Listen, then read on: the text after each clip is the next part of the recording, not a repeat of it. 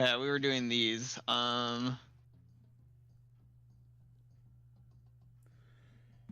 Okay, hello everybody, and welcome back to chapter 196 of the Balancing Act and chapter 4, or part 4 of Bug Fables. We are back to.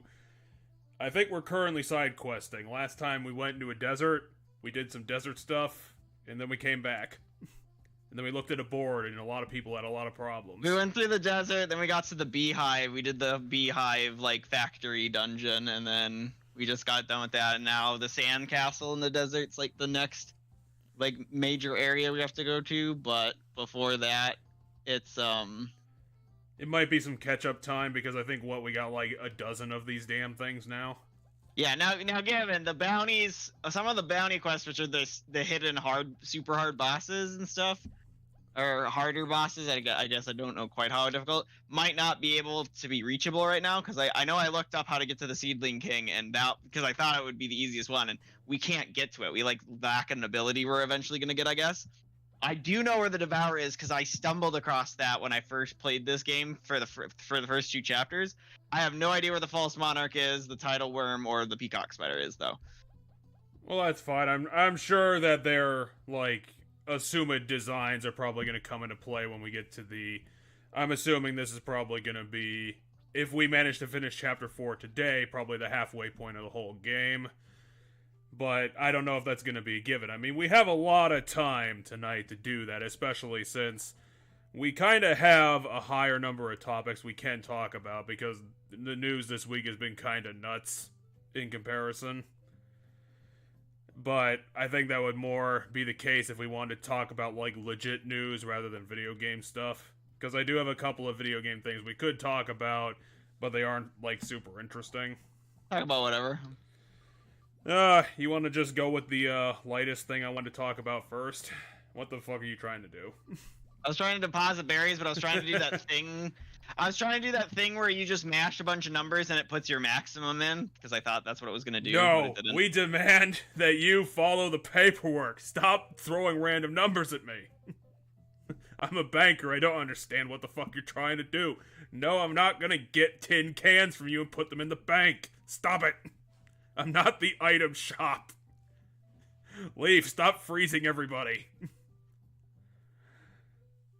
But yeah, so the first thing I'm going to do is I think we have something we need to give to the book people or something. We do probably have a book, because we've been gone for a while. Or we have the knowledge thing, because so this guy has as we interact with things in the world, we fill out this book, you know. He accepts. And for the number of things we have in here, I think it's just discoveries, but for the number of discoveries we have, he gives us rewards. I think you've done this last time, so I don't know if we're actually going to get anything. Yeah, it's something this like time that. You have 24. Last time you had found 19. It looks like you've... Oh, okay, so we did get one, which is 25 berries. Here's a meaningless amount of coins. God, by this time in a Paper Mario game, you probably have 500 coins. This is ridiculous. What? We have the key to heaven. Let's do it. That's what we need to get into the sandcastle. We need to find a puzzle for this puzzle piece from this random lady we got it from. Because I think last time we got all... I don't know if we've gotten all the artifact things we need to do in this the next thing that we have to do.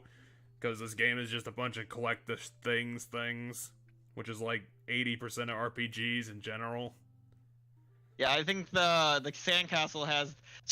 So apparently we were, all the artifacts were found, but then it turned out that the last artifact was only half of the artifact that we need. And so we need the other half of it, and the other half of it's in the sandcastle. Gotta push back those goalposts, people. How are we gonna make a full game? My guess is after we finish this one and collect this one, then there's gonna be some twist. I'm putting twist in quotation marks because I'm pretty sure we both know what the quote-unquote twist is gonna be. I'm gonna bet that every Capcom game, it's gonna turn out that the Queen is the obvious bad guy, just because she looks pretty shifty. Yeah. And she's much harsher than her mother. That's literally half of Mega Man is every single person who looks slightly shifty is obviously the bad guy. It's ridiculous. And I'm only saying that because I finished a major milestone in my Mega Man project this week. So that might be getting put into production, which doesn't really mean anything because I'm imagining it's going to take at least 3 months to finish. Oh yeah, I also looked up If anyone out there cares. Because if you remember when we last played, Metal Island was like we needed to go to Metal Island for the V quest. He needed So like there's $1 that million. V-quest. Yeah, we need 300 berries to get to the Metal Island, but like the V quest here is like, you know, it was V needs to do this, and then like it's been this long trail of like get the, you know, this person has the item we need, but they won't give it up unless we get this thing, and they won't give it up unless we get this thing. And the last one was we need to go to Metal Island. So I looked up about how Metal Island works, and it's a bunch of Yu-Gi-Oh references is what Metal Island is. It's a totally optional area of the game. That is a bunch of Yu-Gi-Oh references. And so this guy starts us on the path to get there cheaper, if I recall. Because we can get this random jackass. Well, it's because it has to do with this card game. Okay. So essentially, we got to play Yu-Gi-Oh in order to get to the Duelist Kingdom. Well, tell Leaf to do it. He'll just cheat his way to win it. Leaf will use his magical powers to cheat, and no one will understand it because magic doesn't exist in this world. But yeah, I know this guy is the card player guy, so my guess is if we talk to him, he'll get us. First, you'll need a proper deck of cards. Well, you have $25. Oh, we built from enemy spy data. Okay, so we can just rip out the pages of our logbook and turn them into cards. You'll need at least 1 boss card, 2 mini boss card, and 1 enemy card. Got it. We're done. When you're ready. He is the samurai of Yu-Gi-Oh. So how do I make them into cards though? Magic? A printing press? Yes, these Computers? Will do. Okay. So he tells me what I need, and then I just have to read. Once I quote unquote have all that data, then okay. So yes, please teach us the game. Okay, it's numbers 1 to 9. He's gonna teach us. He's gonna teach us how to play Yu-Gi-Oh, or she's gonna teach us how to play Yu-Gi-Oh. You're gonna have to dance me for it.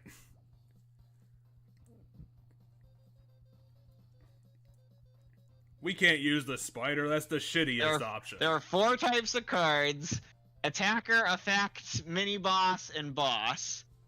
This sounds like a really shitty game.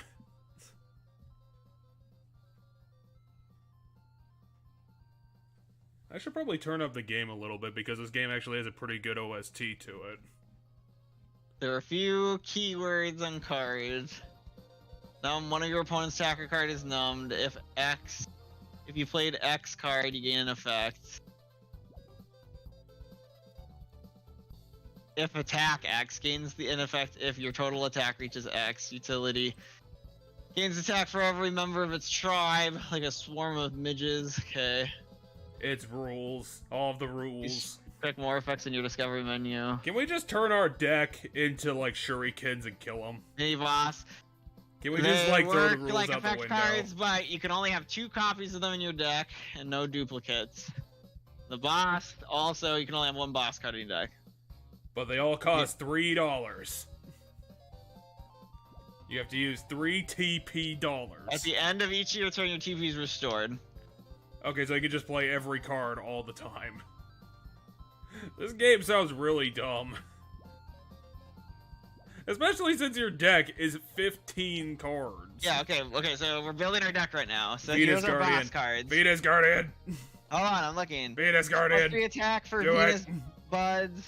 Summons 2 things. It's the scariest monster. Empowers bosses, empowers midges. It's a giant plant with fists made of plants. Alright, we'll do that then. Okay, we need Zasp. No, we need her because she summons Venus Buds, and our deck does Venus Buds stuff. Oh, Pigment's Scarlet. She's probably good. She can probably do things. If attacks, so yeah, she adds 3 to our attack.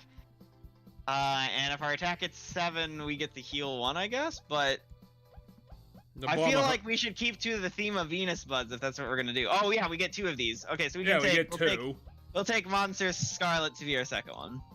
Okay, now we got 12 cards, so... Is there a Venus Bud in here? We need to go find a Venus Bud. There should be. I mean, we fought the boss. I'm pretty sure it had ads. Yeah, okay, there's Venus Bud. So we want Venus Bud. Just want stuff. Venus Bud. Yeah, just stuff all Venus of them Bud. in. Want Venus Bud. Want Venus Bud. Oh, come on, we can't do... How many That's of these totally can we fine. do? Let's throw some other things in there. I threw like 5 of them in there. Okay, we need some cheaper cards and some expensive cards. No, the Venus Buds were super cheap. We don't need cheap cards anymore. Okay, Venus Buds fine. are We'll literally do. Let's do the 4 attack one. Let's get a couple of those in there. Let's do burglars or the wasp trooper, and then. Well, I'm looking at. Oh, let's do the here. arrow worm because those were assholes. Well, we got like too many this one. choices. Is the problem. Like this one. We'll go with a plant theme. We'll throw some chompers in there. They're pretty good power for the thing. I don't know. Like that was just 2. We got cards that do 4. Come on, we got some 4s in there. Yeah, but we have to look at the power for the cost. Well, who cares? Well, I Expensive. guess the burglar. The burglar. If it doesn't really matter if it's expensive, we just need the power.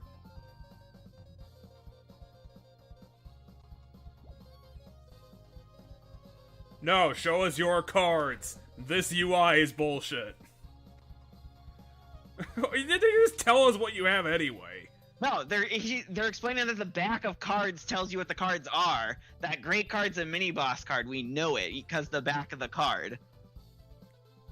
Oh, Leaf is actually playing the game. I was surprised I was right. I may have screwed up because the Venus Buds don't have attack on their own. Yeah, I think you might have fucked. I don't know. And we only have 2 TP. Shit. Well, play the only card we've got and hope it works. We might have fucked our deck. Okay, eat this one card that we have. Yeah, I don't know if we lose the cards. Okay, we do lose the cards at the end of the round, so I shouldn't have played anything. Or I should have just played... No, I couldn't have played Monster Scarlet. Well, we got nothing. No, we got plenty of stuff. We just... I guess we might... Okay, we got 3 buttons. So, I don't know, hit them with something. Yeah, we outdamaged them. Or Well, we tied? We matched I it. thought that one thing was a plant. Okay, that works. Yeah, but we didn't play our, like, plant buff card. Okay, we can play this card and hope. Okay, we are gonna smash them. No, we lost because they numbed our guy. What? That's bullshit. Come on. No. Yeah, but it just nullified our entire attack. Like, come on. Zasp has destroyed everything. Right on. Okay, I'm figuring out how to build a deck from this though. I guess I should have paid more attention to what he was talking about. I mean, he only has green cards, so we probably should be fine. Probably. Yeah, we beat him this one. Okay, it's 3 against 4, so we might have a chance. We get a lot. We get a lot of TP. Oh yeah, but we tied because they numbed our 4 guy. So come on, Leaf. You're supposed to be better than this. Okay, but here we get a ton of attack because we got the boss guy and we have a Venus Bud. Okay, so we should be able to beat him out, and we can't play our card. No, it doesn't matter. We still beat him. He has 3, we have 5. Yeah, but we didn't know that. Plus, we have life steal, whatever that does. Yeah, so we gained HP back for winning that round because we played the Venus life. Okay, so this game could just go forever. Well, yeah, our Venus cards make it so that as long as we keep getting... We're fucked. Yeah, we lost this one. But yeah, as long as we keep winning rounds and I play a Venus Bud on the round we win, we will heal. So as long as we just keep winning. At this point, the game is literally just play every card you've got. Kind of. Well, yeah, because here it doesn't pay to play another one. I don't think. I'll do it anyway, I guess. But I think it pays just because like literally every card is going into play all the time. No, because I think we carry them over into the next round. Because did you see how many cards they played that round?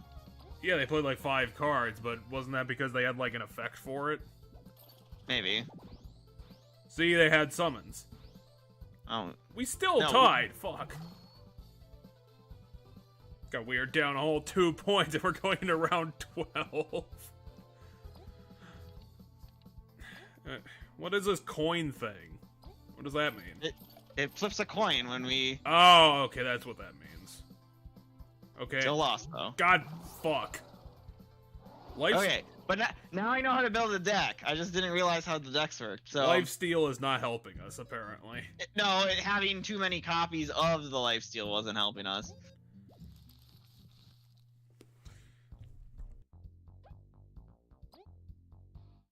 I also might just use a different deck.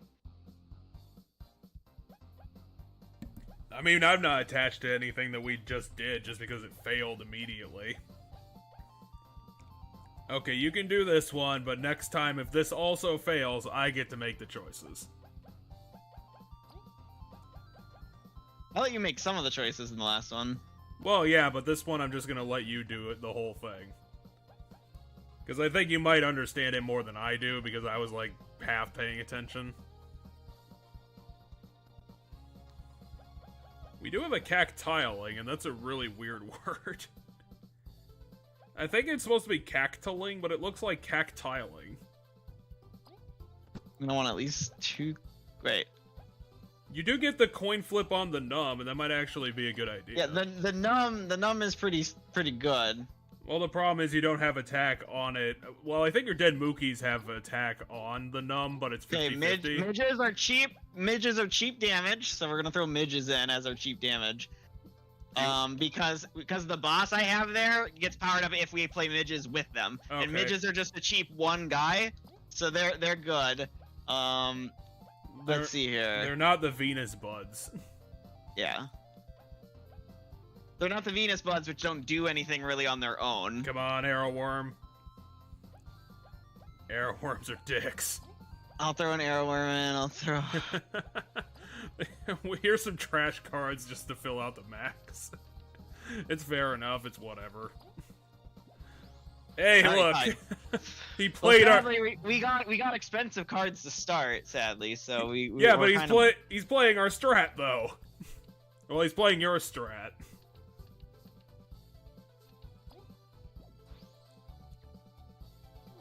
Oh, we won this round. Apparently you didn't draw in anything good, which is odd. Because we played the same amount of cards, and they cost the same. Actually, hold on here. I don't think you have the... Okay, never mind. I'm gonna do that. I was like, you didn't have the TP to play the Arrowworm with that other hand. No, I shifted around what cards I was gonna play. Okay, so the Dead Mookies cost 3, so they're pretty expensive for what they do. Well, they give us attack, and they have a chance to numb. This is a cheaper just numb, which is why I threw these in the deck. But this, I think we're gonna win this. Yeah, we do. No, you tied. Oh, yeah, because they had the defense to... You definitely have a good setup for this one. Especially if Numbnail actually gets rid of a good card. It does, it gets rid of that 4. Oh no, it gets rid of the 1? What? How does it choose which one? Because when we were doing it last game, it was doing, like, all... Oh, fuck, I hit the wrong button. Well, say goodbye to that Well, we're gonna have a ton of cards for this round, I guess. You get 5, a max of 5. Because apparently this game is literally Yu-Gi-Oh! Oh, what? 7? Yeah, wait. but we have 8. Holy shit, 8. you still beat it. God damn. Well, we're tied up again, down to 3, so this is gonna be... it's gonna be heightening up the tension. And we didn't get the numb, so we lost that round.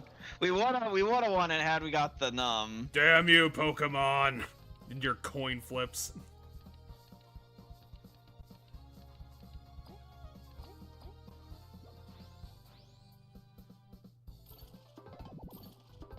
Ooh, 3 coin flips. That's not great. Oh, we tied.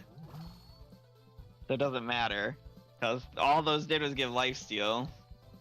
Well, we definitely got some beefy cards, so... You know, This is just go 7.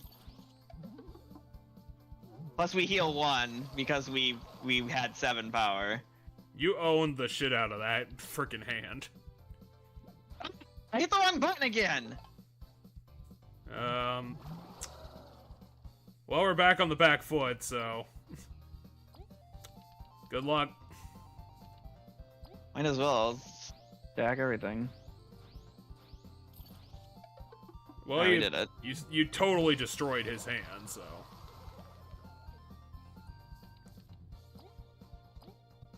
Yeah, might as well.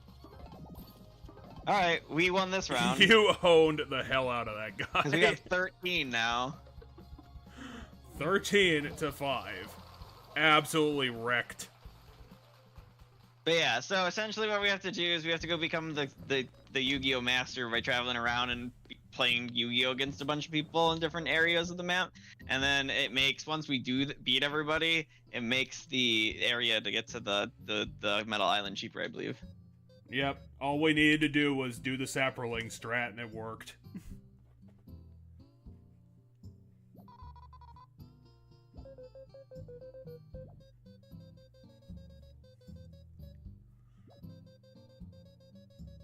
Yeah, see, now they're sending us to the Metal Island. But we have to win our way there, I believe. Okay, we're gonna have to beat this guy and his 5 identical friends. V does not understand what sports is. Yeah. So they're doing the Duelist City thing, because in the second arc of the original Yu-Gi-Oh, they had these cards that when you overlaid them made a map, but you had to beat everybody to get the cards to make the map to tell you where to go for the finals of Duelist City, which was the second arc of Yu-Gi-Oh. Duelist Kingdoms, the first arc, takes place on an island owned by Pegasus, which is, I'm guessing, what Metal Island's going to be a thing on. Yeah, because the developers of this game were nerds. Search for the 4 bug masters, and we have to beat them. A whole 4? That's way too much work for this. The first card master is old. Good luck. Okay, who's the oldest guy we know? That old man that lives in the forest. Either that or the guys in the Adventurers Guild. I mean, I guess it technically was a prize, but it's not worth anything. It's a prize that gets us closer to a bigger prize. Because in order to compete at the Metal Island thing, we have to have beaten everybody outside of Metal Island. You do have to appreciate the amazing hint that he gave us. Okay, the person you're looking for is old. And that's it. It's like, dude, I've met a lot of NPCs. I mean, come on. Yeah, but I can't think of too many that are old. Yeah, everyone in this game is like 13 years old. And it's like, adventuring is cool. The old people I can think of, there's like the old bee. There's an old bee. There's the old guy who lives in the woods here, which is who I'm guessing it's gonna be. Nah, it's gonna be the immortal flower god. That's the oldest person. That would be funny if you have to like go talk to Venus. Oh yeah, I remember. Dick, I told forgot you. The old man who lives in the forest is gonna be the guy we have to fight. Yeah, I would imagine there's not a lot of blank cards really flying around the area here.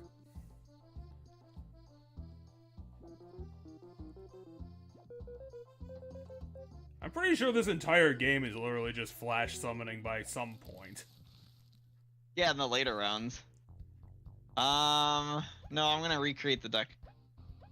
I don't know, I thought you built a pretty decent Sapling deck out of that. I don't know if we have a lot of robot cards to build a robot deck. But we might have robot cards. I don't know, we can look. Maybe Mothava and Zasp? I don't know if we have any... I thought the Honey Nation's really good, but you have to get the coin flips. That's the gamble with it. Well, you did... I mean, it's 2 of but them. I got it 1 round, but maybe we should go for less... I'm gonna go with Mothra and Zap. That actually might be better. I mean, they have decent attack, but the problem is they combo on each other, so in order to use their skills, like, you have to get them both, and that seems pretty iffy. Yeah, we might still be able to get it. Okay, hold on, we have to look for bots, because that's what we have to look at. Yep. Okay, so we have we this have a bot. couple robots. Or we have like 3 robots. I don't know. We got This probably counts as a robot. We have 2 robots. All right, we can't do the bot deck. We have only 2 kinds of robots, and I don't know if I want that. It does You want summon to try things. the spider's cheap. We could do the spider. It's cheap and it's you know, it summons extra stuff. Okay, let's build a red deck then. Just a bunch of cheap bullshit. Nah, no, that's not gonna work in the later game. We're gonna want some expensive stuff for the later game. Well, you know, you get a few expensive things in there, but it's mostly just like cheap bullshit cards to just smush them in the early game. Grab some wasp scouts. I think the problem with this strat is that we don't have any burn cards, so well, burning is also not a thing that exists in this game, so that also wouldn't work. Hold on, I should throw some. The numb cards are really good. I'm gonna throw some of these guys in there because this is just a really good card. I'll throw one of them in because they're not as good because they're attack 1, but there's a gamble on the paralysis. And then let's do Zombants for the remainder cheapos. I do love how you have only one only one wasp in there. All right, we'll throw another wasp. He's all by himself. What was the wasp I threw in there? The 2. You just threw in the scout. How about a Venus Bud just for old time's sake? Fine, we'll throw in a Venus Bud. Here's our useless card. It's not useless, it's just not good on its own. Alright, we won this round because he lost the coin toss on his card. Yep. Yeah, I'm gonna... Good old cheap red. And we won this one because I numbed it. Wow, we're gonna get this guy's card easy pants. He has. I thought he said he was the Flash Summoner. How are we beating him at being fast? Oh shit. He won the coin toss though, so he ends up beating us. Damn it, he's getting into his groove. Stop him. Throw an Obama honey at him. Yeah, I guess we could just gamble on the Obama honey. But he's got his boss. Ah! Oh crap, he beat the Seedling King. We beat his Seedling King because he didn't play any seedlings with it, and it's like a combo-y thing. So let's numb his card. Let's throw this. Let's numb 2 of his cards. There we go. Oh, that was a good idea. Well, he also lost his coin toss, which is why we won. Because I think if he won, then we would have just zeroed out. It would have drawed there, yeah. Would have drawn at 0. Okay, we can play 3 cards, or we can 3 cards. Play that, and let's play the Venus Bud in case we win. Alright, so we win the coin toss here. Nope. We did not. We got owned That's fine, we only need to win one more round, and I've been carrying Zasp in my hand because eventually we'll get Moth-Eva. You might have to just throw him out at this point. No, yeah. we can lose a couple more rounds. Yeah, but do you want to? I'm willing to if it leads to a big wombo combo. You did get some real good cards there. But he still has a Seedling King. It's right there.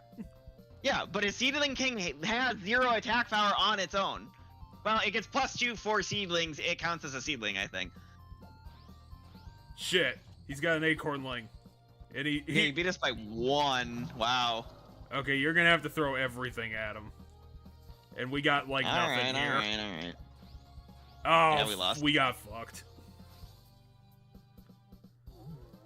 I never drew Moth-Eva! Come on! I had Zap since the first turn, and I never drew Moth-Eva. Well, Moth-Eva's a bitch like that. Even her card is terrible. Alright. Fuck you, Deck. We could've won! Let's just play that, because at least we'll break even. Bop. We could have played that Numbnail. Yeah, but now we can play the Numbnail. It ain't the same card, dude! Like, come on. You had nothing else you could throw your extra TP at? Nothing. Oh yeah, His best green card only has a 3 on it, so we can just beat him like any... Well, no, just that would probably only apply to like this round. Okay, we got some numbers. Let's see. He's also playing Zasp. Yeah, but we beat him because we had 5. Why is he playing Zasp? Why are we playing Zasp? We're not. We're gambling. We did and it. We still lost, or we tied because it doesn't numb the card I ever want it to. Well, they were both the same card. Also, we're fucked. Unless you want to play everything. I am. It's Motiva! Does that activate because he has Motiva? No, damn it, it didn't. No, I think the Seedling King still activated even though you threw them out of the numbers. But you can't, I don't think you can numb the boss cards. I think that's partly how it works. Shit, he's out fasting us. Alright, we're gonna numb 2 of his cards. Okay, this should work. I think. Except, well, it worked because he didn't play any monsters, but I wasted those numb cards because he didn't play no monsters. Okay, we finally got Mothiva. That doesn't matter. We're fighting her too. Yeah, but we won. He just lost. So much for Flash Guy. Yeah, your deck was terrible. It was exactly like our deck. Proof that you defeated one of them, okay. We're gonna go be Yu-Gi-Oh! Masters. I'm gonna have to remember to retitle this stream afterwards. Patience, you lot. Here's a good hint. Happy in a bountiful village. Okay, let's go back to farmland. Yeah, I was gonna say it's gonna be in the farmland. Who's the happiest person we know? I don't know if we're gonna be able to beat them right now though, because remember that eventually they're gonna have stupid cards because the cards come from scanning stuff. And so the fact that like we've only gone through the first 3 chapters puts us at a loss because we haven't scanned as much stuff as we could. So eventually we're probably just gonna run up against someone who has way better cards than us. Then we'll have to abandon ship like those late game paralogs. And then we're gonna have to put it on pause until we scan more shit. Yeah, do a couple more chapters, come back. Now I'm curious if we might be able to defeat one of the secret bosses right now, because I know where that one is, and I'm kind of curious if we can beat it. I mean, you're the one who's seen it before, so I have no idea. Yeah, I just don't remember exactly how much damage it did. I think it's still a bit early, though, to be doing super bosses. I don't know. I mean, they're not, I don't know if they're super bosses or hidden bosses or both. I mean, if they are super bosses, then they are both because they're innately hidden, but... yes, this is fun. The Golden Settlement, which is... Well, I guess it is literally gold. So I'm gonna look for a happy person here that might play cards. Is it this person? No, she's just a fangirl. That's right. Also, welcome back to Pokemon Land. God, the developers of this game must be really massive dorks.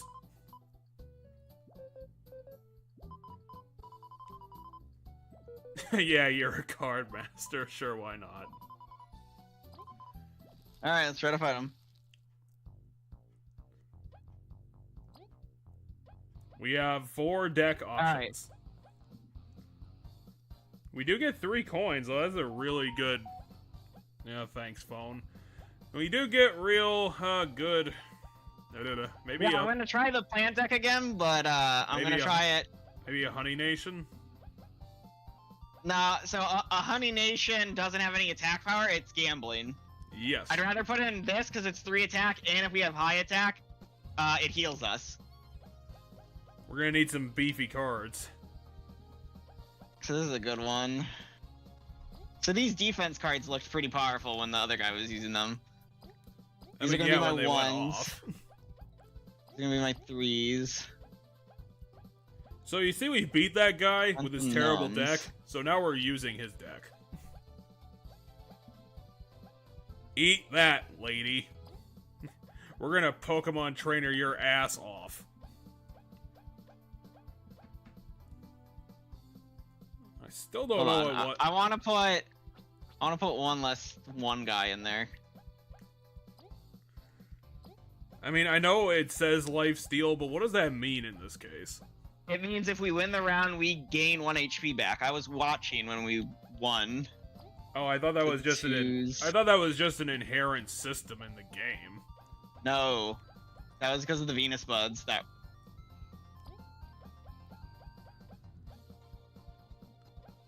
How do you like a robot? Eat it. Well, at least we'd have a better. I want the num cards. Those are super good. Well, which means I don't want the Venus. We got plenty of them. I only want 1 because I want. Okay, and then we're gonna throw in a 4. Let me find a 4. Do I want the burglar? Let's do the Mantafly. There we go. Here's our beef boy. Shit, she got her boss immediately. And so did we. She doesn't have the mana to play it. Great, she used our deck. Again. Fuck you, lady. That'll be useful once we can combo it, but right now I'm just gonna try to do. Okay, this round is a wash. That was terrible. What the fuck was that? That's fine. I'm okay with that. That was the dumbest thing ever. We both played cards that had no attack power. I think this is a wash too. It's a wash again, yeah. Okay, so we can defeat her because we have basically the same equal amount power of cards. Let's do. So that's cost 7 to do, but I want to do that. Well, can you? I mean, we're at 5. I mean, not right now, but I'm saying in the future I want to do that. Shit. Yeah, that's annoying. Because you can't numb those is the problem there. You can't numb effect cards. Apparently. So what sucks here is I made a plant deck and they have the Weevil card in their deck. That's what fucks really hard there. You have 6, so keep that in mind. We're just gonna go with this. You did win, so this might work. Mostly because his num card didn't do anything, because we fucked him using his own strat. Yeah, because you can't numb... Okay, we got this. Time for the 7 cards. Oh shit, he's got Mother Chomper. But we still beat it. We somehow still won, bitch face. I'm gonna own you with my terrible insults. You can't beat raw numbers. I've destroyed you. Dude, numbed us. Shit. Our numbers. I think it numbs the first card I play, so I need to play the strong cards last. Oh no, she's doing the Venus Bud thing. Yeah, but that doesn't matter because she doesn't have she doesn't combo with it. Her the attack doesn't go up from that. So we're still good. I'm not sure what you want to do considering we're out of cards, and also she's out of cards. Yeah, but she can't numb our boss, so boom. That's a round. Well, we're absurdly over, so we might as well just spank her to death. I don't think she has anything that can answer us. No, we won there. And that's game. We didn't just win, we smashed her into the floor. And even though she had the card that countered us, which is the Weevil, like every time she played the Weevil, I got scared because I'm like, fuck, I built a plant deck. And that card gives you attack if the opponent played plants. Now we get the 2 of Hearts.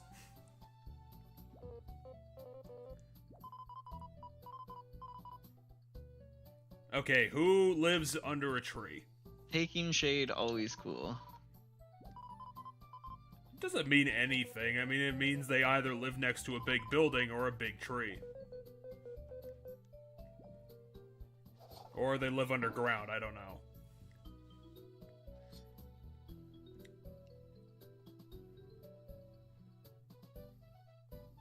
Well, while we're here, I'm gonna see if I can fight that boss.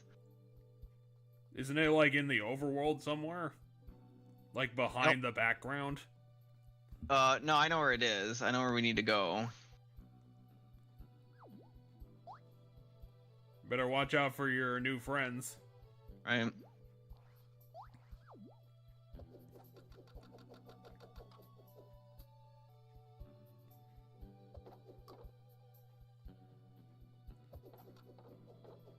gotta make use of that Boomerang Mark III or whatever the fuck. the weirdest goddamn instrument they could have thought of. Okay, we're gonna have to get back to that windmill somehow. That windmill holds the secret. I think it's this room? That windmill also holds the secret. I fucked up. It might have been that room, actually.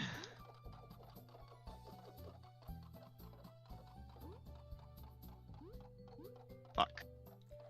Hold on. It might be. You might be right. Because what it is there's an area you can go to that's back behind here, and what, can I not like progress now because of this?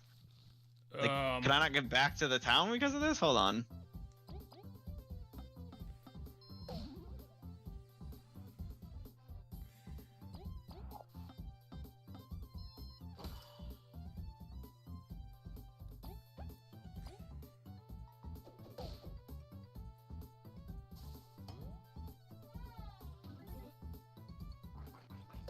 Ow. Jeez, that is 5 damage. That's a bit iffy.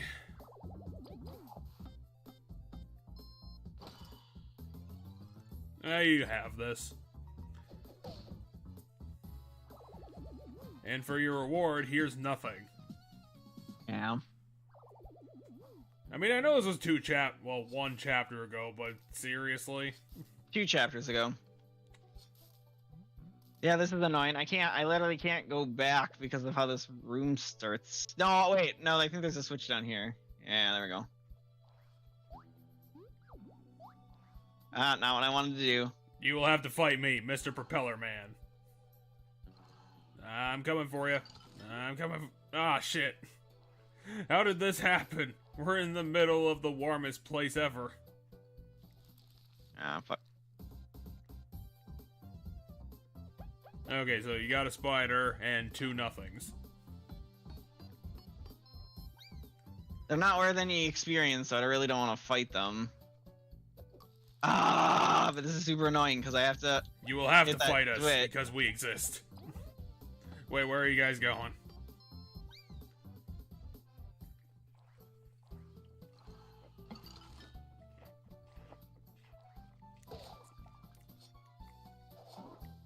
Unfortunately, we haven't. Never mind. That's right. We got the thing that lets us walk on spikes now. We can get into this cave that I don't know what. Yeah, I don't know what's in here either. You found the mystical cave. Congratulations. Now for your reward, you will be killed immediately. Oh, that's one of the hidden bosses, I think. How was that a hidden boss? I think. Or no, that must be a new enemy is what I think it is. There's no way that's a boss. It's too small. It's not a boss. It's not a boss. It's the bigger version of it. It's his big brother.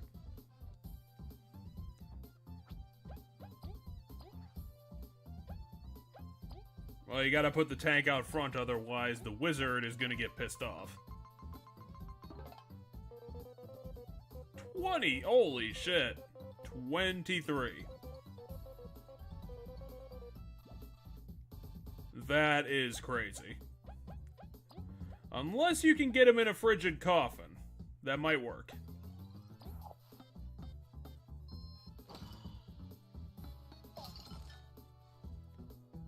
Okay, we at least get a couple turns without it existing, so...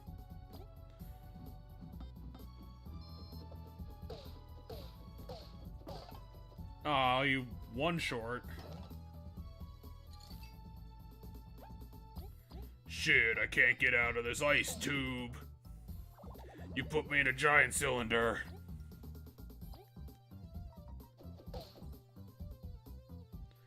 Now I'm gonna come for yous like a plant monster. Why does this keep happening to me?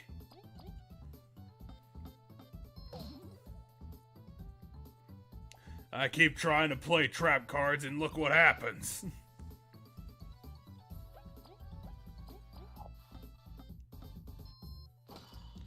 God damn it, you've done this. You did this already 3 times. Why? I was so looking forward to smashing you. You've ruined my birthday. I was looking forward to eating that, you assholes.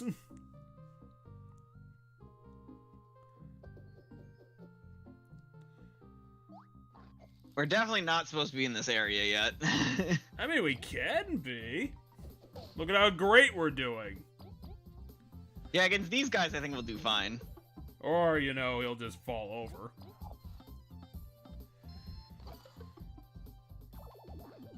Ow. Okay, so they do absorption on top of that, which is kind of bullshit.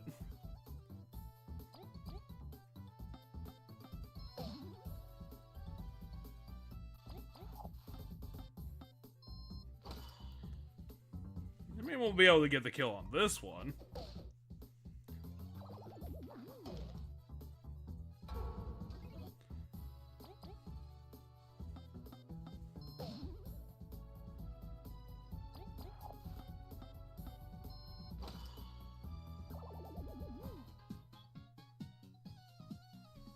Aw, we only get 1 for killing these ones. Yes, because they're shit. Now eat a leaf. Yeah, it's good so for you. We can get up there if I freeze stuff, but I don't. Is there a point? I mean, where does this cave go? Well, if I freeze stuff, it gets me to the top area. If I freeze stuff, I get up there, and then I walk back through up there to this room, and there's a path there. Yeah, I know. So that's where it goes if I, keep going. But I'd rather not fight enemies that I have to spend all my mana beating. Oh yeah, you have the ability to do that too. And instead, I'd rather do... Ah, fuck.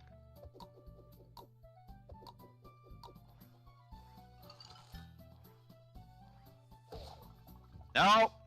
Didn't want to do that. I hate how easy... The game totally I hate how easy it is there. to accidentally dash. Oh, the game totally fucked you on that one. That was did. great.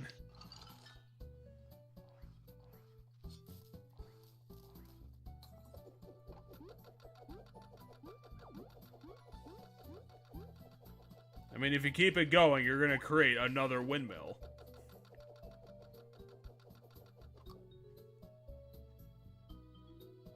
Yeah, okay, no, it's not. Yeah. I think you did something wrong. It's not this area, but there is an area where we can go back, but it's not this area. So I was right that we need to keep backtracking farther.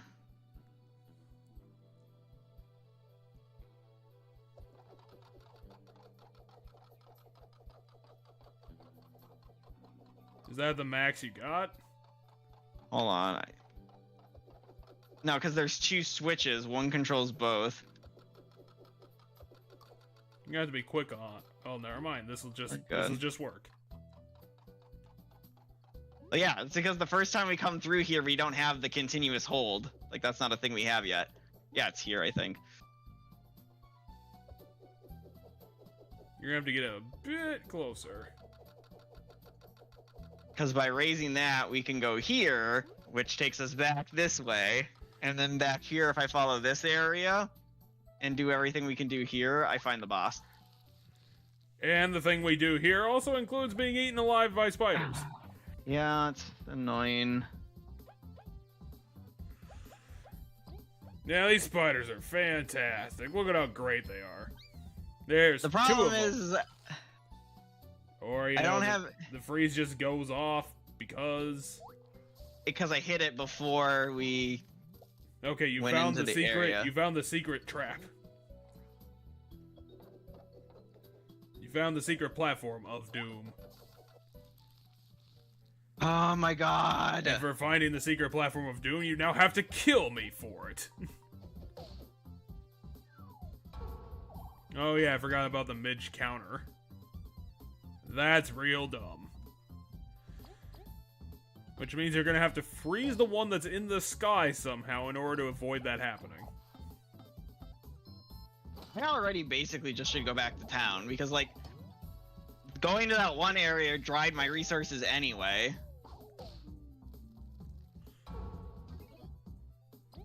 V's not looking too good.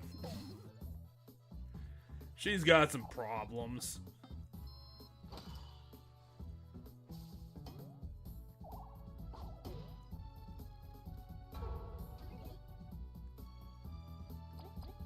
Okay, it's time to throw Pebble. We have no talent points. And we also need to run away, leaving V behind. Because I literally can't.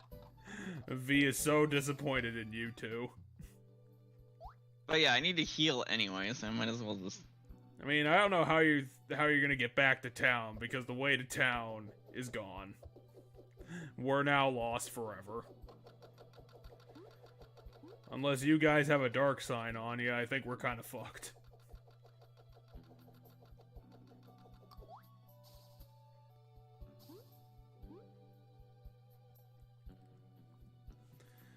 Dang it, don't you want to say hi to the nice neighbors who keep trying to kill you all the time? Look at how great they are at their jobs. They are the best enemies that Autumn could ask for. Welcome to the giant pipe. We literally made our sewer out of giant pipes to the desert. Okay, here is one while you're running away from one thumbnail. Because I don't want to fight shit. It's just a waste of my time, because there's no EXP in it. Which is why I need to, and I hate that I'm going to have to do this, but until we get to that boss, what I'm going to try to do is, I think we might have it, otherwise I'm going to go buy it. Because, ooh boy, am I annoyed. Because I'm pretty sure that's how the way it decides the EXP is the same way it decides. Yeah, okay, we don't have it yet. But we can buy it because I know it's available. We just didn't pick it up.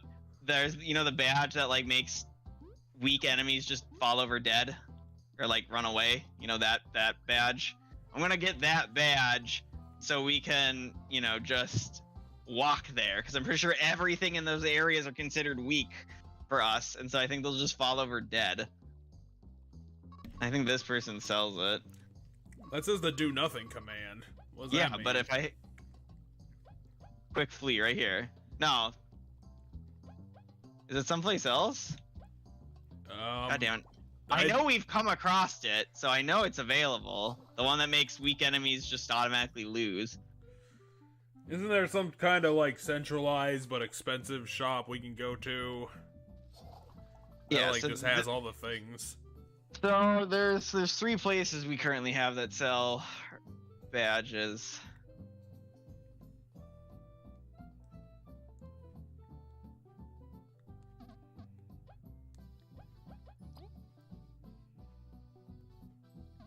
It's heal plus. You get another heart in your body.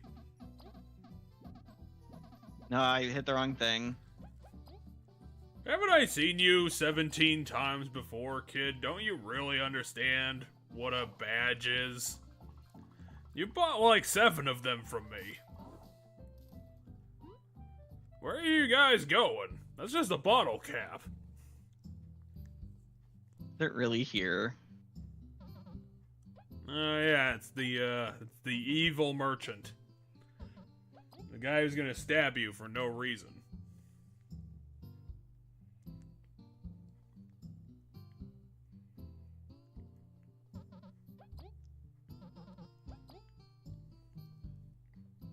Maybe we have it then? And I just didn't see it? Well, you looked at everything. I mean, you know what you're looking for here.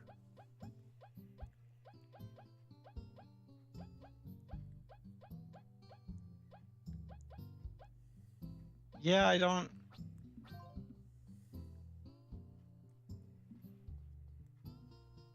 Do you guys even have any money? I'm just trying to figure out where it's located. I just need to know how, you know, Doesn't look like valuable he it has is to it. stab you two. And make off with the cash. Well, where are you guys going? I didn't get Hold around on. to threatening you yet. We're gonna need to go to our favorite inn at some point. The inn that we managed to save from bankruptcy, and he's still depressed about it. What a dickweed.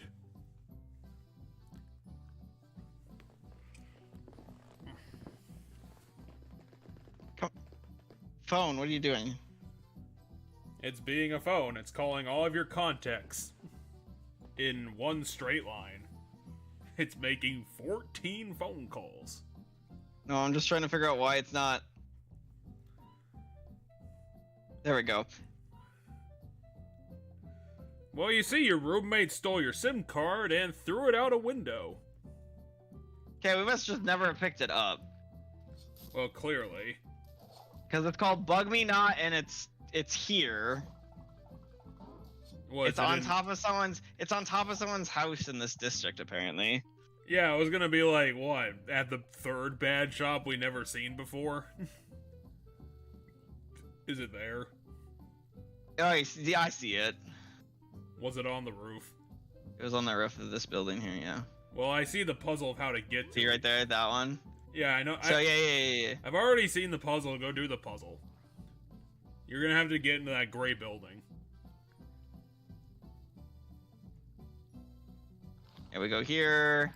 We go upstairs. That man is a literal green bean. What's this book? He's looking for a mask? What? Well, yeah, Game. it's water. Oh, I think I have to do that first anyway. You're gonna have to get up there really quick. It's a timing-based super puzzle. There we go.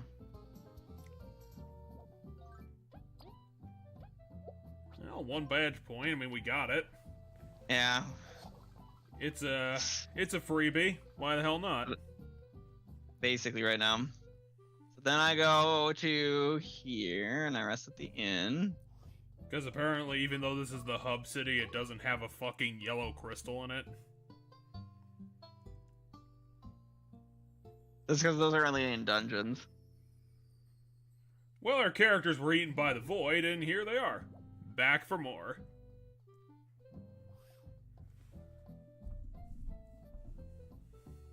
Game, what the fuck? Wait, there's the Register. You're I'm not- not holding any buttons right now. You're not just enamored with the bottom right corner of the screen. Apparently not. I don't know what's going on with my stupid. Here we go. I don't think that's where the secret boss is located. I'm aware. You're gonna have to try somewhere else.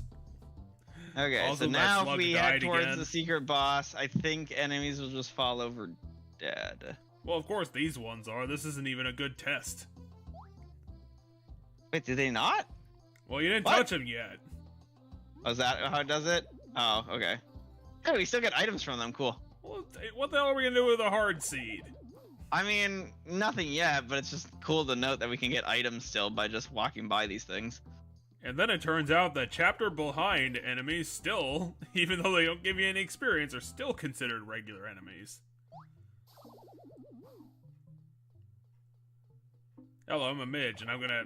Well, he counts too. It's all so very simple when you have one badge point. But yeah, you might as well, what's the topic?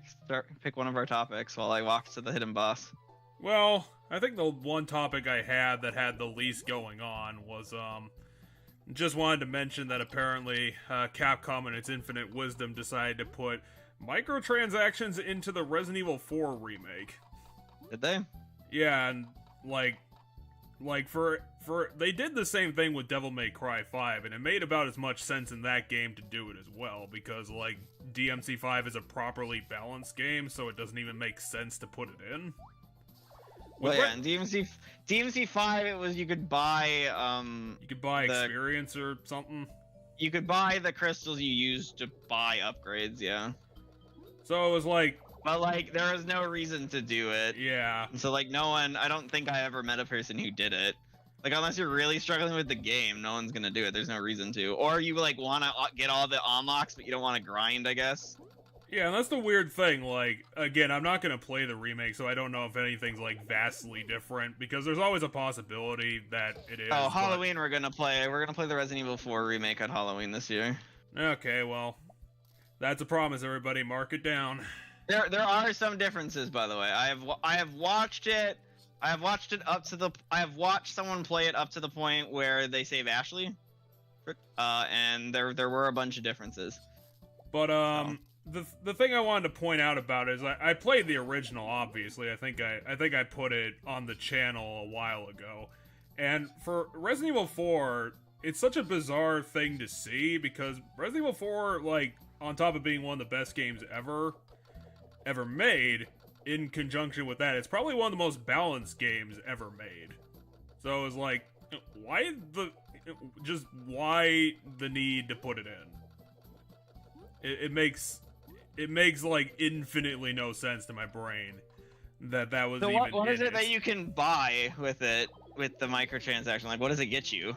I would have to double check. I just know they put in microtransactions, but you're right. I don't remember for what, because I thought it was like for like buying the weapons or buying, I don't even know if it's like ammunition.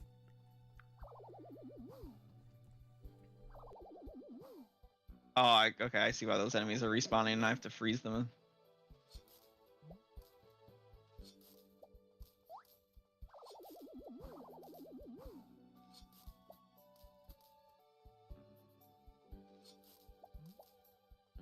Okay, if we go here though, that raises the green ones.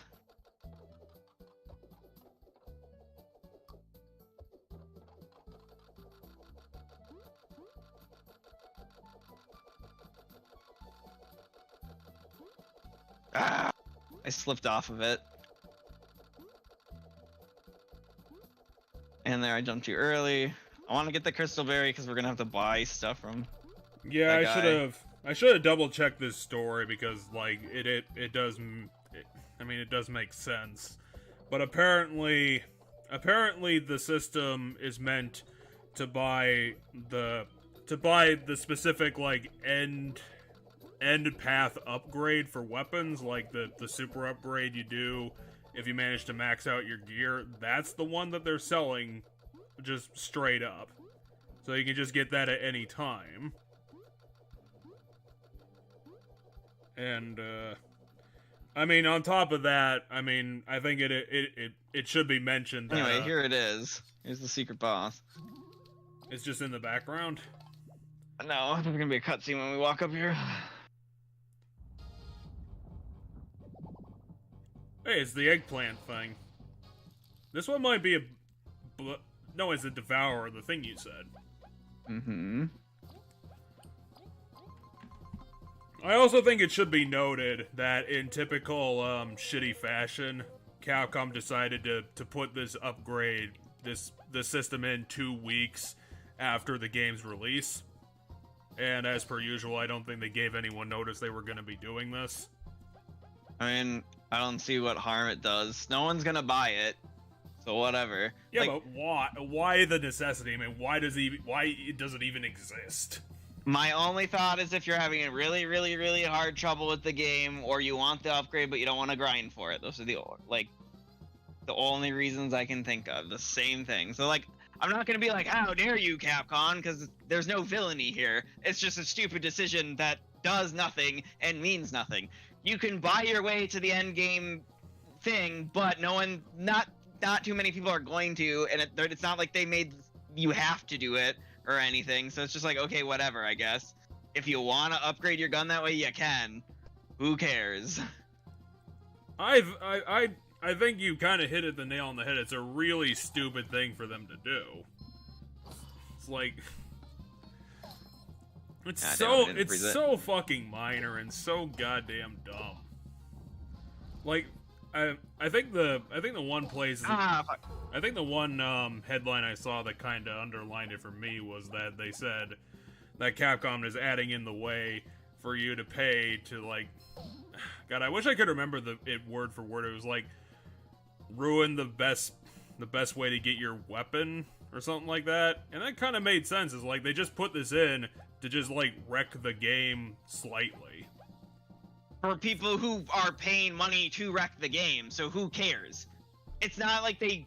It's not I like care, they because I don't see why they sat down and thought that this was in any way a necessary addition. It's like, it's something so silly and so nonsensical.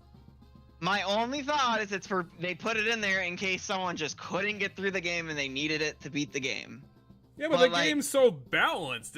It's like, one, it's not even even in the grand scheme of the game, it's not even necessary to get in the first place. And I'm aware. Just more. That's the bottom line right there. This is unnecessary on top of something that was already unnecessary. Okay, so they did something unnecessary that harmed no one and causes no problems for anybody. Cool, whatever, moving on. Like, my point is, I'm not mad at Capcom. There's no reason to be mad. They put this in the game. No one really is gonna buy it. It's not, it's not harming anything. It's just, if you really want to, I guess, and that's it.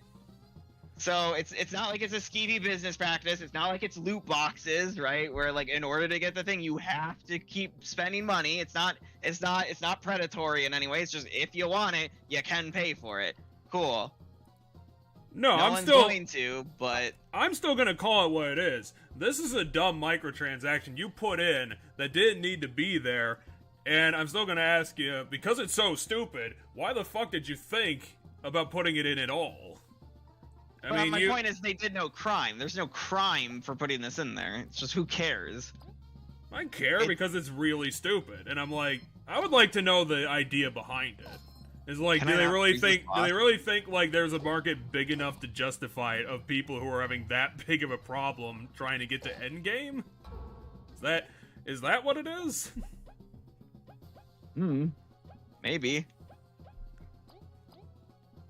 It's like, this could have, it's already been like an absolute slam dunk, so like, I don't know. Is there like a post game thing or like a side content thing that's repeatable that you can use these upgrades in? In which case, then it would be. I mean, technically, I don't know. Like, they could incorporate because this was released at the same time as the Mercenaries upgrade, or just the Mercenaries mode content thing, which, on the same side of this, they did that correctly. Well, I wouldn't say like 100% correctly, because the best way to I need to heal people. The best way for that to have been released would have been... Where's Kabu? He was eaten by the plant. That just happened. Was that how that worked? I didn't realize that it got eaten and he's gone. Well, I don't think he's gone. He's probably just like in the boss for a while. Do we have anything that heals everybody, or did I not? I think we had like one item that did that at some point.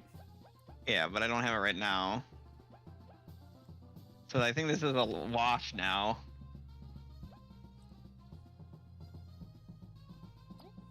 Because I can heal them, but I don't know if I can get Kabu out. Yeah, the problem is that I don't think you have enough items or enough time to really get out of this loop that you might be stuck in.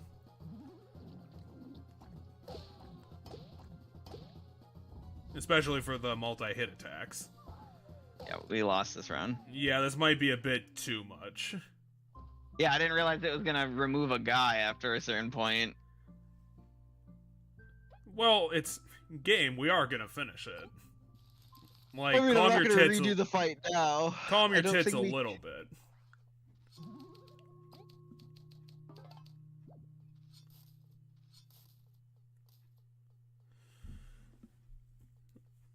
Yeah, I don't know. I'm trying to figure out what the best way. Maybe if I mean, you got him down to... I'm gonna try it one more time. You got him down to, like, sub 30, and... I think if I had better items, I could do it. The problem is I'd have to go about getting good items. To be honest, I think you're... On top of needing more items, I think you're gonna need some, like, You're definitely gonna need some, like, multi-hit moves, because... Like, though, his ads are doing, like, 3 damage apiece, and he's halfway through, he's gonna be summoning 2 of them. He never summoned 2 of them. And, you know, who the hell knows? He might actually summon Why do you think he summoned 2 of them? Why do you think he summoned 2 of them? Because he had 2 of them when you died. Yeah, but I never killed the first one. Yeah, I which literally means was it's a gonna say that problem that you're gonna have to consider. My point is, what if I just beat, the second the ad shows up, I kill the ad and then let the boss live around. Considering the boss's health, I'm gonna assume that's not gonna be easy pickings. Because who knows, he might have like 15 health. It is 8. It's I already know 8. how many health has. And I think, unfortunately, at this point, unless you're going to be delving into your talent points, I don't know if you're going to be able to... You could probably just do, like, 8 damage a turn. Well, so, the thing was, I was frigid coffeeing those first couple turns, but the boss never froze. Okay, so it does 6, so you basically have an answer for that. And it's dead. Yeah, but then you don't have the turn. You're losing out on an opportunity there. Especially since apparently he just did Sky Attack, which is already another problem. And it's going to be hitting Leaf, which is fantastic. It'll be hitting Leaf in 2 turns. I can deal with that when it happens. Let's do... Hold on, what are my other abilities? Do any of them just do like a fuck ton of damage? Probably not. Yeah, not really. I'll just save it because I don't want to frigid cough in the boss. Cause I think the boss might be unfreezable. Like I can't freeze it because every single time I tried, it hasn't worked. Yeah, but it is more damage, but it's more damage only by 1. Yeah, I was gonna be like, it seems like the plants have an ice weakness, so they do. It's just an innate thing of the game. Well, the problem was that the damage that got from Leaf's regular ice attack was equal to V's. I don't know why I forgot her name. Well, V's boomerang attack. Yes, V has a badge that makes her take more damage, but do more damage. So we need to abuse the hell out of the power of math. Ah, damn it. This attack is bullshit. Because, like, even if I charge it all the way, it does pretty significant pain and suffering. And also Leaf died. Yeah. That's whatever. I'll just... Because I have an item that reses, right? We'll just res him. Does it... He also gets his turn, which is actually really generous. Actually, I might do Icefall. What the hell is Icefall? It can hit both. Okay. It did some damage.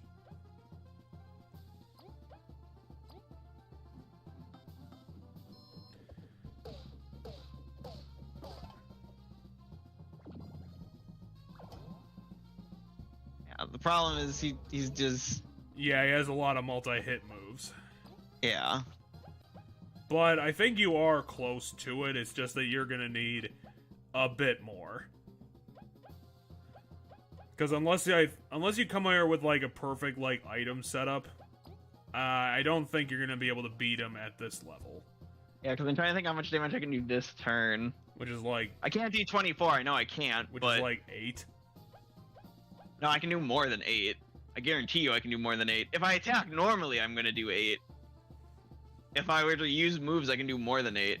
Well, you got 3 TP. I don't know. I think Vi can do 7. Like, V can do 7. And if I had more TP... I guess since the boss has no defense, you probably can get 7 out of her.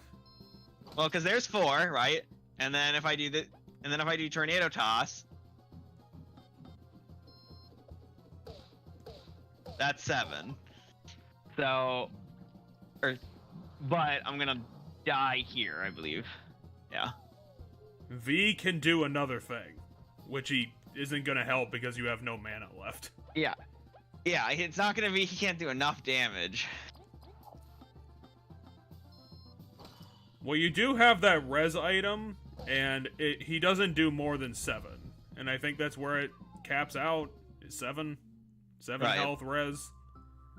It is a 7 health Also, res. the problem is that he got an ad, and ads have an immediate attack once summoned, which is kind of bullshit. I'm gonna try one more time. I think what I need to do is I need to use more abilities and then use the items that, because I have a ton of items that give me mana back, so that's what I think I need to do. Okay, that's a res.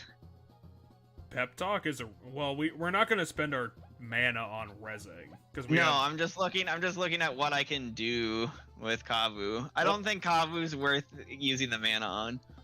Well, how much does he's a vet. How much does this heavy like dash attack even do?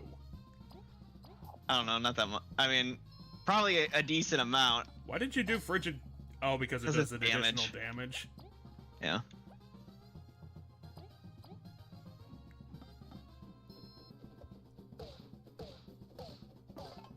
He doesn't have defense, so why didn't... Oh, it's because she was last in line, isn't she? Hmm? It didn't do more damage because Kabu has to get attacked for them to get a damage up. You got a bit of a problem there. Yeah, what sucks now is I have to waste the turn killing that. Well, it's definitely worth it considering it's dishing out 3 damage on its own. Does this do 4? Hold on. It does 2 normally, plus 1 comes back. Yeah, this is gonna do 4.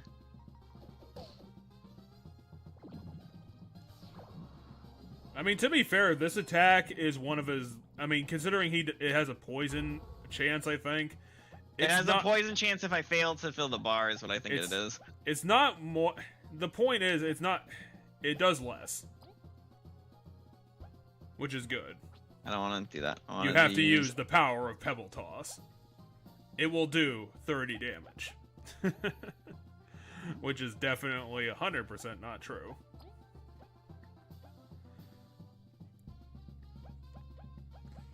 And then we Frigid Coffin because it's more damage. Yeah, the only other gaming topics I can really think of are about games that I don't care about. So I don't think there'd be like... much getting out of it, because the next game by Rocksteady, I believe, the Arkham guys, is a Suicide Squad Kill the something. Mm-hmm. And that's been I think it's been majorly delayed to like November of this year or like November of next year. And I have seen like a couple of things from it, and it seems like people, the audience doesn't seem to be really on the idea, because it seems to be one of another case of AAA completely misunderstanding why looter shooters should be fun, and instead it's just a genre they exploit for business. So it's not having a good reception right now, which apparently seems to be a reason why it's been moved back. Plus, apparently, the release window it originally had some major games coming around, which might be... I don't know if it was like the Zelda game or like Final Fantasy 16, but I think... When it was, do you know its original release? I can tell you, because I know the release of everything else. I don't know the release of Suicide Squad, but when was its original release? No, I don't know. I was just like relaying information I heard, and it's like I don't even know if those games were the games it would be if. I didn't mean to do that. Against, because basically what I was gonna say was it was gonna be games on those caliber, like the major AAA releases. Yeah, because the Zelda ones in May, I knew it was pretty recent. The Zelda ones in not May, recent, but close. Final Fantasy 16's in June, and Street Fighter 6 is in June. And those are the big games for June. Well, I guess I'm gonna have to put Zelda on my backlog then, because I didn't think it was coming out that fucking fast. I mean, honestly, I've seen a little bit... I'm not gonna play it. Well, yeah, you're not, but it's my backlog. Fair enough. Like I say, like, you never know. Games always have a chance. I've seen literally nothing, like, barely anything about it. So, I'm assuming that basically they're gonna try and make Breath of the Wild 2, but I don't know. I know of it. But I don't know what regard they're gonna do with it. if it's just going to be literally the same, or it's going to be like they're going to sit down and look at it and say, okay, we're going to improve this, this, and this. There's vehicles now. That's all. That's all I last remember when I last remember seeing a trailer for it. There was vehicles. There was a new trailer that came out that I just didn't bother to go watch. But yeah, the last time I watched like a Nintendo Direct that talked about other things and also talked about the Zelda thing, I remember there was vehicles. I didn't mean to go up, but whatever. I mean, at least that could probably fix the goddamn horsemanship problems that Breath of the Wild had, on top of its many other problems. Because, like, horsemanship in that game was complete fucking balls. It was like, that was fucking stupid. Where it was like, instead of just being given a horse, you had to, like, sneak up and capture a horse, and then your horse had plenty of chances to die on its own, and then you had to, like, do some, like, complicated resurrection thing, or pay money, or just go get another horse. It was like, just... You had to get another horse, or you had to go find the horse god, and then you could pay money at the horse god to get your horse back. Like, the thing I basically said is, like, Zelda figured this out, how to do this, back on the N64. Why the fuck did you think that you needed to make it this goddamn complicated? Because open world shenanigans. Zelda has been open world for the last 20 years. That's not a fucking reason. Not open world. Yeah, not open it has. World in the sense that Essentially, it's been open world for a long fucking time. But not open world in this, because it was open world in the sense that you traveled through like a hub to go to different places. But Breath of the Wild's open world, it's like, here's a map, explore. Shit's kind of there's shit you need to, you can find kind of everywhere because there's shrines everywhere and blah blah blah blah blah. Yeah, I felt like it was a pretty empty open world. Thing. It's just bigger. Well, but the whole gameplay is about discovering things in that open world versus a linear go here, go there, NPCs tell you where to go. Like, I would be skeptical of saying that that's majorly different. I would say it's probably on semantics at best. But that's when people talk about open world games, it's the open world concept isn't a 3D hub that you can walk around in. It's the concept of I can see that area, I can go there now. Like, there's nothing blocking me, right? If I can see it, I can go there. And Breath of the Wild, that's true. Like, right at the beginning of the game, if you want to go anywhere on the map, you can just walk there. That's a thing you can do. You do realize that's pretty untrue. Like, even if we were talking about, like Skyrim, just to pull a random example, I've never gotten deep into Skyrim, but I'm going to assume that, yes, you can go anywhere in theory, but there's plenty of, like, specific and non-specific blockages to doing that. And even in, like, more open worlds, there's gonna be probably a few things that are going to majorly get in your way from going to everywhere. But my point is that you don't hit, like, a gate. Like, that's a thing you don't hit. Like, you don't hit a gate where the guy's like, sorry, until you get to this point in the story, this is locked. Like, you don't hit that in open world games. In open world games, you just keep going, and, like, as long as you can get around enemies that might be a little dangerous, you can still win. Again, you can still go to wherever you want. Again, I'm gonna call that pretty wrong. Because it doesn't really, like, what is the actual difference between there being a specific gate and then there just being, like, a bunch of vague stuff getting in your way, making it very difficult or nearly impossible to get to the thing anyway?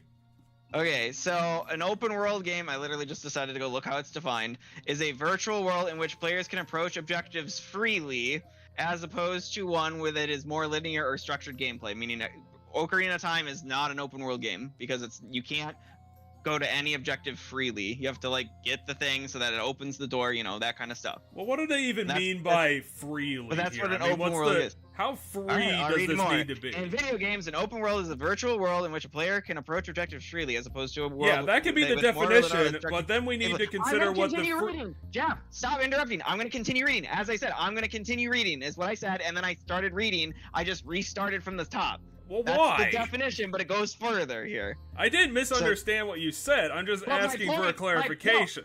And that's what I'm saying, I'm going to read further, so please stop interrupting. Let me keep talking.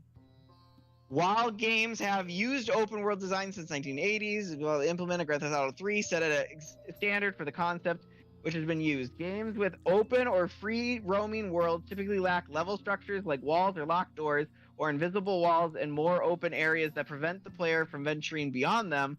Only at the bounds of an open world game will players be limited by geographical features like vast oceans or impassable mountains. Players typically do not encounter loading screens common in linear level design games when moving around the game world.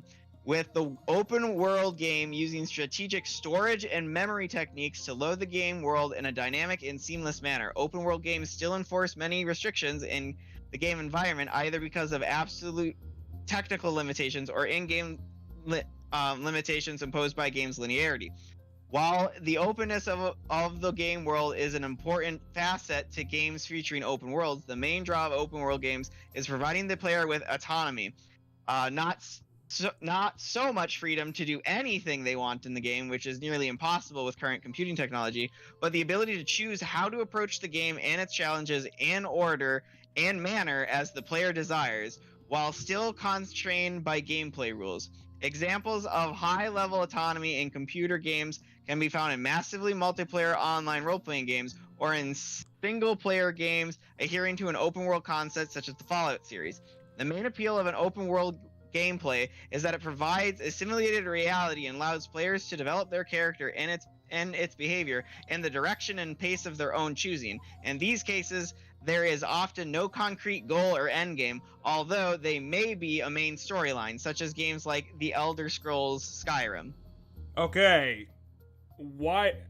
That's not... I wouldn't even call that a definition. Definitions are not 3 pages long. No, Jesus Christ. The definition was the first sentence I read. Well, why the... And I then would say that that's all pretty defining more. as the genre goes, because... Well, I would even say that definition's pretty flimsy, because a definition that's that fucking long and needs to hit so many checklists on what they're defining as it. That whole thing wasn't the definition. The first sentence was. The definition is a virtual world in which players can approach objectives freely. Yeah, but then as it's opposed full to more linear or structured gameplay. Yeah, but then they went further and provided all these clarifications, and if you're going to have these clarifications to add into your definition, then the games that you are defining as open world based on all these other things, because they're trying... Basically what they're doing is they're trying to split the hairs that I was talking about. And that means that in order to fit the definition, they need to hit the split hairs as well. Jeff, if I look up a word in the dictionary and I don't understand the definition and I have to go look up further words in the dictionary to help get the definition, does that mean that definition's not good? Well, that's what I was talking about when I said yes. If they're gonna be putting in, like, the vague concept as freely in their definition, and then yes, you're gonna need clarification on what freely means, because the things that we're talking about, they're so close to each other that if you want to make differences between those differences that they are therefore different genres, then yes, that is going to be necessary. The difference from freely and what establishes freely is as opposed to more linear or structured gameplay. So you have to think about how gameplay works. Okay, so if in order to go, in order to play through the game, right, I have to go to area A, and then I have to go to area B, and then I have to go to area C, and I'm traveling in a line. That's the definition of a linear, right? So this game is not that, because that's the opposite of this objective freely thing. Okay, so this is, whatever I have to do to win, I can do it in whatever order. I don't have to go to area A to get to area B to get to area C. I don't have to beat 1-1 to get to 1-2 to get to 1-3. Like an old level-based game. Well, then a consideration I would make is that, does that mean that a game that has any non-linearity in it can be considered an open-world game? Because, like, previous Pokemon games have done non-ordered gyms before, where you can take parts of the game in different orders based on what you see fit. Does that mean that partially because it's linear is no longer open world? So I think it would be, yes, I do think Gen 1, which is like the only gen I can think of off the top of my head, that you can do it in a large manner, could be considered an open world game, but only Gen 1. All the other Pokemon games while in Gen 2 there is a bit more freedom, like with the last couple badges in Johto. It's not as free as like literally once you beat Misty, you can go beat all the other gyms in any order you want. Because that in the first one, as long with the only exception to the first game I should say is you have to beat Koga before you can beat Blaine. But that's it. You can literally fight all of the gym leaders in any order you want as long as you beat Koga before you beat Blaine, and then Giovanni's going to always be the last one, I believe. Because I believe you have to have them all before Giovanni shows up, but it might just be you have to beat the Team Rocket stuff, which you can beat that without doing the gyms, I'm pretty sure. So there is that. But I would call Pokemon, Red and Blue, open world game. Yes, that sounds like it fits the definition of an open world game. Okay, but Bug Fables here is not an open world game, because in order to get to the desert, we needed to progress through the story and get the one thing. We couldn't go into the sandcastle until we did the thing, right? I can't go and do a dungeon. Like, I can't get one of the things I'm going to need to get to beat the game unless I do them in the distinct order, right? So this game is not open world. Even though it has a 3D map, I can walk around as I see fit, right? Okay, this does not fit the definition of open world. Okay, but here's my counter offer. What about speed running? Would the definition still fit if you break the game intentionally? No, because so this is an intentional gameplay design. So if you break it by using bugs and stuff, and that lets you skip areas, you're breaking the linearity of the game, but it's not the intention of the game designers. So no, it is not an open world game. Because an open world is a game design like choice. Like the creators of the game have to make the game an open world. Okay, but what if we broke the speed cap in Zelda and transformed the genre into a racing game? I mean, then we could make like a fan-made game, and that's how that's how literally MOBAs came to be. So yeah, if we broke a game hard enough and then started like getting a wide enough appeal of people playing it in the broken way, it could break off and make its own thing. Because Dota 1 was just a modded version of Warcraft 3. So if you were playing Dota 1, you were playing Warcraft 3 because you booted up your copy of Warcraft 3, and then you did you played a fan-made thing in Dota in Warcraft 3 that was Dota. And that's literally how the whole MOBA genre, I think, got started. Well, someone had to start it. Doesn't matter who did it. People were like, hey, the genre, we put it on screen and people like it.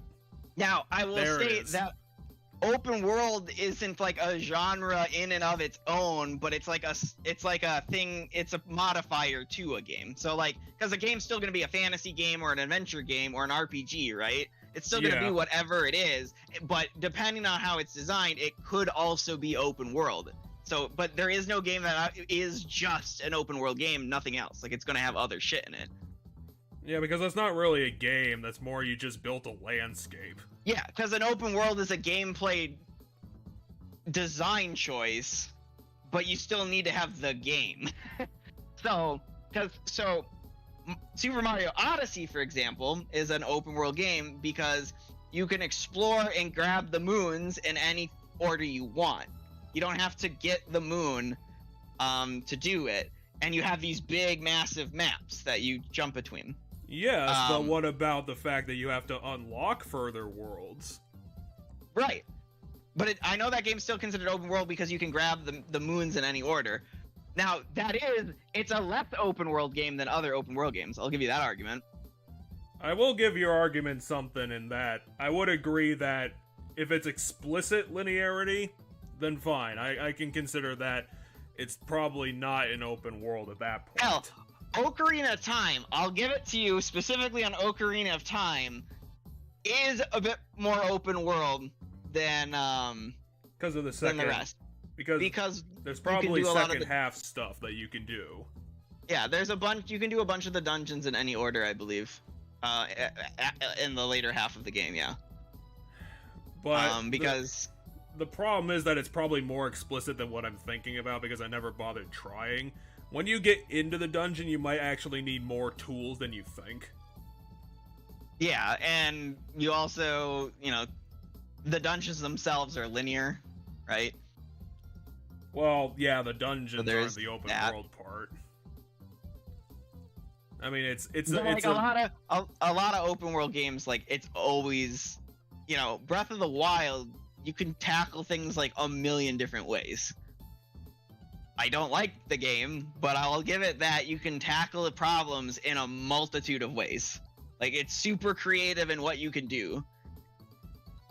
And people have done absolutely weird things with it, like using like the magnet thing that lets you pick up objects and stuff, or like the time freeze, and then you can hit it while it's frozen to build up like a momentum, so that when it unfreezes, it just boom, it goes right. So that's one of the another factor that goes into open world games, is because once again that's by giving you multiple tools that you can use to tackle a problem, that is letting you tackle objectives freely. So that is also adding to the open world, like the amount of open world is. But yeah, some games are going to be more open world than others, because yes, essentially Odyssey, like Mario Odyssey, is a series of smaller open worlds. So each world is an open world game design, but you can't go to the next one until you do certain things. Albeit there's some argument there, because without breaking the game with glitches, you can get to some worlds early. I wonder how long V has been standing there contemplating our argument. But yeah, without breaking the game, you can skip over worlds and Super Mario Odyssey, because there's those paintings. If you remember, there's paintings that warp you to like an island that's far away typically, but you can, for some of those islands, if you're really good at the game, you can jump from them to the world. I'm wondering how we started talking about open world design in the first place. I don't know, you said something about how you didn't understand open world games and didn't think it felt like it was a genre, but then what then happened is I had to go explain what, because you were thinking open world in the sense that it's a big 3D map that I can walk around, like Bug Fables, for example. So you were thinking that's open world, and so we had to go. That's why I ended up pulling up the definition for open world. Yeah, I just can't remember what I originally. There is a specific gameplay thing about it. Yeah, I don't remember if it was a specific game. Oh, we were talking about Suicide Squad. Oh game, yeah. And there was some shit with that game getting pushed off and some of the bigger games coming out. I guess that world must be an open world game or something. Yeah, and then I thought that, well, I don't think it's an open world. I think it's gonna be just a straight up looter shooter with probably a feeble campaign. But I think I brought up the new Zelda, and I did at one point want to say, but I never got around to it, that I was actually looking forward to the new god damn it. My brain's saying Fire Emblem, but that's not what I'm thinking. Final Fantasy is because they had the F word. I was looking forward to actually getting to know the new Final Fantasy because it looked like for whatever reason they were implementing some Souls-like stuff. And it kind of made like more interesting looking real-time combat stuff. And it actually looked like way more interesting than Final Fantasy games usually look.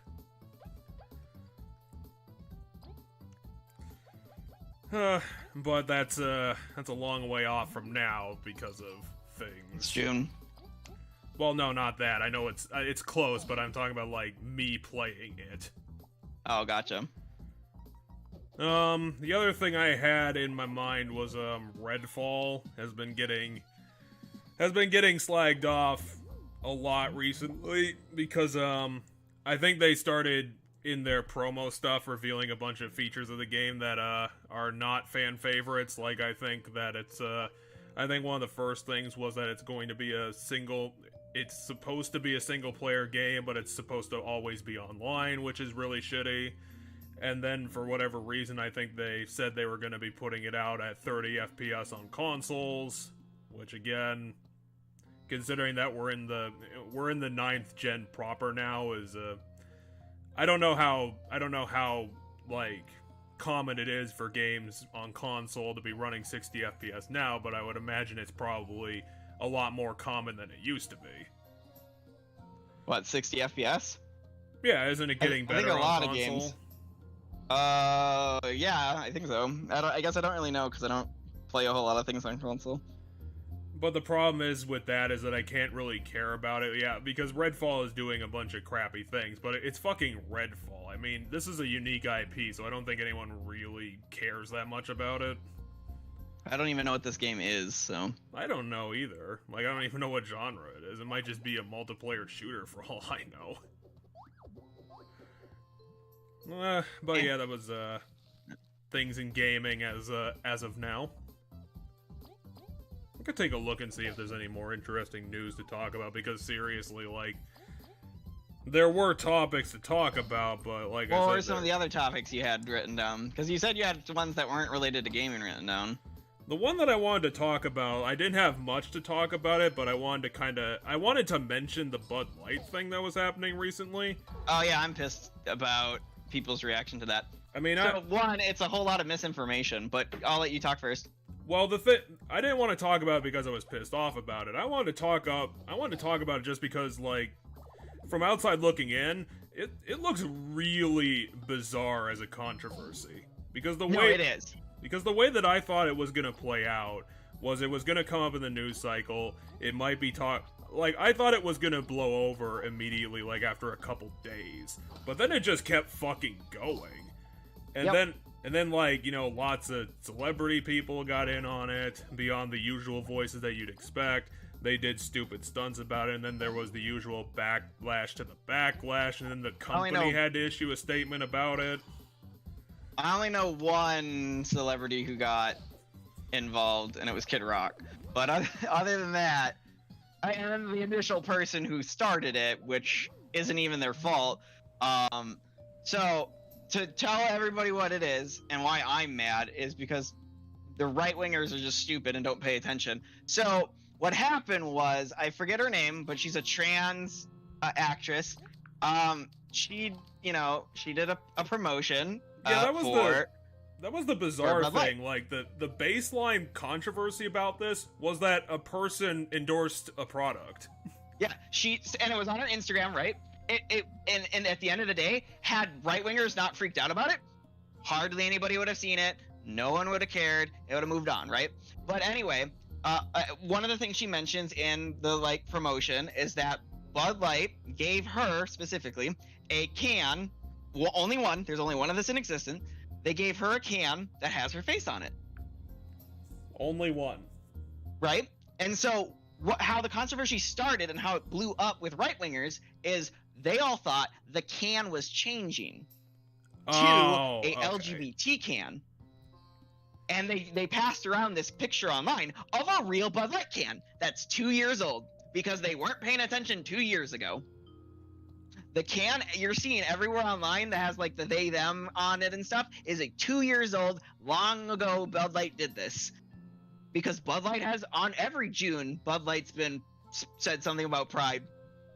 But right-wingers never paid attention because they never cared until they decided to make trans people, the proverbial, the new hate group that they're gonna, absolutely, their whole goal right now is to destroy trans people.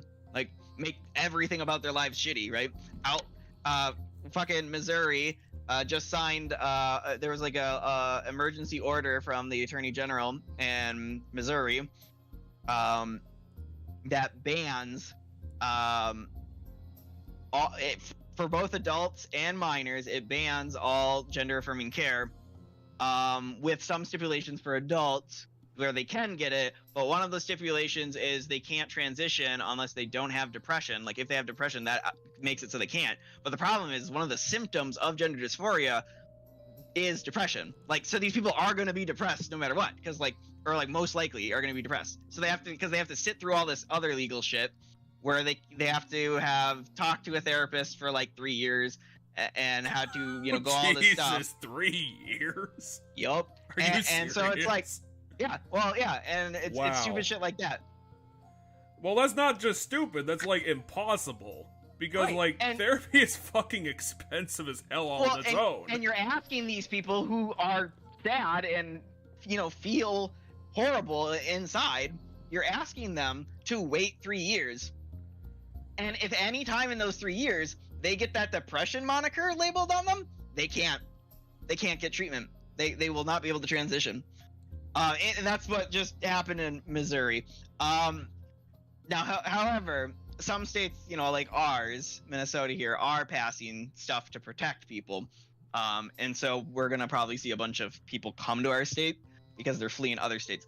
But well, I think it's So this can thing blew up. Sorry, I got distracted. Well, I just wanted to, since we were getting into the larger issue, I think it's probably important to underline oh, that's right. We need to get the other half. This entire huge fight that's happening across the states because the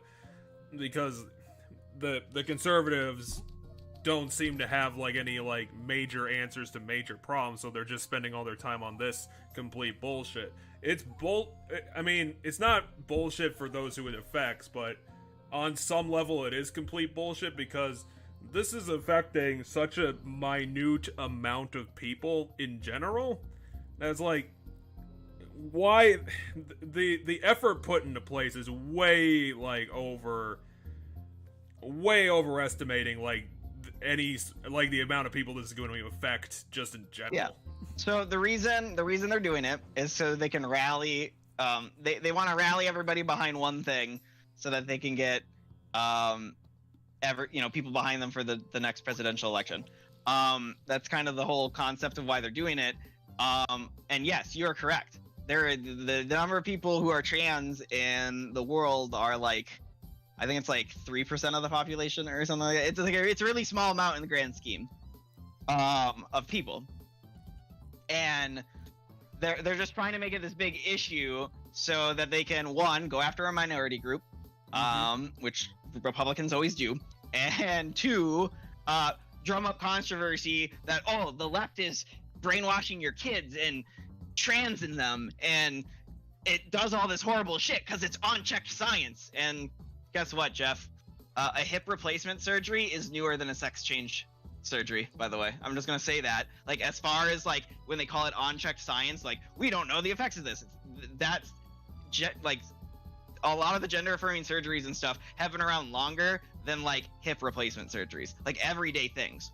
Well, and there's a really good, if you wanna see something, there's a really good, and I can send you a video of Jon Stewart talking with it, because he does a debate, and he keeps calm, right? It's not how I would end up getting in that scenario where I just get super pissed. But yeah, you would end up turning into one of those libs that ends up on their platforms. I mean, I don't think I would say anything that would have they'd be a gotcha. I don't think that would happen. But I'd end up getting angry, and then it would end in a shouting match. Yeah, which is why you would end up being, hey, look at this dingus and the things that he's trying to destroy us, but he doesn't know what the hell he's talking about, sort of videos. But the point, but those videos, they find people who say things incorrectly. I don't think I would say anything incorrect that would get me on those videos, because what they do is they find the people who do fuck up and don't understand what they're talking about. I would just be really mad. I was gonna say something, but I forgot what it was. Yeah, so what happened then is... I do remember what I was going to say. That, a big reason why the fight about the surgeries in of themselves is redundant is because, any major surgery happening to a minor, all that stuff that they complain about where it's permanent, they don't know what the hell they're doing, they're just doing things haphazardly. It's that's bullshit, because any surgery major enough like that is already planned between the guardians parents and the doctors way before it would even be considered. You don't just walk in and it happens. You walk in and it happens with pills, and pills are apparently, I don't know what the specific effects are, but apparently it's a lot more reversible than actual surgeries. Okay, so here's how it works for a minor, right? Yep. The first thing that's going to happen, let's say my kid is 5 years old and they start questioning their gender. The first thing that's going to happen is they're going to sit down with a therapist, and they're going to probably end up with a diagnosis of gender dysphoria. When they start to reach puberty, it might get suggested that so the first thing that's going to get suggested is that they're allowed to socially, the therapist is going to tell me, the parent, that, hey, it would help my child's, mood, it'd help relieve depression symptoms and make them happier if I would let them socially transition, which would be things like I let them wear clothes of the opposite gender, I let them go by a name that fits the opposite gender that they were assigned at birth, right? That stuff, that's all it is. So there's nothing medical has happened at this point, right? All it is that I accept my child as the gender they feel. That's all I'm doing right now, right? Then as they hit puberty, right, and their body would start to chemically change, it might get suggested that they go on puberty blockers, which all that does is it stops puberty. The second you would go off of them, your body would go through puberty. Yep. Doesn't matter if you're like 20, your body would go through puberty if it hasn't already. So all it does is it just keeps puberty from happening. So there's nothing happening to them other than puberty's just not happening. Then it's around 15 or 16, I think, that the option for hormone replacement therapy comes from. And that's where there could be, finally things harming them. But at that point, how old are they? 15 or 16. They're not getting that at 5 years old. And what that would do is that would start putting them through puberty, but it'd start putting them through a puberty of the gender they identify with. So they, if they were assigned male at birth, once they're on hormone replacement therapy, there would be a thing that would make that so their body, the hormone blockers would be there so that their body's not creating testosterone, and then the estrogen would move fat on their body to how women's fat is distributed, because that's just a thing that's different, is women's fat is distributed differently than men's fat. They would end up growing breasts, and essentially they'd start to look like an adult woman. I don't think we need to get into the details of how women look. Right, but it's essentially that's all it's going to do. And for a trans man, what it's going to do is their voice will deepen, which once, if they were ever to stop that would be a permanent one. Their voice would be deeper. They'd have to. Now there are ways to get your voice higher, but then that trans women do, so that if you were to detransition, which talking about minority, if you mentioned how small of a minority of a minority. Yeah, so people who detransition, the percentage of that is, I believe, 2%. 2% of people who go through gender transition, detransition. 2%. That is, of all surgeries, like the quote-unquote success of surgery percentages, where there's like no fallback of any kind, that would be arguably like one of, if not the best in the world. Because like complications from surgeries, right? From procedures. Yes. Because if you get like a hip replacement surgery, I'm not adding anything to this. No, you're not. I'm just going off because this is a thing that I know a lot about and have spent a lot of time with, because I have a large group of my friends in the LGBT community, and so this is something I just kind of keep in the ball with. But yeah, so it's something around 2%, and the Jon Stewart thing, I think I can send you. I believe it comes up in that too. Anyway, all the major medical organizations say yes, this is the way to do it. This is all good. All the major medical organizations, I don't know all their names. The Jon Stewart thing I'll send you, Jeff, and you guys can look it up. I assume if you just type in Jon Stewart and trans, it'll come up on YouTube. It's him talking to the Attorney General of Alabama, I believe.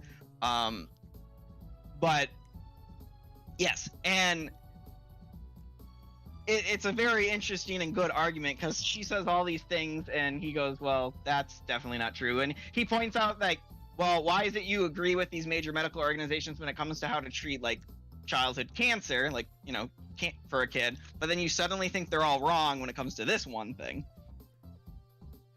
Well, because, I think that's a really bizarre argument, because, you don't, just because you agree with somebody on something doesn't mean you suddenly become 100% on them. But if you're trusting their judgment as a medical organization that this is how you treat a thing, why, with you having no knowledge of how medicine works, why are you, if you don't trust them on this, why are you trusting them on other procedures, right?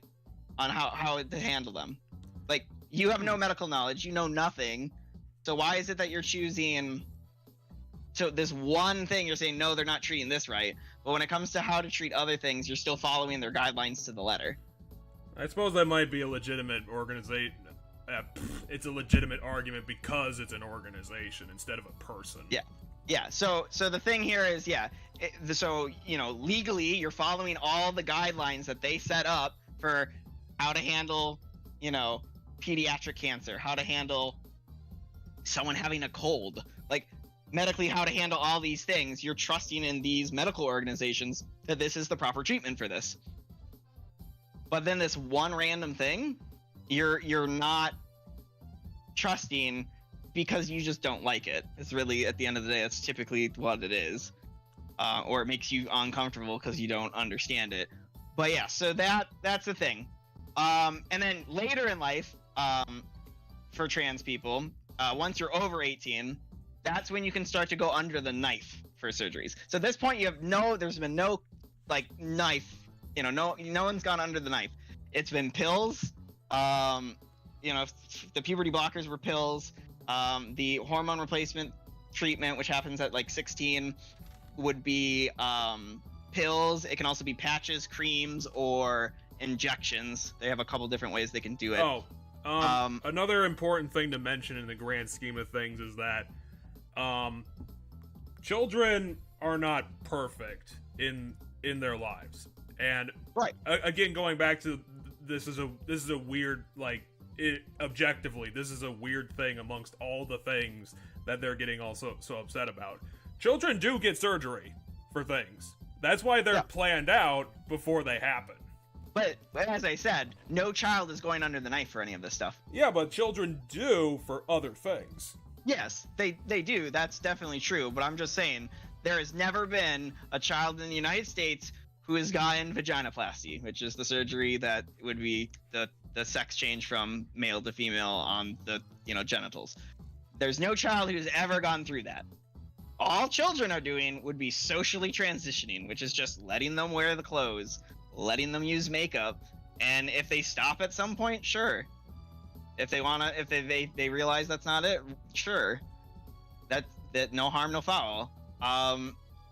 You know, puberty blockers, as I said, once you stop taking those. But as of right now, and I'll admit that for most of history at this point, when as far as the medical trans procedures and like gender affirming care has been around, there probably hasn't been a lot of children in the studies for like how often people quote unquote detransition. So maybe that percentage will go up a bit in like 10 years, but these people aren't going under the knife. Nothing permanent is being done to them. They're just, you know, parents are just letting them dress differently, letting them be called by a different name, things like that. That's all that's happening for kids. It's not until like 16 years old, which at that point, you know, yeah, you're probably certain, because at this point you'd been in this for a while, you would have been talking to therapists and other doctors about this stuff for years. At that point, you can after talking to them for a set period of time, then that you could get the hormone replacement therapy, which could have some effects, but really minor ones in the grand scheme of things that could be undone. And then once you're over 18, you yourself, as now a legal adult, would have to choose to go through these super, super, super expensive surgeries that a lot of trans people don't go through. So most trans people, I believe, mostly just social transition. And then there's like the next group is the ones who do the hormone replacement therapy. And then there's even less that go under the knife. And all of them are adults. But yeah, so what happened was this trans actress got a personalized can that was just for her. It spread around that the can was changing. And then people were like, oh man, Bud Light's pro-LGBT? Fuck them. And then the funny thing when it first started was a lot of them were saying, I'm going to start drinking Coors. Oh, that's what I was gonna mention. That was the hilarious part. Is that the people doing this don't even understand what capitalism is. Yeah, which at the end of the day, that's all this was. It was just pandering to a people you could sell stuff to. By having this trans actress do it, you get her fan base buying Bud Light. Which actually, fun fact, Bud Light stock has gone up a lot since the controversy started. They are making lots of money. And that's the thing. It's like the people who are like, boycotts just in general don't work. And this is the hilarious part, is that they're trying to boycott Anheuser-Busch. Well, that is never going to fucking work or stick. So here's part of the problem. These people are, one, not fully boycotting, because a lot of them, because this is the thing Republicans always seem to do when they get mad about something, a lot of them, like Kid Rock, bought Bud Light to destroy it on social media, which, but Anheuser-Busch doesn't care what you do with it after you bought it. They got your money. They don't care. You could blow it up for all they care. But that's what he did. He did a video where he like shot it with a M16 or whatever the name of the gun is. But he shot a bunch of it with a semi-automatic rifle, while some America bullshit. I don't know. But yeah, a lot of them are claiming to switch to other beer brands. Owned by Anheuser-Busch. Yeah. A lot of them they're switching to are still owned by Anheuser-Busch. The ones who aren't owned by Anheuser-Busch are owned by Coors. Because Coors also owns a large number of different beer brands, not just Coors brand. And Coors is also pro-LGBT, and last June put up a pro-LGBT thing on Twitter. So it's also a thing. They're also still driving Fords or Chevys, which are also pro-LGBT companies. Because, as you said, capitalism... A lot of companies realize that most people don't care about gay people if they're not gay. They're just like, yep, that's just a group of people that exists that doesn't really affect me in my life. Yeah, we went through this as a society about like 10 years ago when gay marriage, well, that was probably like 20 years ago or maybe even 30 years ago. I don't really remember. The big conversation with it would have started in the 60s or 80s is what I want to say. Like, some of it started because you have some stuff that happened in those eras. Yeah, but the actual legalization fight. Yeah. So there always would have been a fight on some level, but yeah, okay. It started to grow and became like really big conversation in like the late 90s, and then for most of our lives as children, it was like a big political topic, right? And it was in 2014, so 10 years ago, I want to say it's 2014 or 2015, that nationwide legalization happened. That was signed in by Obama. So I want to say it was I don't remember if we were in high school when it happened, so I think we were out of high school. So I want to say it was 2015 or 2014, and we would have graduated in 2013. But it was somewhere around that time where we had just graduated high school that it got fully legalized everywhere. But at that point, almost every state had legalized it, ours included, albeit not by that big of a window. Oh, that's a shame. Yeah, because I think it got legalized in Minnesota while we were in high school, and then it was either like right at the end of high school or like shortly post high school, like in the couple years after high school, that it got legalized. Because I don't remember the exact year, but it was either 2014 or 2015. I want to say one of those years that it got legalized. So as of right now, it's been like almost a decade, if not a decade, because it's 2023. That it's been legal nationwide for gay people to get married, which, I mean, the trans thing isn't even about marriage, because trans people no, this wasn't about that. Yeah, I was just mentioning like well, we've been through this about like the diverse endorsements thing. Like this has been going for 10 years for this other thing, probably a lot longer for some other social things. Like, I think the point's been proven that most people either don't care or they're pro for it. Yeah, I was gonna say I would say the major like corporations using it in advertising like every year in June, and like pandering, trying to target that as a demographic to sell to. I want to say that's probably been going around for 10 years now, if not longer. That every June Target's got rainbows up in places and stuff, and all the companies on Twitter change their icon to some rainbow version of their icon, right?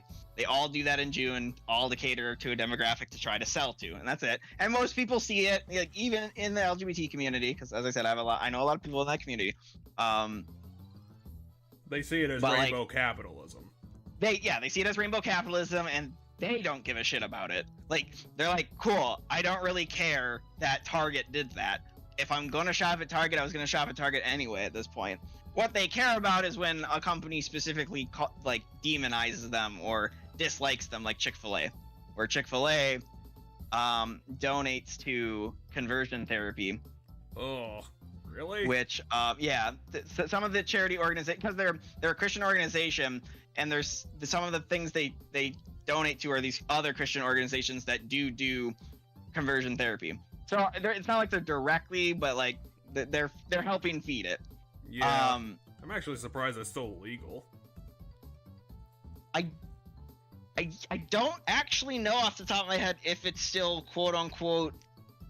Some states might be. I think it got outlawed in California. But yeah, essentially what happens is they drive LGBT people either back in the closet, and those people end up getting depressed and just live depressed, or the large portion of them just end up depressed to the point where they commit suicide, which.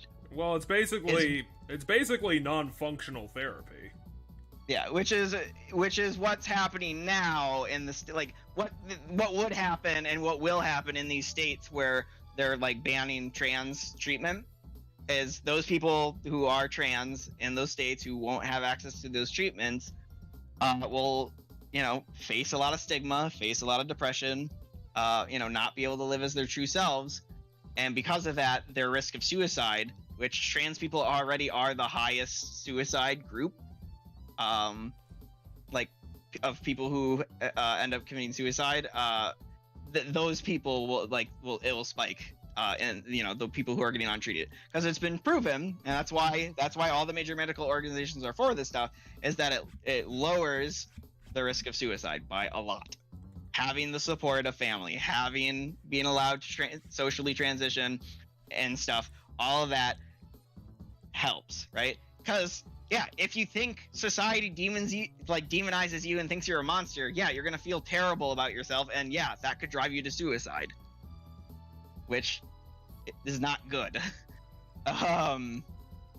We should probably get back to our desert trek at some point. Yes, sorry.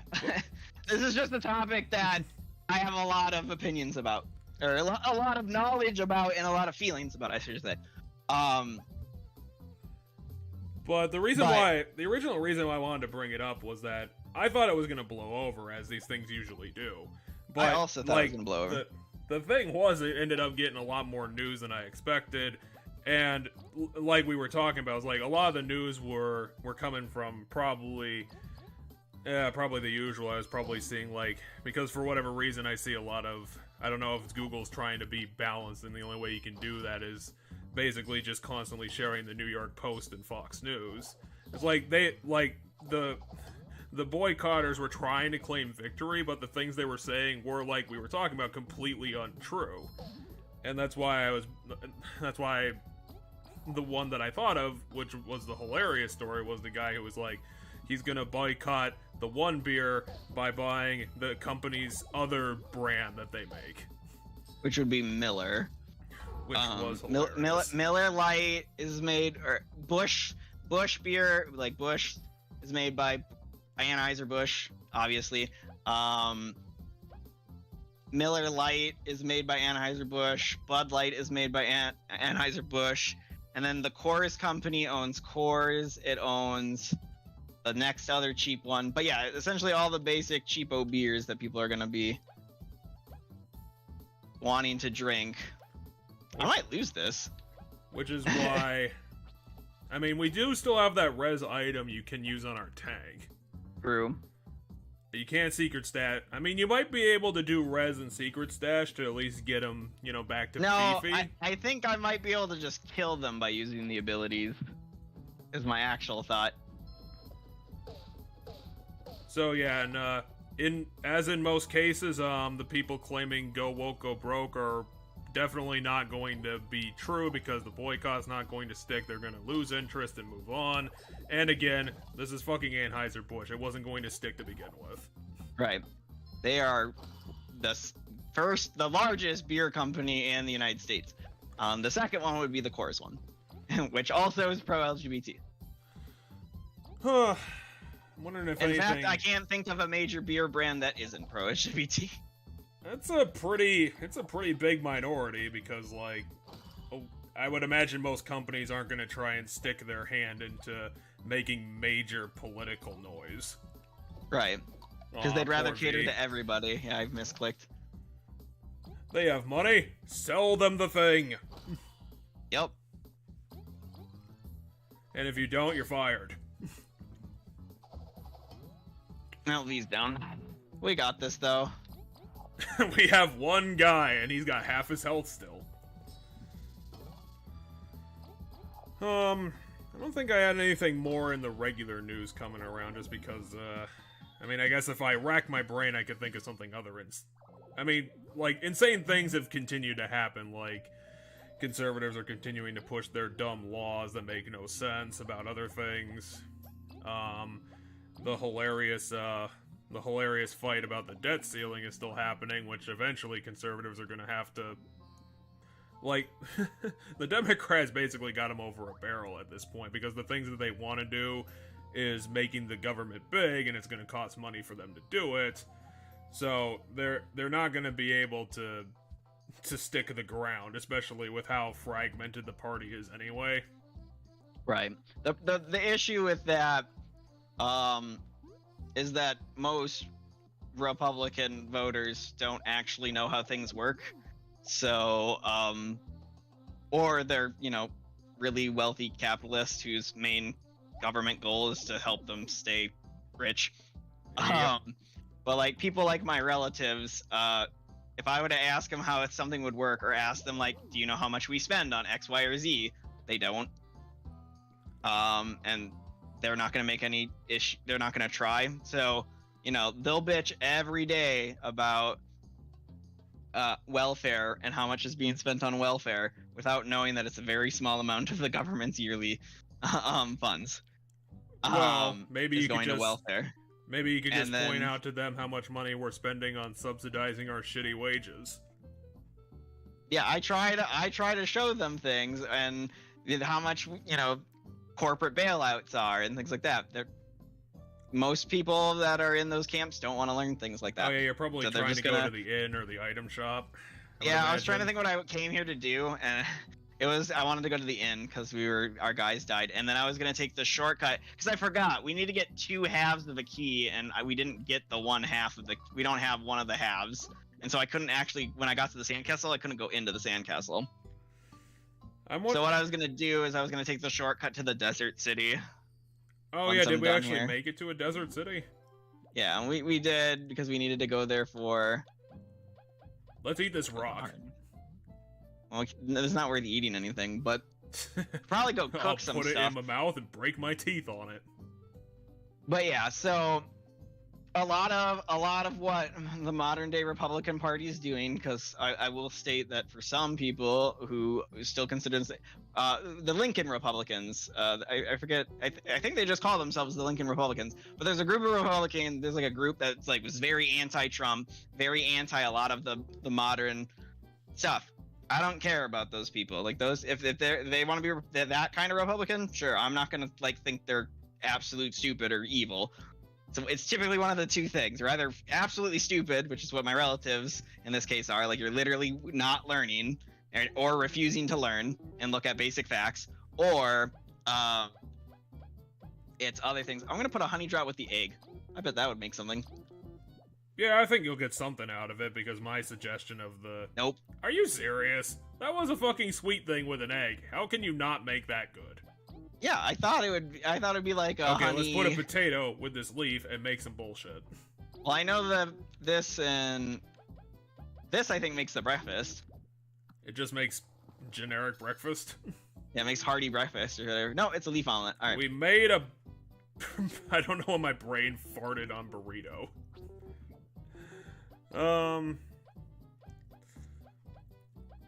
What happens if I mix shot candy with honey? Let's make more candy. See? Why? That sounds like it would work. Well, you see, you made it too sweet, and now it's inedible. I guess. This guy is This guy is probably a scam at this point. Was like, we're giving you good items, and you're turning them into garbage. Yeah, I'm just gonna give him one item at a time now. I mean, it does cure poison. No, I don't want to give him the shake, because the shake is something that gets made by combining stuff. What Uh, happens if I give you the numb nut? Alright, what do you turn that into? A mistake, got it. I turned it into stick soup, which is inedible. I suppose the only real other like good topic I have is just the usual what my week in gaming has been like, because I actually did some this week where I don't know if it's surprising or not, but technically on the main path I did get halfway through my Fates game of choice, which one was it? Surprisingly, after I got it set up on Citra, I managed to somehow have access to all 3 versions in one package, which, you know, I was kind of surprised about, even though I wasn't never going to play the other versions. But hey, I did have a chance to play Revelations. I don't know how Revelations would have gone, because apparently the central choice of that game was not picking a side. So would you just, like, I don't know, play both of them? Or make your own side? No, you end up, throughout that one, you end up getting units from all, like, you get all the units. It's like the draw of that game is you get everybody. But the one that I picked, it's probably not a big surprise, I picked Birthright. Yes, Birthright is the easiest of the 3 of them, I believe. Yeah, and it was kind of funny to see people, like, describe that game, because they kind of described it like Pokemon, where it's like, it is the better story, but it's still complete garbage. Yeah, like, that is indeed. I will say that the intro to Fates was actually really good, and I was getting into that, and then, like, after Chapter 5, it completely fell down. Because, like, as per usual, they don't seem to have a lot of story to work with, and their villain is pretty bad. Because, unfortunately, Garu or Garon is just not a good villain. He's the typical, hey, I'm really evil and I want you to know it. It's like, I'm just incredibly a bad person, and the reason why is because I'm a dick. Is that your dad? Like, the guy who, when you start the game?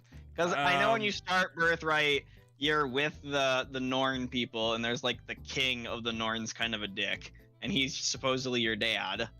And yeah, I'm not sure how that went about, because, like, the central bit is that Corrin, I decided to name my Corrin Evelyn, which when I designed my Corrin, I think Evelyn fit a lot better as a name. Because I made her red hair, and I made her kind of short. And gotcha. She looks a lot younger than... Actually, I don't know how young Corrin was supposed to look like, because I can't really remember what base Corrin looks like. Yeah, same age as, like, Lucina and everybody, like most of the protagonists' age. So, like, late teens, early 20s. But that was the thing I kind of appreciate about it, is that, yeah, Norn was, I think it's pretty obvious it's supposed to be the bad country. It's, like, very shadowy and, I don't know, has, like, its colors are kind of dark red and black and stuff. It's like, yeah, it looks like evil. Purple. It's purple and black, I believe, for Norn, and then it's red and white for the Japanese country that's name I forget. But the thing that I found, like, interesting about it was, like, your family that you're handed right at the beginning, they're not dicks. They actually seem to care, and care quite a bit. Yeah. Like, it seems like it's a lot, maybe not a lot, but, you know, moderately beyond just being, like, a front that they're putting on. Yeah, no, they're good characters.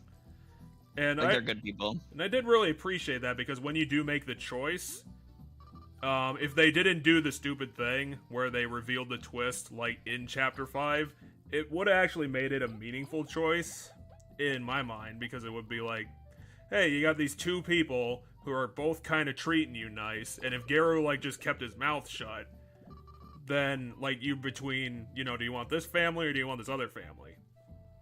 And they're both kind of say, like, if Garu hadn't said anything, then it's like, you know, they raised you, but you were born there.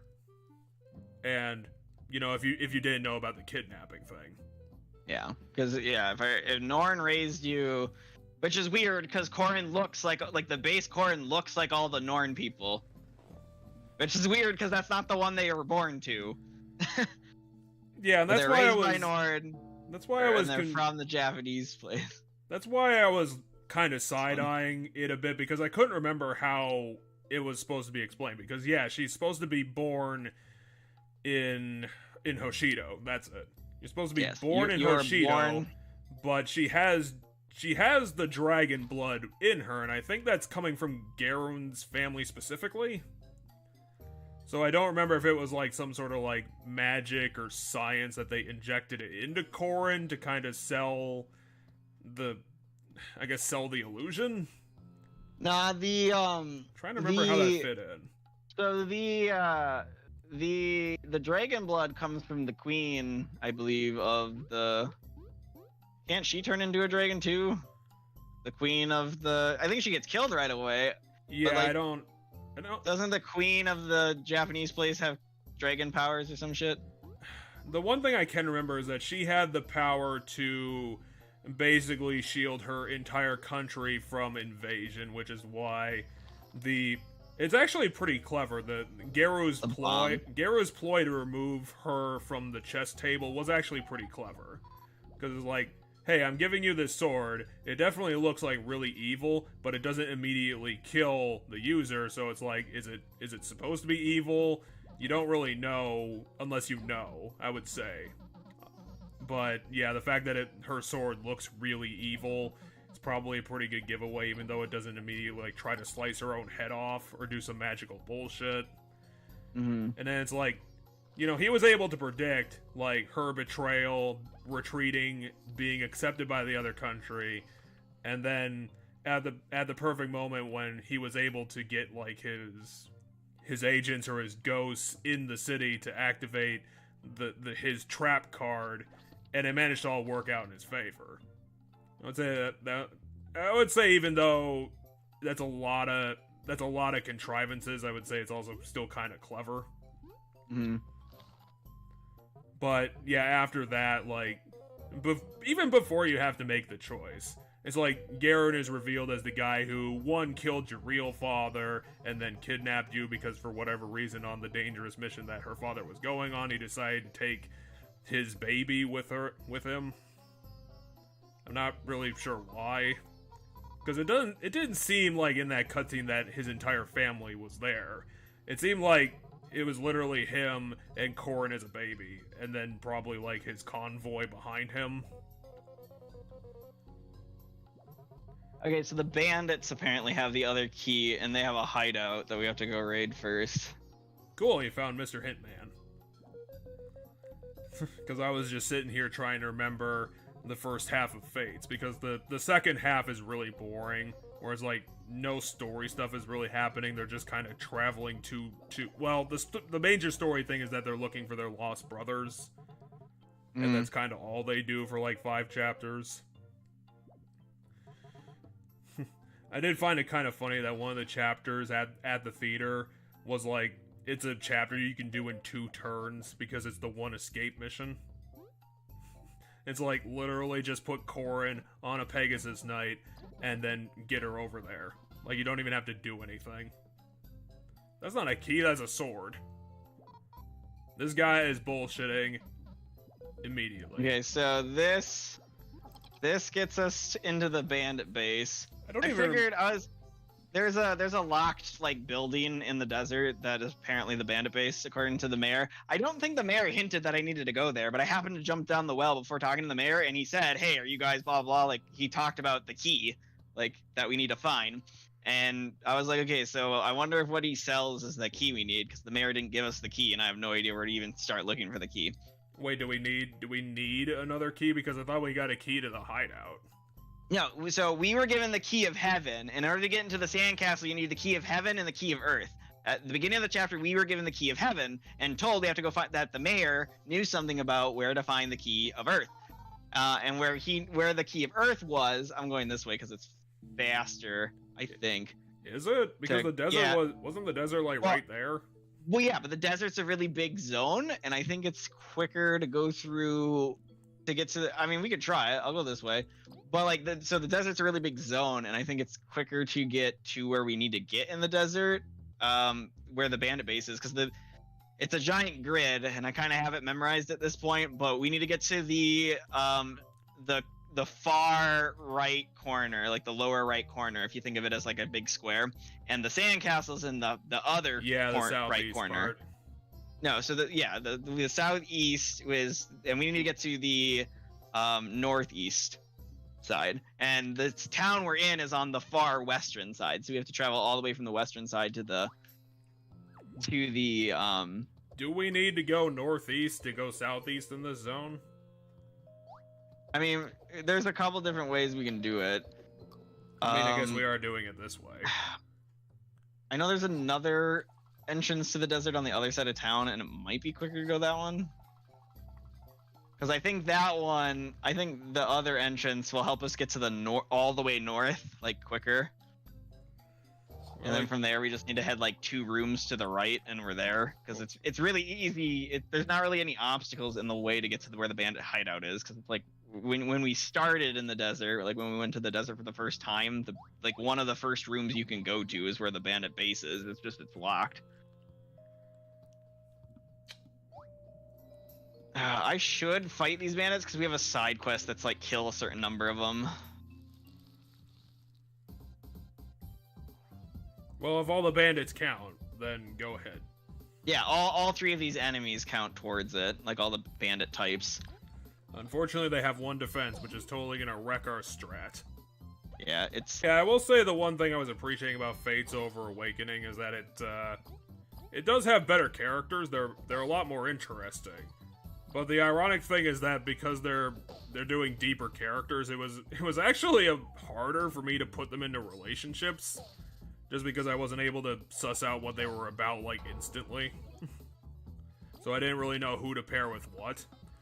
Like a couple of characters I actually had to break off like relationships, even one that I was like up to A rank on, like before it finished up, because it was like I found one that actually fits a lot better. And going forward in the next games you'll be playing, you will never have to do that. The marriage stops being a thing for everybody but the player character moving forward. Well, I was having a lot of fun with the system. Like I was able to read the characters and be like, okay, I'm gonna make a decision for you, and it's gonna have this major implication. It's gonna create this other character, and it affect them slightly. Other character, and it affect them slightly, except not in any major way. Because,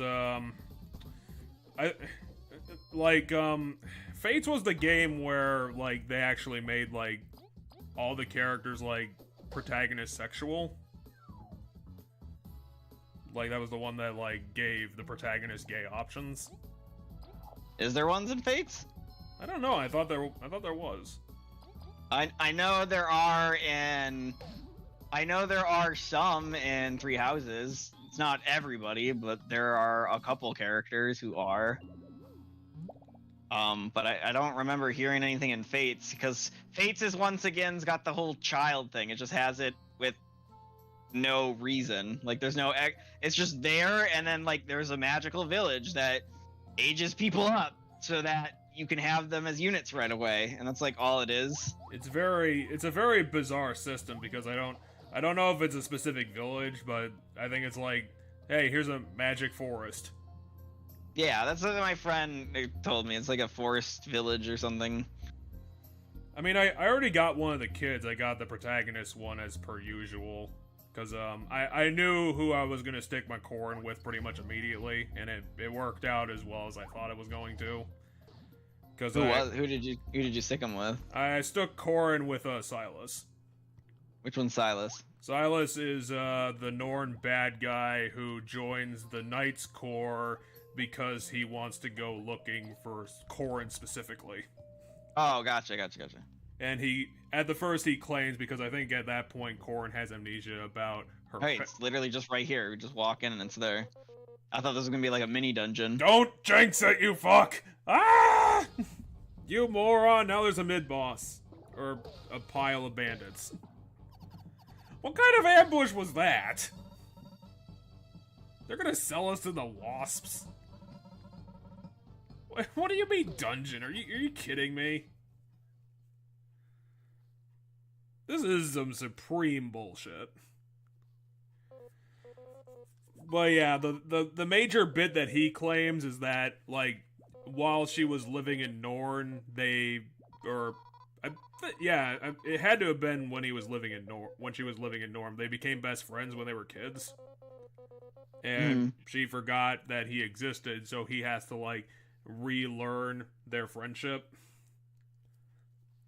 over the course of the relationship. And Silas is actually very genuine about it, which is why I was like, yeah, this is definitely the one for her. The odd thing about Fates is that, like, Fates has a weird, like, majority of female characters. To the point where, like, I was struggling to, like, find enough men Why is it breaking to fill... all the way? I don't really know. Do you have to, like, flag the puzzle first? I don't know. Why don't you burn down the grass? Is he gonna use his Power Ranger powers to bust through? Oh, okay, so now I get the dig power.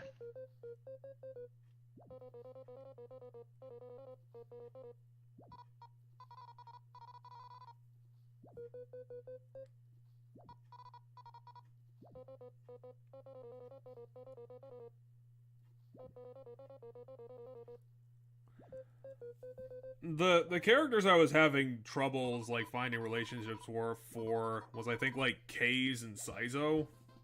Mm-hmm. Because Saizo was a real struggle because, like, how to describe him? He's very reserved, which is probably an issue. Did we find another partner? Nah, I know this game only has these three, and we'll never gain a fourth person. But look at how adorable our new partner is. She's such a baby. And it's going to turn out that this is a male character somehow.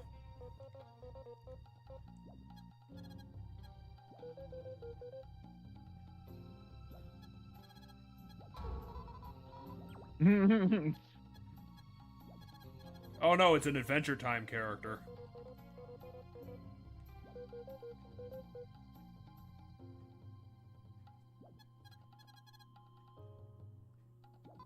Why are you in jail? She looks like a cherry, and her name is Cherries. Yes. She's in the opposite cell that we were in. I decided to dig into that cell to see what was over here. Yeah, but why? Not you specifically. I'm like, why is this child in jail? Well, I came to this weird land looking for my boyfriend Tangy. Aren't you like 7 years old? Bug thing?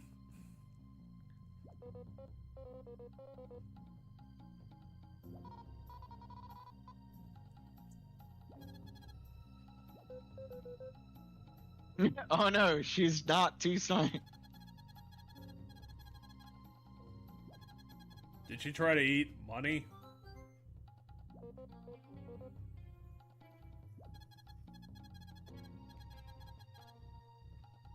Yep.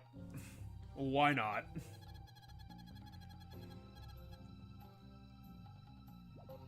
Why is everyone always dunking on Uncle Ironseed?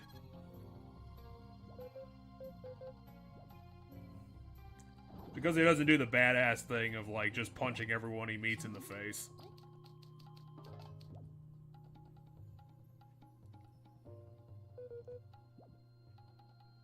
Oh, this is gonna be another now. Stealth section.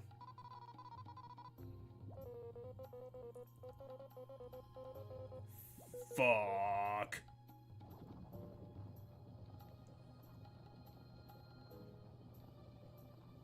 We can observe the enemy's actions. What? Well, you see, when you run out of soft soil, you just have to walk on the ground. Oh, damn it, I didn't see that enemy there. See, and back to the jail cell we go. See, it's really easy to be stealthy as long as you put a leaf in front of your face. Then no one can see you. Yeah, I'm guessing the whole stealth concept doesn't really work in 2 dimensions. I mean, I'm just curious. Yeah, you probably should get down. There's probably an item or something. I thought. Or a secret boss. I don't know. Well, if I ever come back here and we have the boomerang, we can do that. Maybe that's the thing. Maybe we're gonna be like going to find the weapon pile. I mean, yeah, that's what right now we have to find our shit. Well, we found There's a bunch of items if I can get on top of the tables. That might be a tall order to do. I don't know how you're gonna stealth through this place because you got stationary dudes. Oh wait, you got a trampoline. I don't know if this guy can spot me right here, so I'm gonna wait for him to turn around. No, they probably have two-dimensional vision. You're probably fine. Hey, you can get on the tables.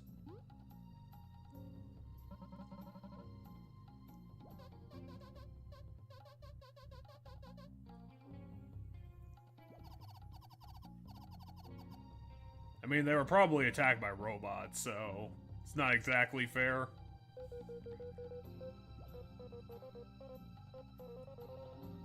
I mean, what are we gonna do with that? Are we just gonna, like, report it to the Queen and say, hey, this country's doing a war on us?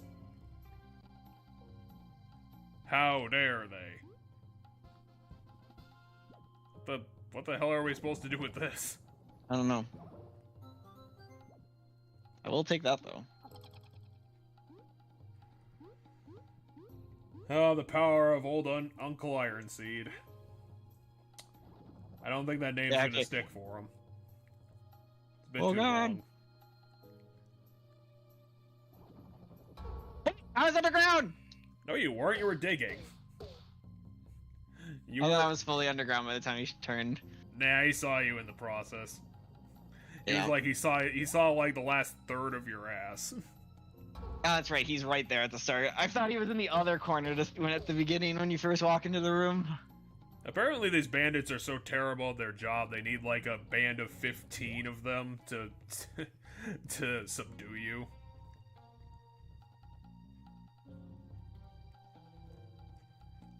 Yeah, so how long do you think it's going to take for us to fight the Bandit King? No idea. Trying to figure out how to best go through this area. Because I can't go by this guy, I guess, because... Yeah, you're going to have to do the back path, and, looks like you have a pretty easy hiding spot. You just need to get back there. Or, you know, this might work. Oh, what?! You can't dig under the table? That's so dumb. I was like, oh, that's there because you can dig under the table. That's why there's that little lip on the one side of the table. I mean, to be fair, this is a good hiding spot for getting past the... What?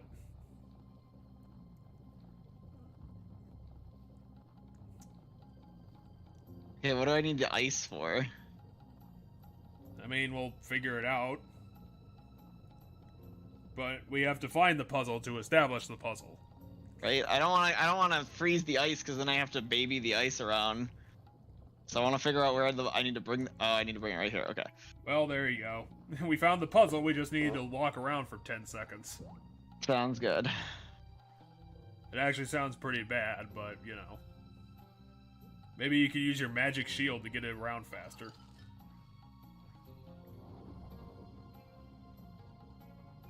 Huh, why is this ice cube here? I don't remember this ice cube being here. Whatever. I don't get paid enough to look at it. You'll have a good, like, I don't know, 10-second window to move the ice around.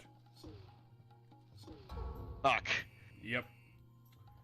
If I didn't accidentally dash the first time I wanted to hit the ice cube, because I hate where the dash is. Even on a fresh pair of batteries, your controller is fucking you.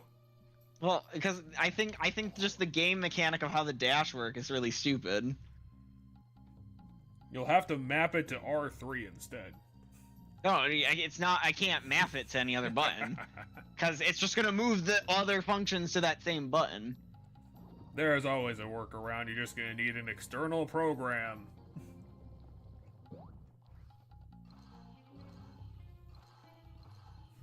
You'll Come on, need... freeze the stupid water. Oh my god.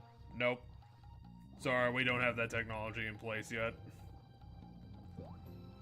We have the magic, but not the technology.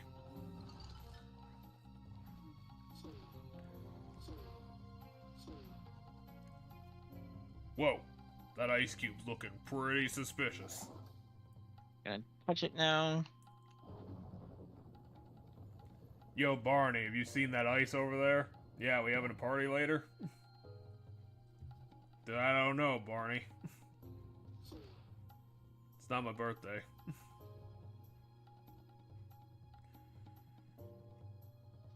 Damn, that ice is moving on its own.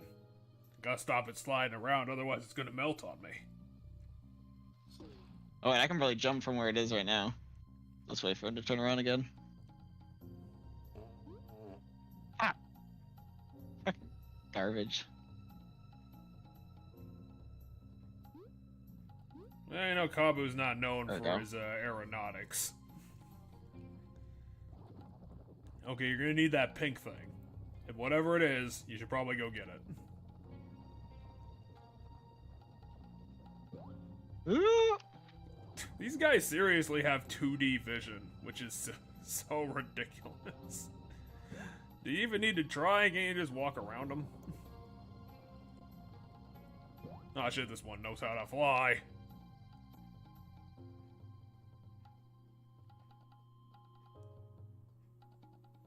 That guy just keeps me from going in that direction, got it. It's getting really boring looking down this hallway all day. Okay, this is clearly where our shit is. No, it's just a stockpile of terrible leaves and berries. Can you even walk past this? Yeah, you probably can jump on the box. Hold on, there's like a guy right in the door though. Is he just standing there and never turns around? Because if he's standing there and never turns around, I don't think I can go through the door that way. These guys do have 2D vision. Maybe you can walk around them. No, I'm pretty sure he's there so that you can't go through that way. You have to find another way. Which means I'm gonna look around here. Is there a way to get? Okay, so no, I just have to grab my stuff if I wanna. You're gonna have to kill all of the bodyguards with your sick moves. You'll gain. Because once I get my stuff, the stealth section's over. You'll gain a new 7 mana ability. Oh wait, no, I know what I can do. Oh no, he's not on diggable ground. I was like, maybe I can dig past him.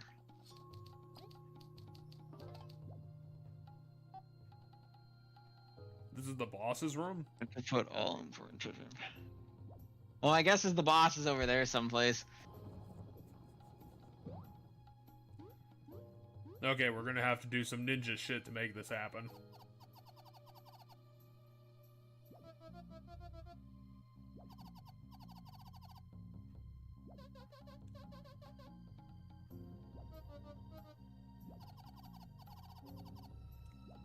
Oh cool, they're gonna kill each other for us.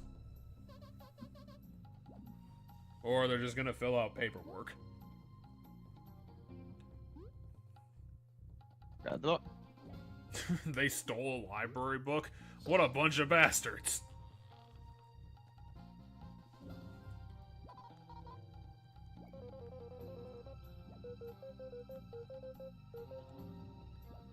I mean, Leaf, you're not that powerful. You're not God yet.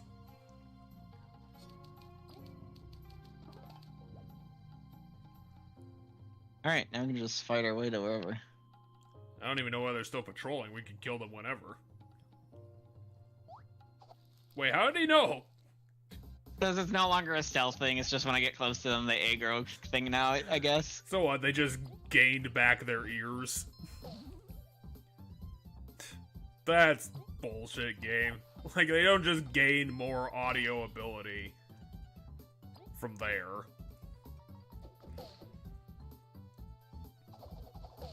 Ow.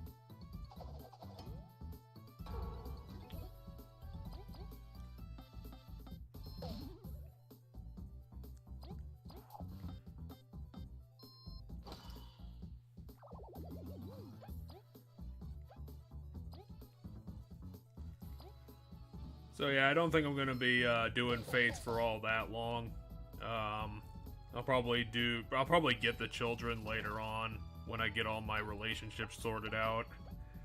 Wow, Cabo has a lot of abilities. Well, he's a utilitarian sort of guy.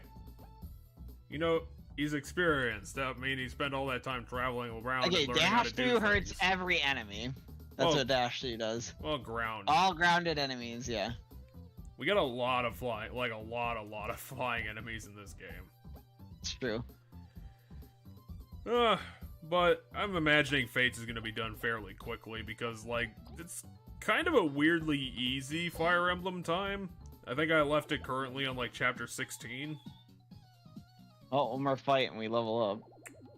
Well, go fight a thing. Let's figure out what this purple deal even is. That's what I want to know. I guess that's a quest we'll find out about. Yep, probably. I mean, after I made the Fates choice, I kind of wanted to call Conquest the dumbass version of the game.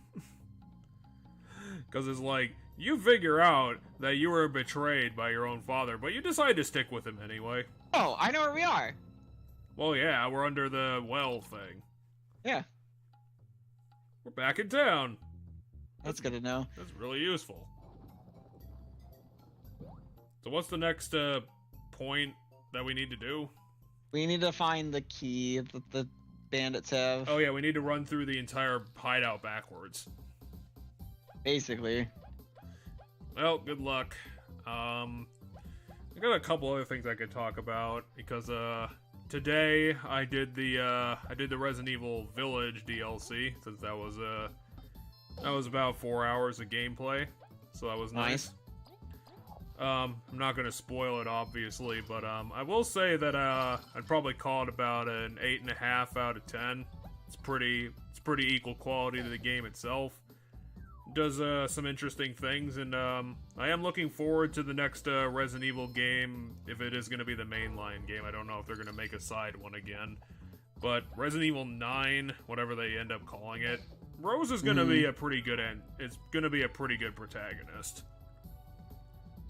Because I would have to say, like, unless they're going to go back to, you know, the trinity of Leon. Well, it's not a trinity because Claire also exists. I was gonna say if I had to take a guess what they're gonna do. Claire, Jill, Chris. I was gonna say they should have Jill. Give Jill a game. Yeah, because Jill is still the best. But I would say that Rose is probably in between I am really bad. Leon and Jill. Yeah. She's a very solid character. Yeah, I don't know what the next one necessarily will bring. I did. Ah, man. Slightly below level up. I did want to mention something, but I fucking forgot it's a spoiler. Isn't there a crack in the wall? Oh, I have to dig under it. Well, there was a crack, but it's not big enough for your fat bum. Yeah, I didn't realize those are dig areas. Too bad you don't have access to bombs. That would have sorted that out pretty quickly. Maybe make Leaf learn something. I wanted to make a D&D joke, but I forgot D&D stuff. Make him learn bomb when he gets his next spell slot. No, this is no longer gold. Lame. Well, yeah, they're not all gonna be gold. No, that one was gold. Really? Yeah, when we first got here, it was gold. That is a jerk move, game. So yeah, I probably shouldn't have put that on my mental topic list because that didn't actually go anywhere.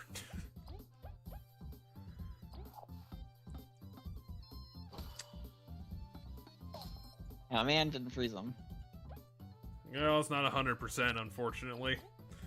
It's almost like that amount of mana isn't really worth it.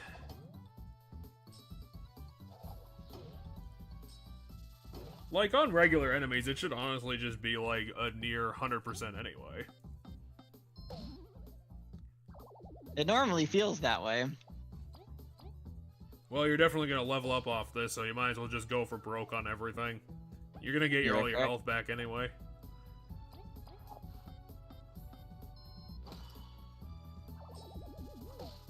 Ow. Oh yeah, you still have that badge that protects your wallet, doesn't it? Yep. Fuck fighting all these thieves that we've been fighting this entire time. If they could steal my items, I could be out all my items by now. Well, you know, outside of the like 20 minutes that we spent talking about the news. I go back and post and delete that entire conversation. Why? It was good. It was informative to people who might not know about how all that shit works. Because that's how Republicans are getting that shit passed. Is because most people don't know shit about it. Okay, how about I delete the rest of the video and keep just that conversation? That would be weird for our channel, but, you know, I guess that's what we're doing. Oh man, they ate all the food that was on that. They did leave you a bell berry. Yeah, so I have to fall on that. I think it's here. There we go. Oh, it's a bond berry. Oh, permanently increases the TP of the party by 1. Hell yeah! Oh, that's right. These are key items. Oh yeah, of the party. Yeah, I said boom. There we did it. Okay, now eat the silk next. And we already were over there. What did we get over there again? A key? We got the horn. Oh yeah. I don't know what for, but we got that. I don't know. We'll find out in a second here after I've done whooping these boys. I'm officially going to be starting working on my backlog because that DLC was the first one on the pile, and I've put out orders for a bunch of other shooters that I've left on the pile for ages. Which shouldn't be too bad because I think after the Zelda game comes out, I think it's probably just going to be about 10 games on the list.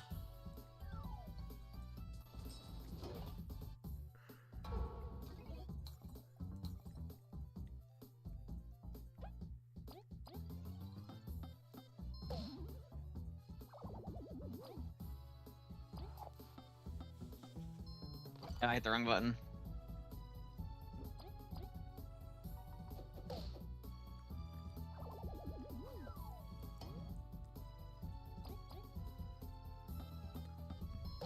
Hopefully in the future Kabu can get some sort of like aggro badge because it seems like their like priorities are all over the goddamn place. I think there is one. I think there is one I can actually get. I just haven't used it yet. Well, it's the not goal eventually is to get the poison combo going on Kabu. Oh yeah, we leveled up once, so now all the other XP is gone from this area. But no, they still gave like how much? I think I got 20 from that. Yeah, 20. You got 6. Oh, I got 6. Oh, whatever. Whatever, it's just math. I will pay for this. Can we just strangle the Venus Bud until it gives us what we want?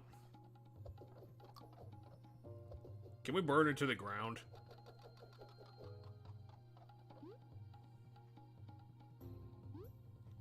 God, there's got a ton of save points here. Oh, are we gonna finally see the boss? My guess is that this is gonna lead to the boss. God, it feels like this. Yeah, because this is where we started, so. Oh, come on, seriously? Because right here's where I came in. See? They're gonna make us do another step. No, my guess is that if I just follow this, it's gonna be the boss room. Yeah, see? Cutscene. What the fuck is that supposed to be? Mid-boss. Wait, he knows our names. He knows we're the snake mouth. Oh, it's just a what? Astothiles. What the fuck kind of name is that? I don't know. Whatever kind of bug he is, I guess. It's probably a play on something, and then he whatever type of bug he is probably mixed in there. See, he's not a Bug Fables character. He's a Pokemon. But like a lot of bugs. I don't know a lot of bugs, so like a lot of the names probably get missed on me because that's just looks like an ant to me. But I know it's definitely not. Well, a lot of bugs looks like a grasshopper, maybe. Well, a lot of bugs tend to look the same anyway, so. Yeah. Don't know a lot of desert bugs though. You are the ant witch lackeys, my sword. Yeah, we get it. You're the mid-boss. Let's go. What about anything he said makes him sound reasonable?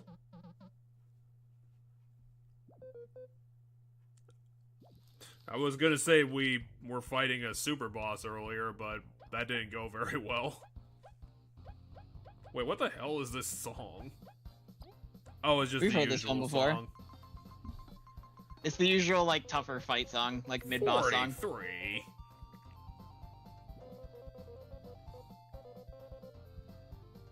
Okay, let's kill him very fast. You have full mana. Let's go. Hold on. We're gonna do this proper. Does he have any defense? I didn't look. No, he doesn't. Okay. We're gonna do this proper, which is where I end my last turn goes to Frigid Coffin, so I can waste his turns. Damn, I didn't freeze. I mean, Ow. Ow. I blocked both of those absolutely poorly. But now I know what he does. Yes, the man who started out having a sword, he uses his sword. Yeah, but I know, like, the timing of his attacks. He doesn't walk up and just immediately whack you with it. I'm giving you shit, but every game that I play on my weeks, I'm absolutely balls at. Ow. Ow. I screwed it up again. Oh no, he got an extra move. Oh wait, he also got an extra attack. What the hell? Also did significantly less damage to everybody who wasn't Kabu. He does significantly less damage to the wizard. Oh, that's right. That's the thing they said he does, and I didn't. What? They said he does something to our item, so when I tried to heal Kabu, he whacked the item away. Well, I guess you're gonna have to use Bee Lady. I will. Unless, I mean, he very well might just fuck with that too, though. I don't know if he fucks with magic. That'd be a pretty unfair boss fight. But what she does is she pulls an item out of her stash. Like, that's what Secret Stash does. We can try it. I'll definitely try it. Okay, no, you still can use Secret Stash. I think Kabu God, might be... I'm bad at timing this. Oh, he's going for the multiple hits. Jeez. I know it said he got double attack, but now he's just blocking. Wait, he got... So, he got 2 attacks and got to go into block stance on the same turn? Yeah, but it's fine. How about this? I'm doing middle fingers right now. Right in his dumb fucking face. Oh, now I'm pissed. Because I was gonna be... He went into defensive stance and it's on V, so she can't do anything. How can she not do anything? She's at +2. Yeah, but I don't want to waste that by attacking. Can you hold on to it? Because he's got 2 defense, so that's just gonna negate it, and I'd rather hit him with the full damage. So I can do other things. I might turn relay to him, and then... I mean, you got 5 mana to work with. I'll break him. Ow. Oh, Kabu's dead. Kabu had a bad time. Because clearly this is Undertale now.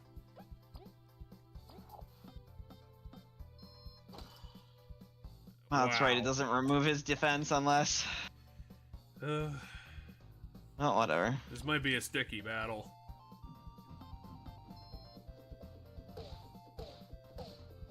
I mean, you got your regular attack out of it. God. I lost.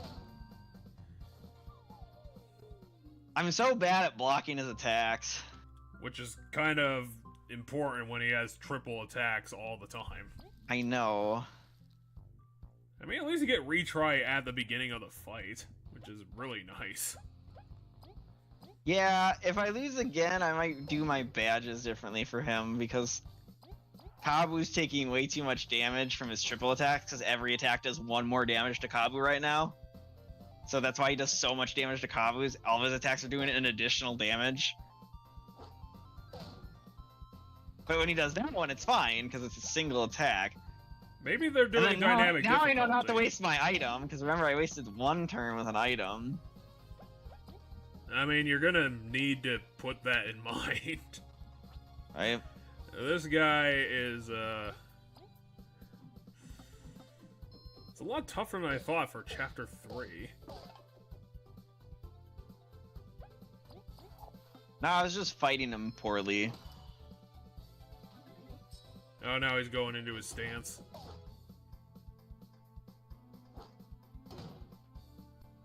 Yeah, because if I block his attacks with Kabu, he takes damage, because that's a badge I have.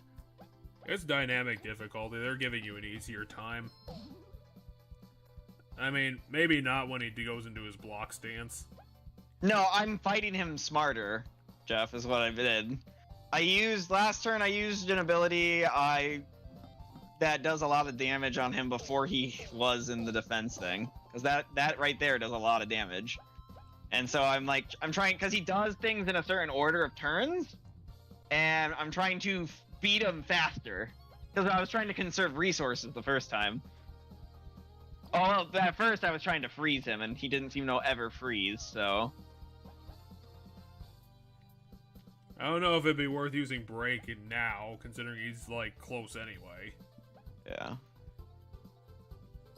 I think I'll just try to freeze him again, see if that... Or at least it's a good damage if it doesn't freeze him. I mean, you should do it. There we go, this time we managed to freeze them, so we're good. There is a chance to freeze them.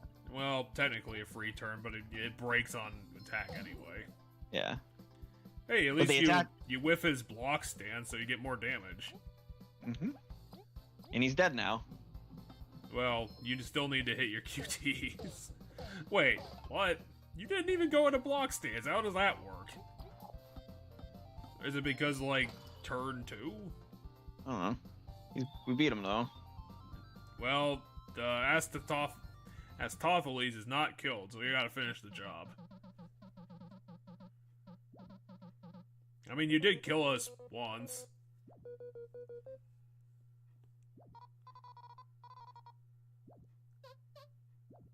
Now you have to fight all 30 of us.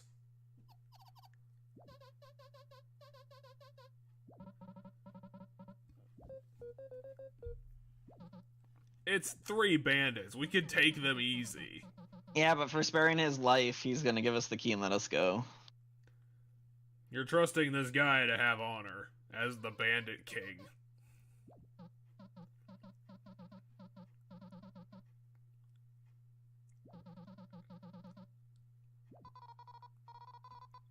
It's true. We're only worth something to them if they get along with the Wasp, which they don't. I don't know, their tune might change if you deliver these idiots to them.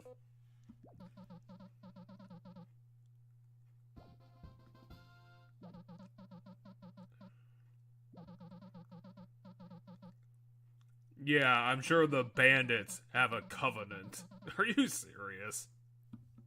You know the bandits are a whole government down here.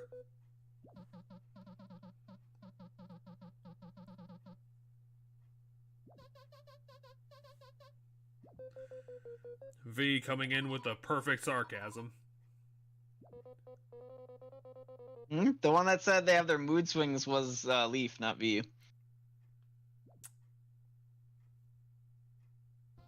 Okay, let's break open this chest and steal all their money. Yeah, now we can head to the sandcastle. Can I just talk to him? Oh, I can. Be funny if he's one of the Yu-Gi-Oh guys. I'd believe it, but apparently not. King of Thieves and also... Egyptian god under all these clothes. Who was the last one that I fought? The one you fought was the... I don't remember where she was the problem. It was the town before Venus's chapter? Yeah, and we beat her, right? Yeah, I'm pretty sure because she had Did she give us a... What was her hint, though? Do you know? Shade. Oh, yeah. I think I know who that is. I think it's the guy with the sunglasses in the library who's looking for the bad books. That nerd guy. He seems like he'd be about... I do know the nerd that you speak of. Something's going on now. Well, now the castle is attacking. What? Are you serious? Maybe the sandcastle isn't a dungeon, and this is just going to be the end of the chapter now. Because there was a lot of dicking around we had to do in this chapter. Yeah, there's a lot of pre-dickishness about this whole thing. I mean, he's got an ad, so maybe not. I don't know. It's just called the Dune Scorpion. Yeah, 38. And 1 defense, which is mildly annoying, but... I would appreciate in this game's titles if they had, like, you know, what Paper Mario does is, like, give you hints on how to kill the thing instead of just flavor text. Well, these things don't have... There's nothing specific in this game about how to kill things. Yeah, but you got tactics. Well, you don't have different partners. But it's just, if it's in the air, knock it down. If it has defense, you can get around it with Kabu. The Dune Scorpion does have defense. If it's underground, Leaf can still get it. You know, stuff like that. But yeah, Kabu naturally automatically ignores 1 point of defense with everything he does. It's too bad he doesn't do as much damage on anything as the tank. Well, yeah, the reason he does that is because I have a badge that reduces his damage. I don't remember what one it is. Oh man, I forgot to put the poison on this. I keep forgetting to do that. I mean, it's a Scorpion. I don't think poison's really the bag. Wait, we need to use Hurricane Toss on this. I don't... Yeah, we'll just hit this boss. We might need to use other people's abilities to get around. Well, yeah, I don't think No. I don't think V is able to get around that. Yeah, because V does all it takes a 1 with her abilities, so... I don't know if you're gonna be able to freeze something that big. I don't know, I'll try. It's barely floating. That was awesome. Can we see that again? That was hilarious. I like seeing him slowly rotate like he's on the fucking shopping channel. Yeah, this boss should not be a fucking problem. You're down to like what, 25? Also, there we go. I got a perfect block there. Okay, now do that forever.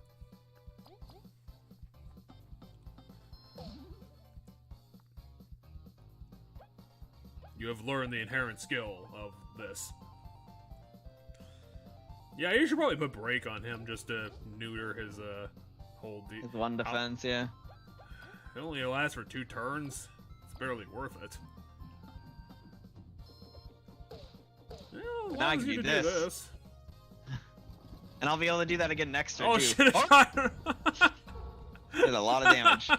You're gonna have to do something for Leaf. He's dying horribly. Nah, I'm pretty sure the boss dies this turn, not gonna lie.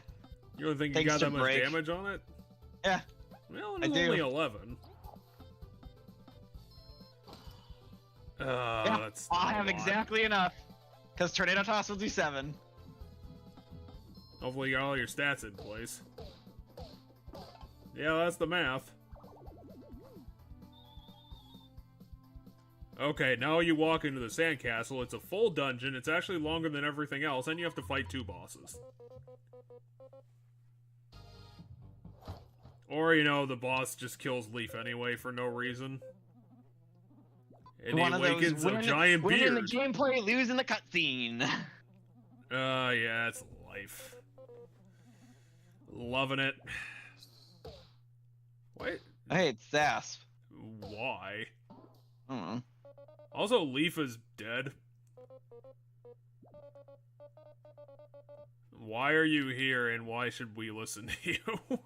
Right. I know we don't have any other options, but still. Alright, story shit's happening with Leaf, though. Well, yeah, that was gonna happen at some point. Hell, it was probably gonna happen 3 times. Is Leaf just like a body that's disposable? Or is his, like, bug race, like, don't value life?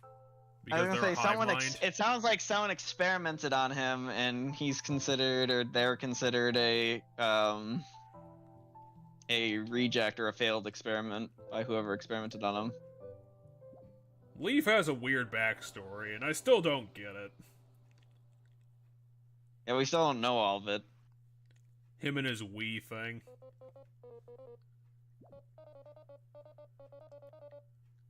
How the fuck do you treat a wound like that? You know, the wound that takes up like 20% of his whole body. It's like that scorpion, like, ripped out his whole torso. Backstory stuff with Kabuchu. I can't lose someone again. Who did he lose the first time? We don't know, but it might be why he journeyed away from wherever he was. Well, you see, he lost V in a time travel accident. Checks out. That'll be a dope It part of the totally game when the bugs doesn't. start time traveling. I can't wait for the time travel portion of this game. Amazingly, Leaf did survive. I'm going to imagine it's because of his magical backstory and not because of Zasp, because that makes no sense. He did not just get shanked. He got like a fucking fist went through his whole body. He got impaled, not shanked. There's a difference. One's much bigger. He also did not break the scorpion's face. All he did was throw sharp things at him. No, he like kicked it and then threw sharp things at it. A lot of random sharp things, by the by. He doesn't have a utility belt. He just carries around every those sharp things inside us. So that white shit that was coming out of him was some bullcrap. Well, apparently. I thought it was just he had a secret beard. So you are correct. That he probably partly of why you survived is probably because of the whatever bullshit is inside of him. How many people did Kabu I've kill? lost so many. Okay, so he's Damn. part of the army. Yeah, Kabu must have lost a lot of people. He was the worst general we've ever seen. Yeah, the doctor said he had weird. Yeah, that was earlier in the game. The doctor scanned him and said he had weird shit. That doesn't tell us anything about Leaf. Hey, Leaf, your body's all fucked up. Yeah, I know that. I can do fucking magic. You know, what is she, like, touring? Away from touring? Yeah, because Zasp is not as dickish as he seems to be when Moth Eva's around, but the Moth Eva's just a bitch.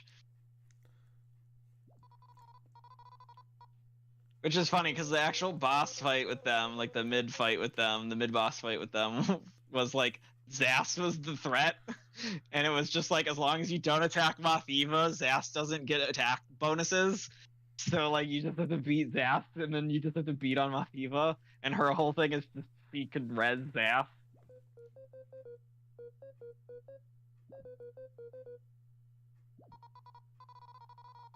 See, Leaf isn't a bug. He's actually made of a bunch of ethereal snakes. Or I guess leeches.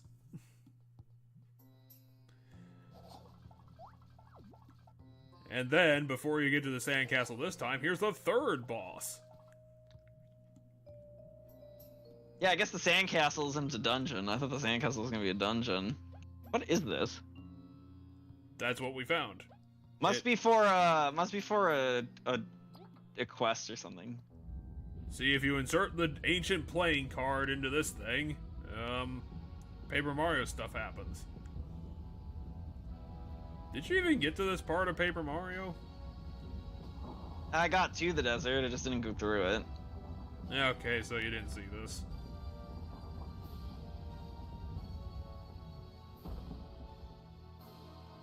I mean, that is a really big castle, though. V, you're not even looking at it.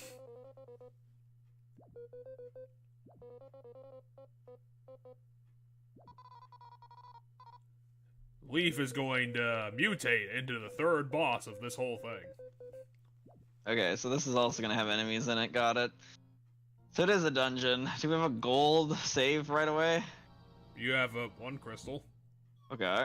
Also, you died. I was like, I don't know what the fuck that is. Do I hit this with V? Do you jump out I mean, the window? I see the ice. Oh yeah, maybe. No, okay, I hit that and it does ice stuff. Okay, so this is gonna be related. This dungeon's gonna be related to V, cause ice shit.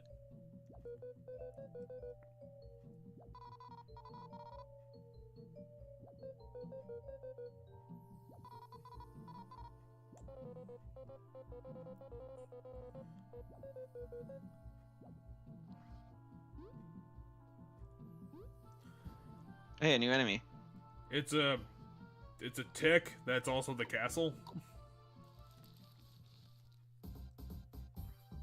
I mean, there's only one of it.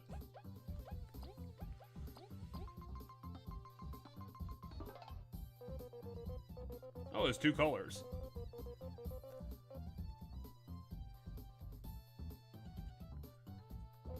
Yeah, so apparently there's an ice version that's weak to the horn. Ice Urchin is weak to my horn. We must make sure to take note of which attacks are causing more damage. I will say I was really surprised that we actually had a dungeon.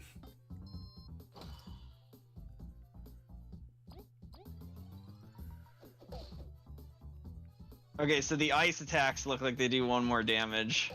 So this is a fire mode of it, and then if it goes into ice mode, Kabu does more damage.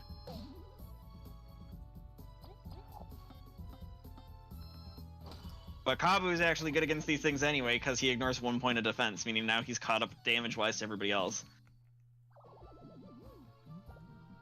Well, actually, he does more damage than everybody else. It's just that form of it's weak to ice, because I think V only did 1.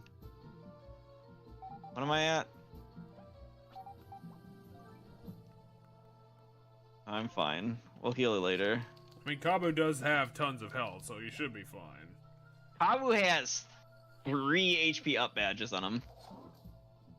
Okay, so we need a key, and we also need a Dust Devil, and, I don't know. Yeah, I'm just Plant looking around killer? right now. Is there an item back here? Oh. Yeah.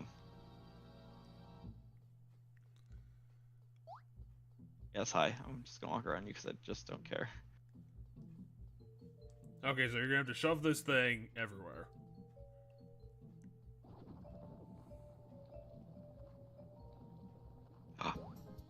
A Frostbite metal! Oh, because I was holding B, I didn't get to read what it does. Let's find out. I have 3 badge points anyway that I'm supposed to use that I was supposed to use for poison, but maybe I'll use them for something else. Actually, I should use it for miracle matter.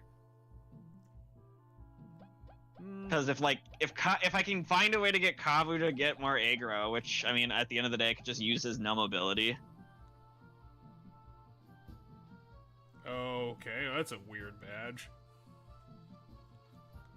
Yeah, so if an ally gets frozen and someone attacks them, it reflects all of the damage to the enemy, and there's a chance to freeze the enemy. That's really interesting. It's a bit convoluted.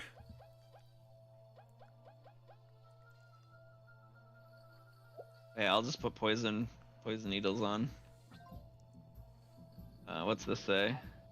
Warning: high humidity area. Regular maintenance of progress may not be neglected. So my guess is if I turn this off, something happens. Oh no, it's frozen. It is definitely frozen. Kabu break it? Oh no, Kabu can push it. Okay, I see. So it's pretty simple. It's hey, it's a Pokemon puzzle. Yeah, it's a Pokemon puzzle. Well, you've done this like 70 times, so this should be easy for you. You're correct, but I do have to look at the room carefully here because I need to get it into. Okay, I got it. Wait. No, do I? There's not a lot to this puzzle, so it shouldn't be that complicated. Well, so I need to get it so that it stops here. Because I need it to hit this. But in order to hit this, I need it to stop here. And how do I get it to stop here is the question. Oh, does it... Maybe it creates more of the ice things as it moves? That's probably what it does. Yeah, see, it does. Okay. I see. That's kind of fucky game. Don't really like that. So what I wanted to do wouldn't have exactly worked anyway. So I got it. We have solved the desert treasure. Yeah, so now that's open if I ever get up there. I can't get up there. We have to do the preliminary puzzle before you're allowed to go outside. But yeah, now if I go here and I find a way up on top there. I wonder if it has anything to do with this second maybe through door. this room. Yeah. Oh, Ice Ghost. That's great. What? Now you must fight the blanket. Hold on, I'm gonna look around. There's nothing else to really do here. Wasn't there a door? Oh yeah, that was a locked door. There was some sand locked doors and an actual locked door. Yep. Now, how do you fight a blanket? Carefully. Do we have any fire attacks? Oh yeah. It's haunted by a snowman. Ah, 13. Worries me how used. Kabu doesn't like monsters. I mean, it has 13 health. It's not exactly like a world-beating problem.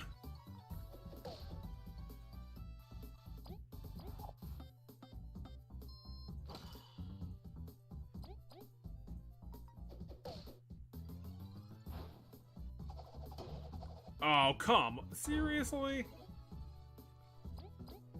They have an entire party attack. I mean, if you only fight one of them, that makes sense. If that's like what the encounters are for them. I mean, 10 XP per. That's pretty good. Yeah. So my guess is if I hit that button, it'll do an ice field. Yep. God damn it. And then you were swallowed up by the wormhole. And also, Kabu jumped in for no reason. Okay, so yeah, just switch hitting puzzles. Is that always in that? I'm like watching to make sure that's always in the radius. Because my guess is part of the trick to this puzzle is they're not always going to be in the radius of the thing. Well, can only one thing be activated at a time? No, that can't be.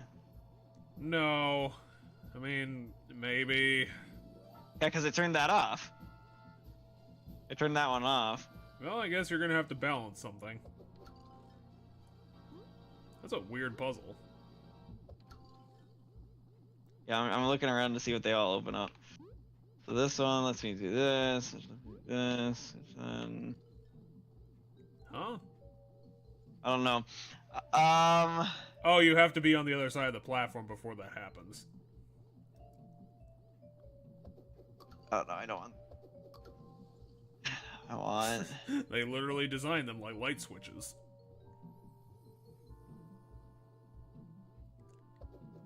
Oh no, I know what I need to do. I'm stupid. I was so dumb. Okay, so. Are you gonna do the thing that I said? So it does this, right? Oh, you're. Oh. I turn it off, and then I turn it back on, so I can do this. The answer was even dumber than I thought it was.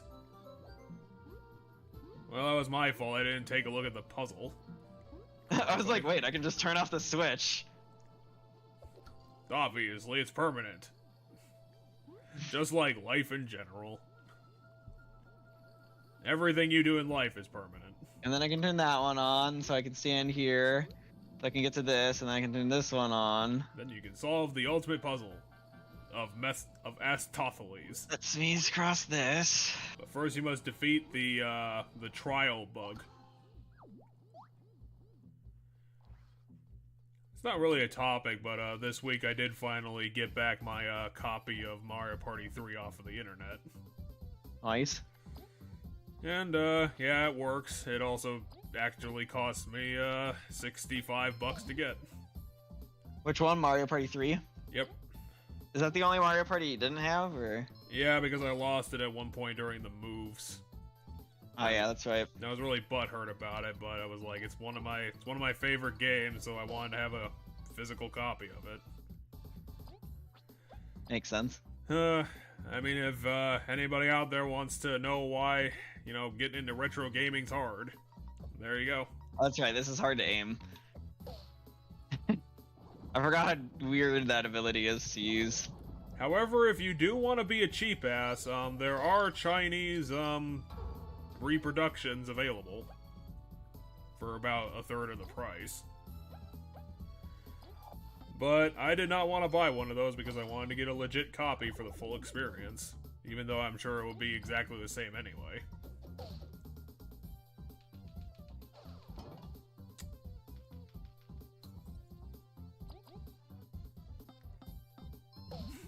If people think I'm being unfair, no, they are literally Chinese knockoffs of old N64 games.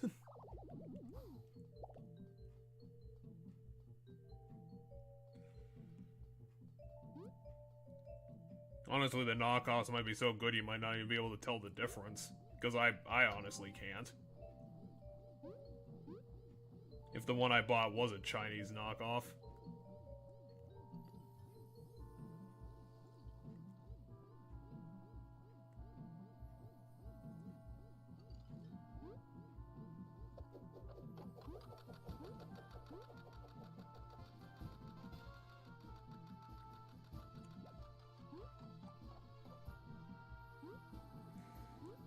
One of these days I'm probably gonna have to Oh sit... wait, I'm stupid. Why? Fuck. You got everything. No, I'm like, because earlier I was like, what's the point of this crystal, right? That was something I was thinking, like, what is the point of it? It only lights up this. There's something in there that freezes, which might allow me to get something extra, like a hidden thing. Because that crystal doesn't seem to do anything. I mean, it keeps you, So how are you gonna, you know... What? It's literally just a useless crystal, okay. No, it's not useless. It preserves that other platform so you can get back to the moving one. I guess, but I can already... The moving one itself... The moving one itself already creates this one, so, like, you don't need that other one. Are you sure that the boomerang can reach it from there? Well, but if I just left this one on... Because I need that one to get to that thing, because see, I could just jump that way, see? So, like, there's no reason to turn that one on, because if I just leave this one on, I'll be able to get back. As long as I don't jump right now, and then, but for most of this thing's movement... I suppose you're I need to turn this one on, because then I need to stand on this, so I can get here, and then I can do that, and then jump across. Right? Well, that puzzle took a lot longer than I thought it would. Okay, so we got the key to the other door. Mm-hmm. So this dungeon actually isn't going to take all that long.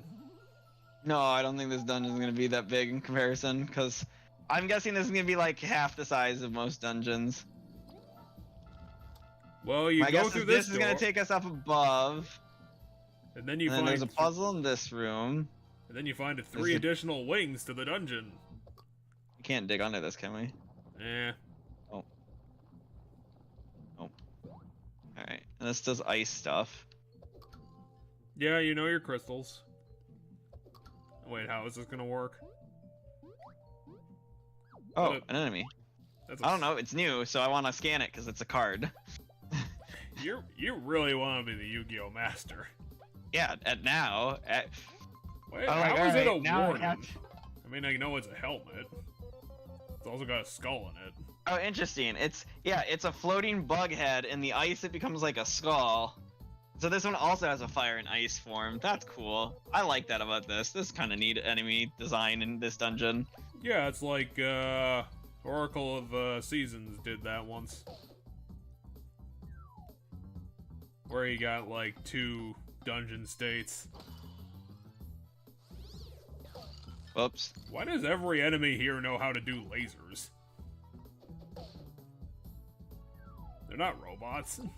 I don't know, ancient Egyptian space technology. Is everything in this game... Kavu does extra damage to the ice ones, so I was like, and Leaf, so I was just like, that's fine. Leaf does bonus damage to the fire ones, so if they're the non. Is everything in this game just gonna be also gonna be an enemy now? No.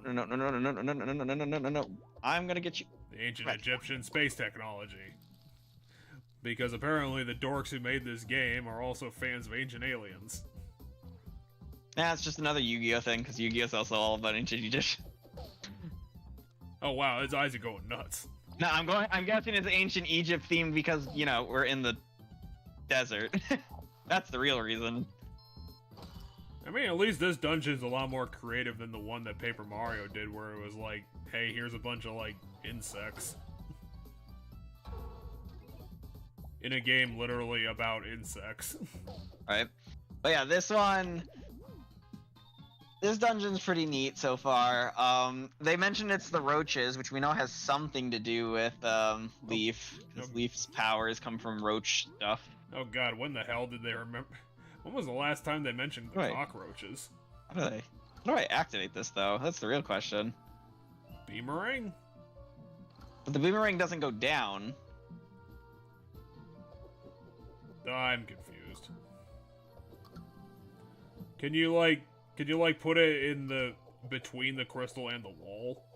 Oh, I know. I think if I do this and then I go up there. Are you sure? When it returns to me, it might hit the... Oh. Yeah, I thought the angle on that was I don't know. My thought is there might be a way or a place where I can throw it where. Yeah, I don't think you're gonna have the space.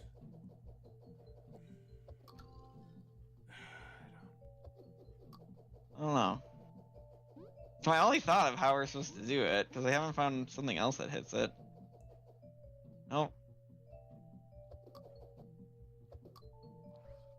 This is confusing.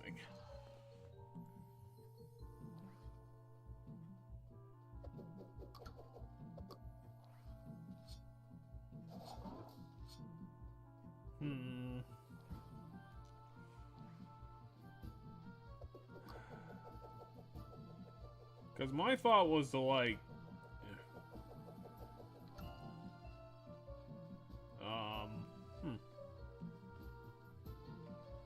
I'm not quite sure.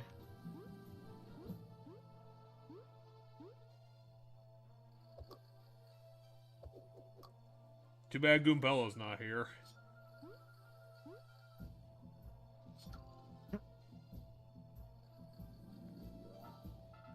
Leaf, give us a hint on how to solve this puzzle. I mean, the entire ground is soft. I don't know if that's gonna help anything. My only thought is that I have to do something with the boomerang, because that was the thing they taught us to do, is that you can, the boomerang. Yeah, but I don't know if you can get it close enough. I mean, maybe you can get it close enough to the crystal? Hold on, I just noticed the boomerang did a certain thing that I don't think when I let go, so let's watch this.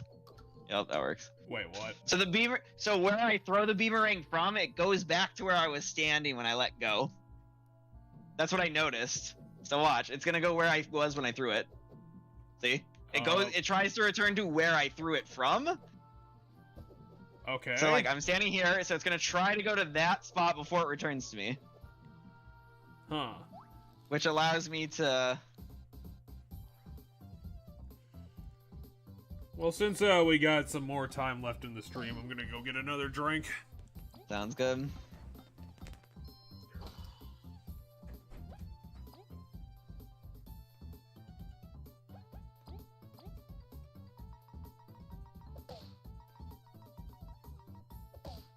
Damn.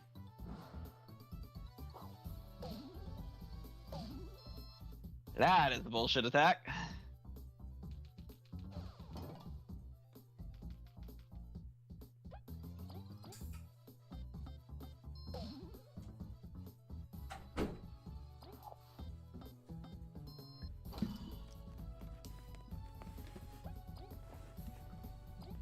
While you're away, you missed a bullshit attack. I think I heard you come back. So which one of these assholes has a bullshit attack?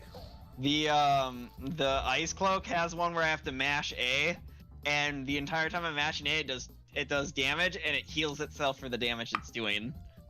Oh, that's fun.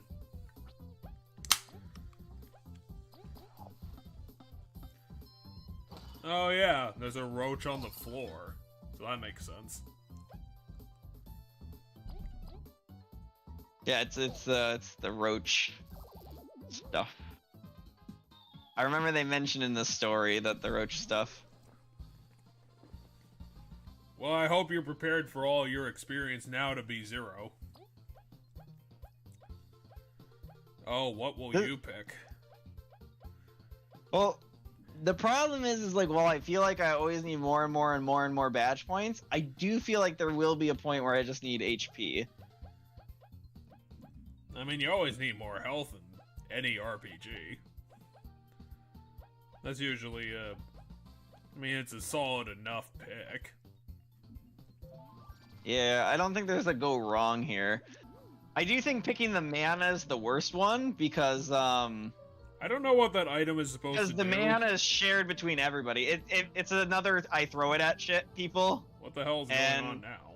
Oh, those rocks are just moving on their own accord. Yeah. I thought they were, like, following you. That's right. I have the badge that says if shit's too weak for me, it just auto-dies. I mean, it's already Anyway. worthless, so what's the point? What are you doing? I was walking on that because I saw this ramp here, but I don't know. Maybe something knocks us on that ramp. Okay, here I think I have to dig under. I mean, yeah, the solution. entire ground should still be soft, so this shouldn't even be a puzzle. Yeah. You are gonna And have then to do I this one switch though. to leaf. Procrastinator. But yeah, the only other thing I've been doing this week of note is I finished a while ago at this point, probably Breaking Bad, and I moved on to rewatching The Venture Brothers, because that was a show that I have never actually seen all of back in the day. Oh, you're gonna have to babysit the Rock. Oh yeah, I figured it out. What? Yeah. That was So- that was really weird. No, so I need the boulder to hit that, meaning I have to wait for the boulder to get across that one ice before I throw it at this ice. Hopefully there's not a third one, because that's gonna be really annoying. No, because I can see the thing it was trying to break, which is just right here. Oh god! Oh no, it's a bug face. Oh no, it's two of them, and they have different elements. No! Yeah, so that one badge, now that I have it, any enemy that's only worth 1 EXP just automatically dies. So, like, I don't actually have to worry about that happening and then fighting, like, worthless battles. So these guys should give good EXP. They'll give you 2 EXP. Aw, damn, we lose Leaf for a turn. What a jip is that bullshit? Okay, time to pull Kabu's ultimate. Oh no. I wanted to see Kabu's ultimate move again. Oh, the pebble? What, it knows how to power itself up with ancient tech? Here, we'll do it. Ultimate move! 1 whole damage! Yeah! My favorite is eventually we will get a version of that actually is kind of sounds like an ultimate move. I don't know if it's an ultimate move or like how powerful it is, but there's eventually a badge like because that's a badge that lets me do that. Oh, Okay, so they have the self-destruct that does a hell of a lot of damage if you don't block it. you kind of blocked good. it. Yeah, I kind of did. But yeah, I've been enjoying the show because it's a Monster of the Week show that has continuity. It's not early on it wasn't specifically like serialized. Gotcha. But then they started doing like a bunch more of character arc stuff and changing characters majorly. I think right now I'm about halfway through season 4, and there's 7 seasons before Cartoon Network stopped and kind of gave their time slot away to Rick and Morty. And I mean, considering how Venture Brothers is now, it's kind of the show that Rick and Morty wanted to be from how it sounded when I was watching reviews of its later seasons. Gotcha. Which is always kind of surprising to hear about because, like, the people who make the show have complete control really about where they have complete control of where the show, you know, goes because they're making the show, but they're like, they like complain about serialization, but they still keep doing it. Mm-hmm. It's like Venture Brothers. They just they didn't take it seriously, so they just had fun with it.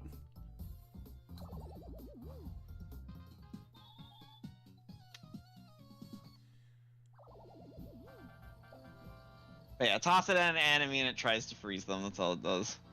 I mean, that's a decent effect. Yeah, so that's a shortcut back. That's how I get when I leave here, so I don't have to go backwards through the whole room.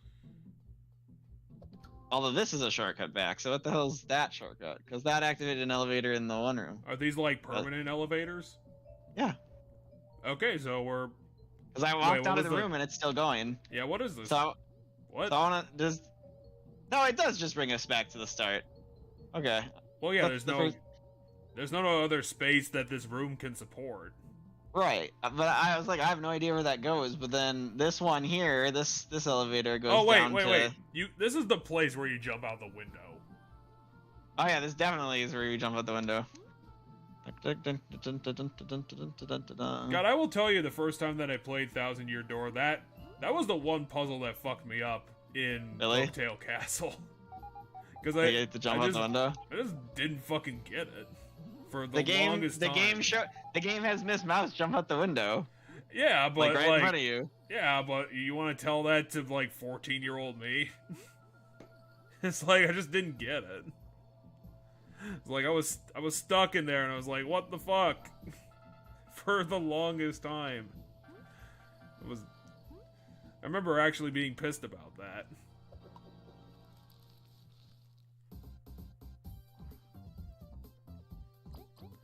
Hell, that might have been actually so long ago. That might have actually been a part of the TTYD demo back in, like, stores.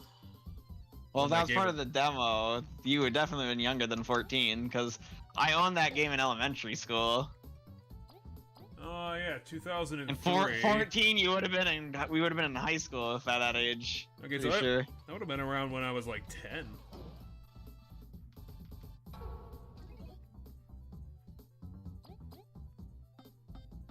I remember myself being older when that happened. God, at least they're giving you like 5 per. Like I remember like some of these like harder previous chapter enemies were still hitting hard and giving us like 3 XP. Yeah. This game does so much right in RPG land, but it's like the experience is the thing that really gets me. It's like I'm doing all this fucking work and you can't even reward me properly. Well, no, I think it's fine because the EXP, like, to level up only goes up by 1 every level. I mean, yeah, it's easy to level up, but, like, the EXP rewards don't seem to be, like, as you know, rewarding for the work that you put in all the time. They don't feel as rewarding. Although I will state the refighting enemies thing is a little kind of annoying because it's like, if I don't have that badge, it literally feels like backtracking through areas is a pain in the ass. Because it's not like the game changes so that the enemies become super easy to fight. So they're still significantly difficult to fight. But like, I only get 1 EXP and they're still somewhat of a challenge. That's kind of always sucks. Yeah, that's why you need, you know, you can have... Did that enemy just respawn? No, it walked into the ice and then walked out of the ice because I walked far enough away that I lost aggro. I swear they saw the crawler that you just killed over there still be there. Oh, yeah, it might be respawning because I'm supposed to use it for the puzzle and I'm just being dumb. Oh, we're probably supposed to, yeah, freeze the enemies and put them on the buttons.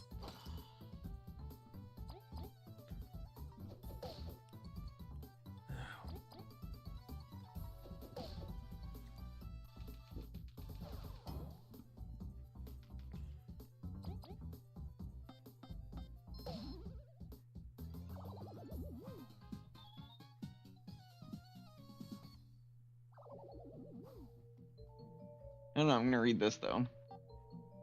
First we felt cold at the tip of our hands. It's a poem puzzle.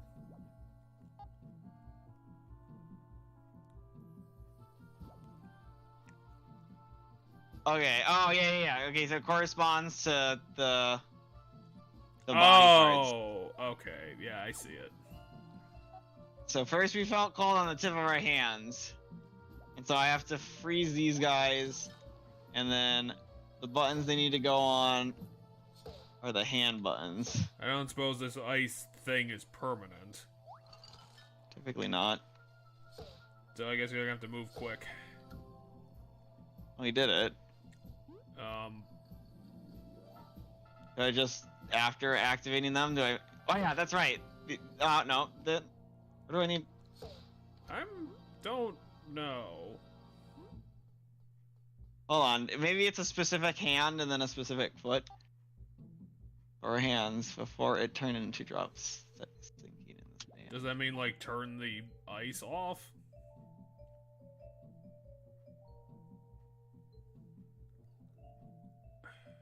Maybe.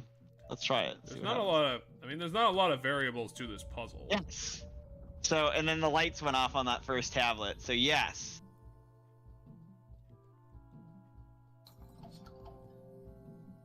Then you'll need to refreeze them and try the other half of the puzzle. Right. So they stay frozen permanently if they're in that ice aura, is what I've noticed. And we felt cold at our feet before locking. What? So it locks the door if I... Well, I mean the door's open. We might as well do the part of it. Oh! Here we go. Well, you did it. Now what's our prize? Another door? What a bullshit prize. No, it's that I think I skipped part of the dungeon. Nah.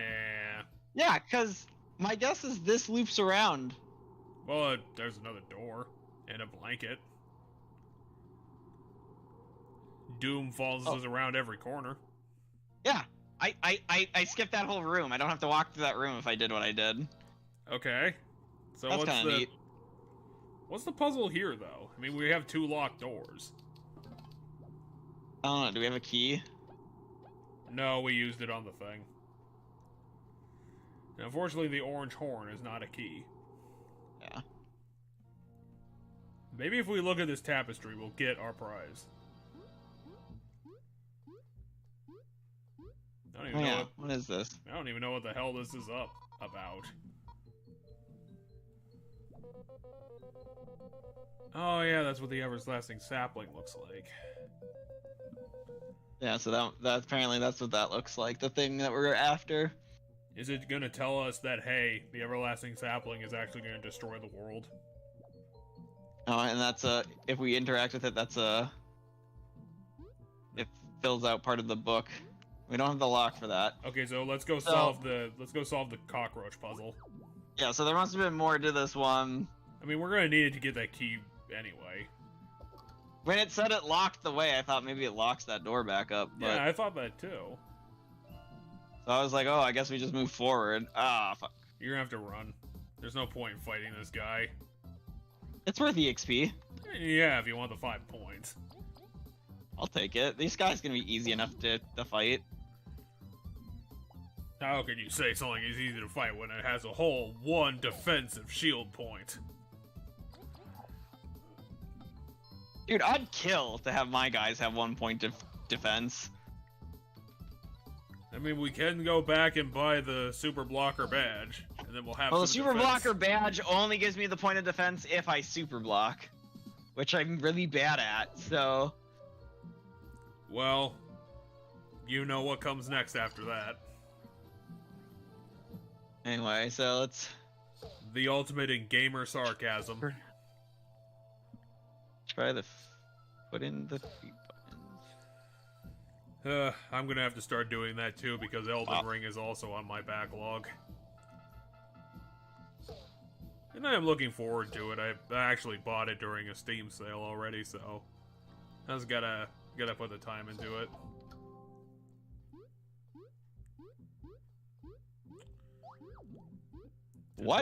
Did they melt? One did apparently. Oh, did you hit it outside of the radius? It must have been. Ah!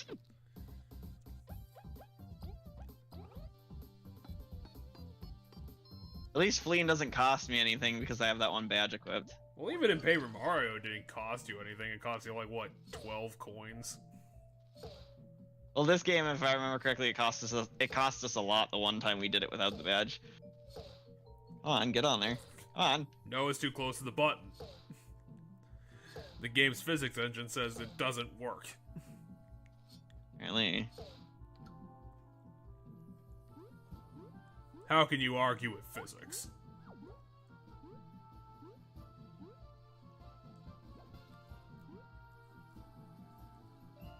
Alright.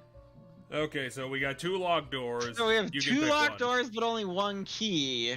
So pick my one. guess is one of the doors doesn't lock with the key we unlock with the key we have, which my guess is it's this one. Yeah, big lock in front of you. Yep. And then it calls it a big lock. Well, okay, even so though the fucking lock looks exactly the same. So then, oh, no, this one also says big lock. So it's just the key fits a certain door. That's all it is.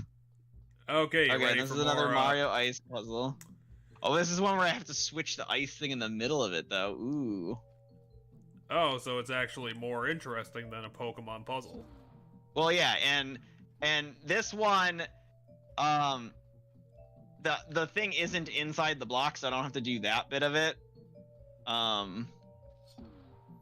You should probably just get it over there just so you can establish, like, what the puzzle looks like. I'm already doing what I need to do. Oh, whatever. It's gonna get over there one way or the other.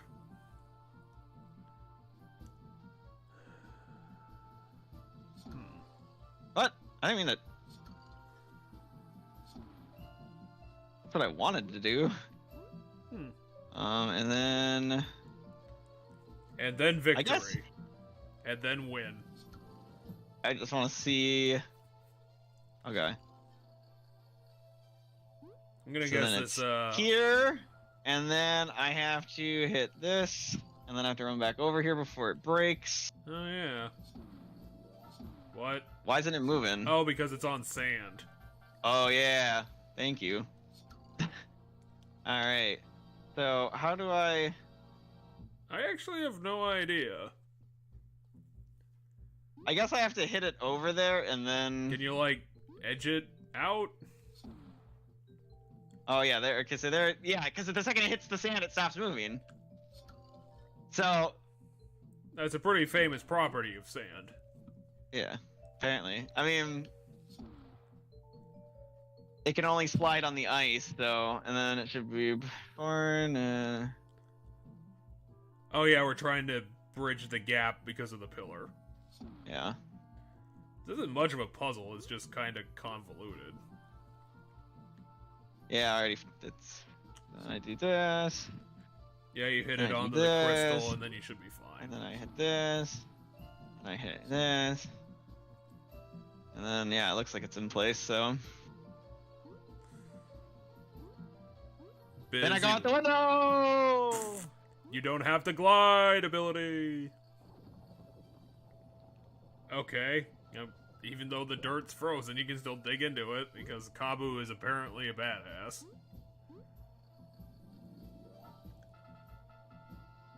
Oh, there's my key. We worship the mighty key.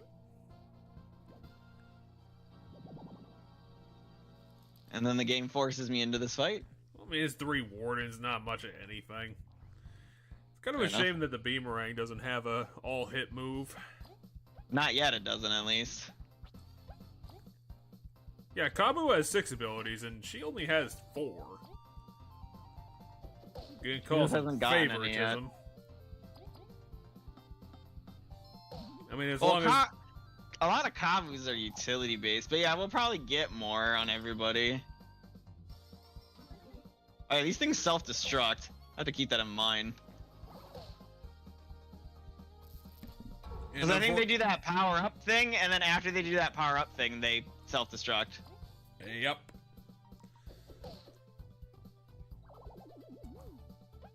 And I guess we just, give it back to V.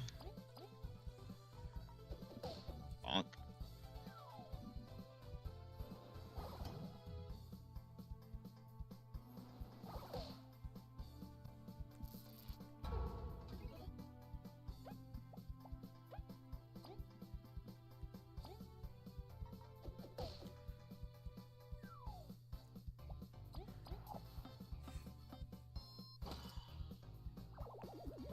Well, now what's Kabu gonna do? His ultimate technique! We wasted a whole badge point on that. Yeah, we did. And by waste, I mean perfectly utilized. The best move in the game. What are you talking about? Wow, that was You got, uncharacteristic of me. you got, I was like, holy shit, was that really perfectly timed? And I would not have guessed. Like, that would look like a really tight timing there. Because that moved so fast. well, it's also made of lightning, so, you know. No, it makes sense why it moves fast, because, yeah, lightning. But yeah, that was And then I amazing. got the window! We built invisible walls! Yeah, they did. No, I don't want to dig. No, you can't boundary break in this game. Okay, we already prevented it. You're not allowed to have fun in our game by breaking it. I like how they, like, gave us the gold ones, and then they were like, after the second dungeon, they're like, no more of that shit. They're like, no one gets the gold ones anymore. Now we just put a Venus guy next to every single one of them, so you have to pay Pay an insignificant amount of money. a very small amount of money, yeah. Well, we're at the top of the castle somehow. This castle's only like 2 stories tall.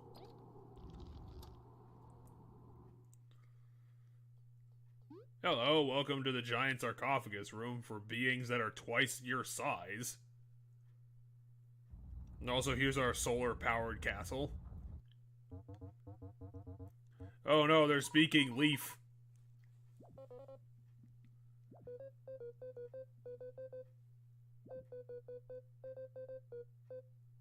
Wait, that's Okay, what that's Leaf looks that's like? a new animation for Leaf.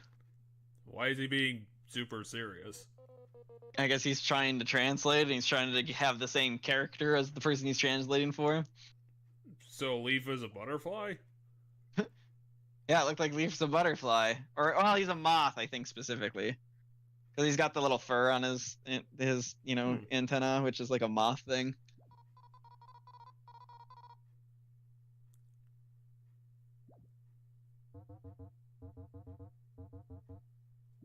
Well, it repeated the same thing 3 times.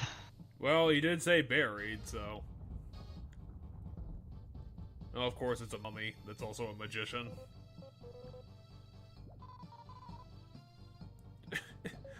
I mean, curse claws were like blankets wrapped around like rocks. This thing's actually like a corpse.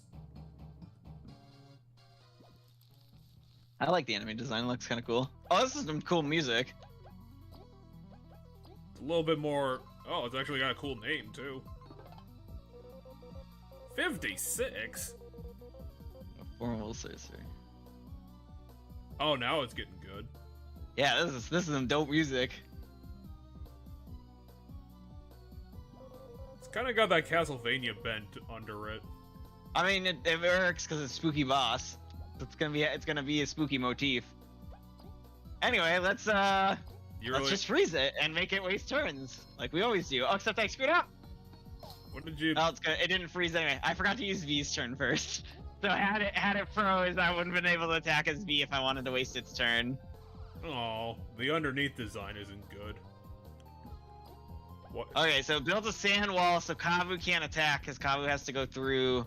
Because Kabu has to walk in the second dimension, which makes no fucking sense. Everybody else can still do their shit.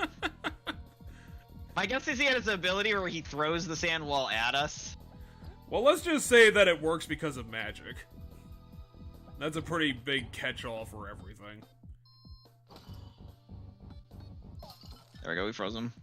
Hey, you get 2 turns. And I forgot to do V's thing, but we'll have V attack the sand wall. What the hell is this part of the song? Here's just some warbling noise.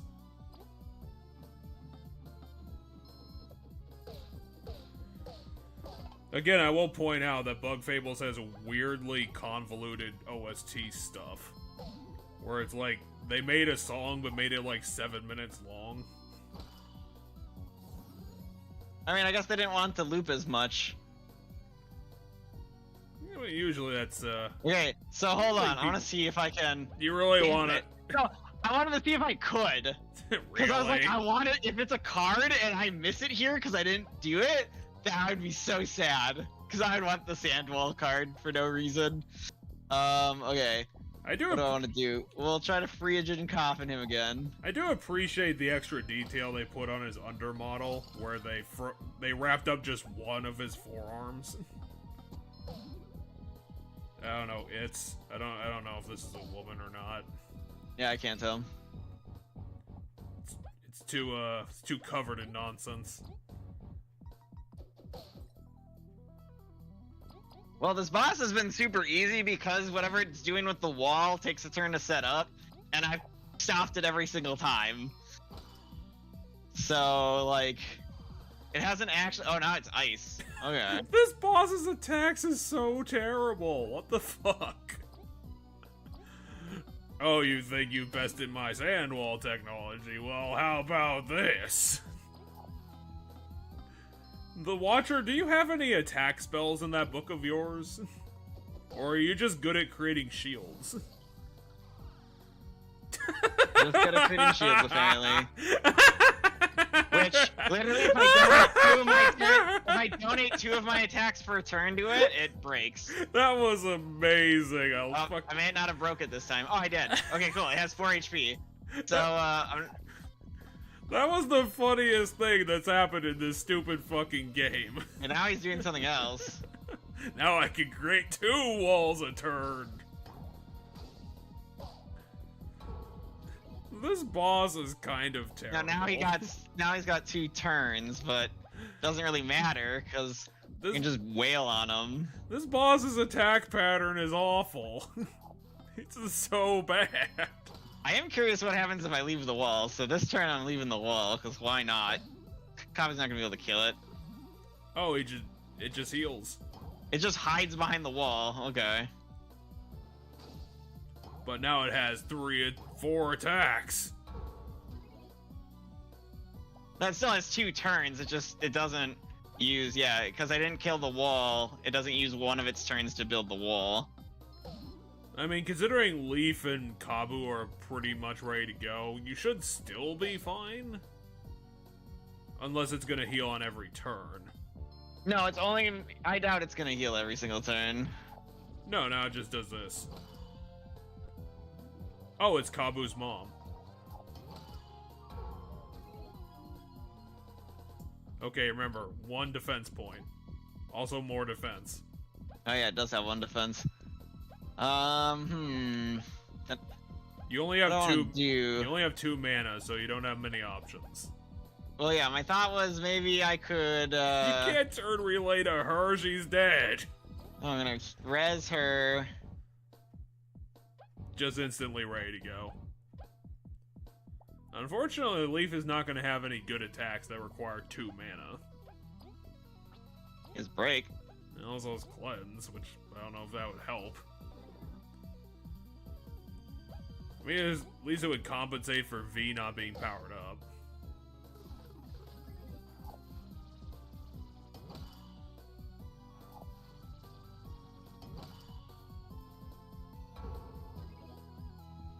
No, you got this. You're basically done.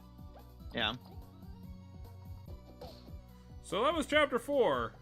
A lot of fucking around. It had also the most bosses out of every chapter so far. Because it had the scorpion, it had that, Yeah, it had 3 bosses. It had the leader of the bandits. So why did you get buried in a cloak?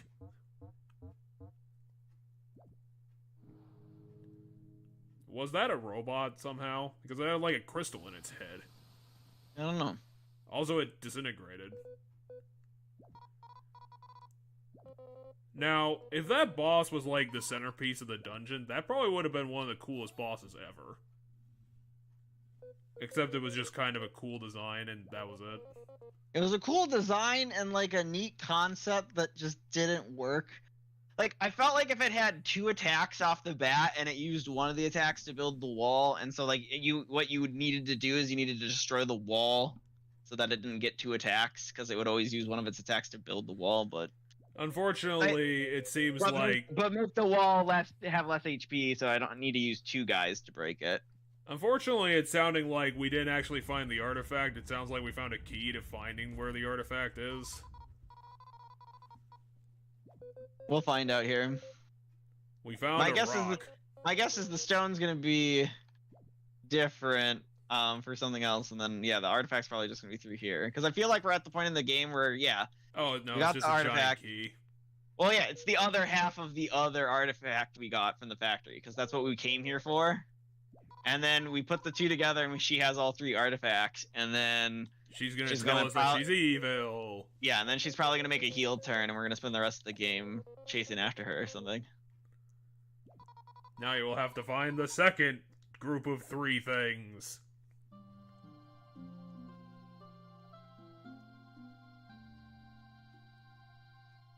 Yeah, the other ancient half. So the ancient half of what? Well, they'll probably have a cutscene where they put them together.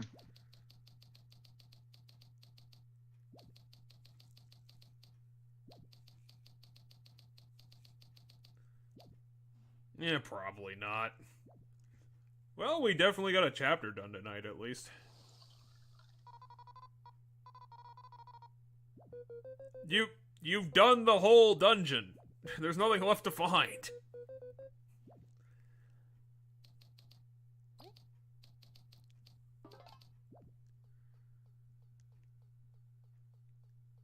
You got another badly drawn trophy.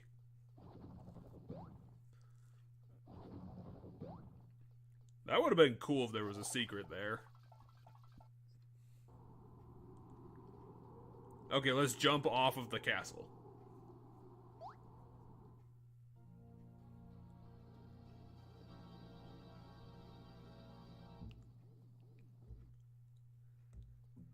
It's gonna be a long walk back to town. Because unfortunately, we didn't learn the instant transmission spell. Nah, my guess is the second I walk out of here, there's gonna be like someone there, and they're gonna be like, "Whoa, you guys did it!" And then, see? Ah, wait. Okay, yeah. What? Zasp got his ass kicked.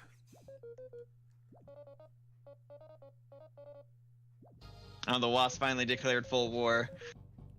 So never mind. It's not gonna be the heel turn. It's gonna be the Wasp steal the shit that's already there. Yeah, but this is a classic move where the villains are like, just let them collect the shit and then we'll steal it when they're not looking. Yeah. I mean, that's so classic. I think that's been done by Mario before. Here's the scary town music. Pretty dope music. I like it. It's like a bunch of danger musics just strung together. It's like a bunch of cliches. Hey, even the guild leader's out here. Yeah, the one guild guy. And Can I game freeze? No, you're fine. My computer decided to tab out or something right there. Anyway, they should have more badges now, because rewards? Yeah, because every time we beat a boss, they get another badge. So they should have a bunch, because... Yeah, hard charge... never mind. I thought it did something else.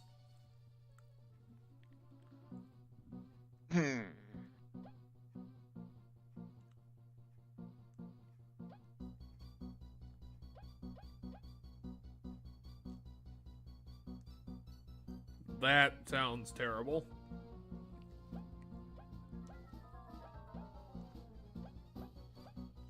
I don't feel like buying any of these right now. I thought the thing... I thought the thing that said was like, here's a badge that'll give you like 2 HP after you win a fight. Oh, wait, hold on. I want that one. Sorry. I was looking at the other ones on the list.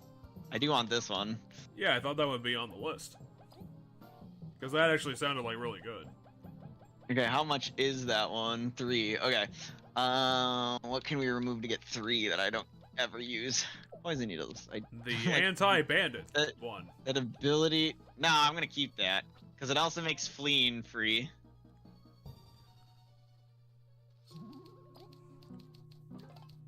And speaking of cliches, here's Pokemon danger music.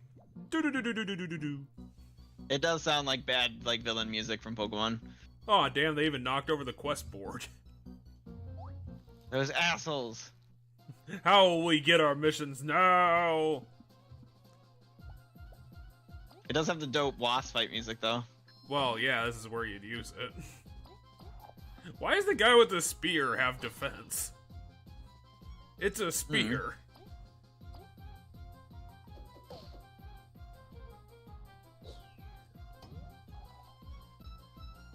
I was gonna make a joke about someone, like, playing an accordion really, really fast, but that doesn't sound like an accordion. Oh, it does not. I don't think it's a violin either. What? No, these are string instruments. It's a string. It's violins and stuff.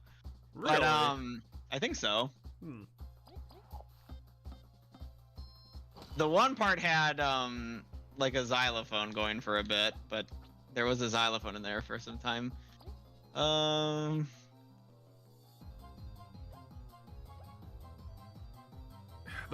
problem is right they got a now lot is flutes. Oh yeah, that is a flute.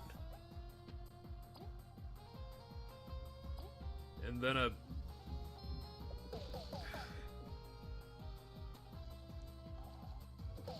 Ow. Yeah, that has to be like a guitar or electric guitar. Yeah, that sounds like a guitar.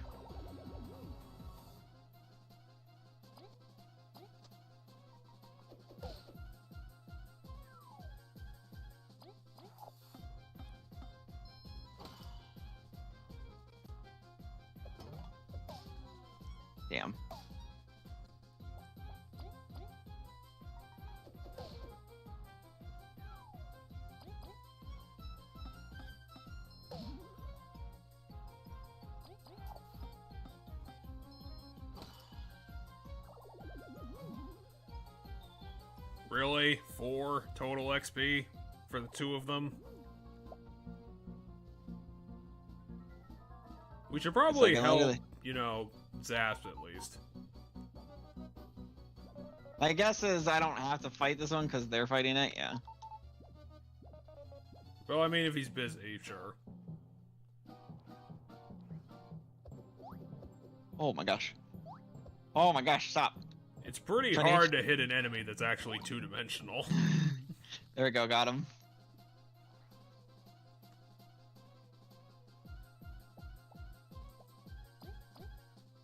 Yeah, I'm pretty sure that's a wind instrument. All right here is violin. It might be an electric violin, which is a thing. Yeah, it totally has to be a thing. It is. It's like, it just makes too much sense. I have seen someone play the electric violin.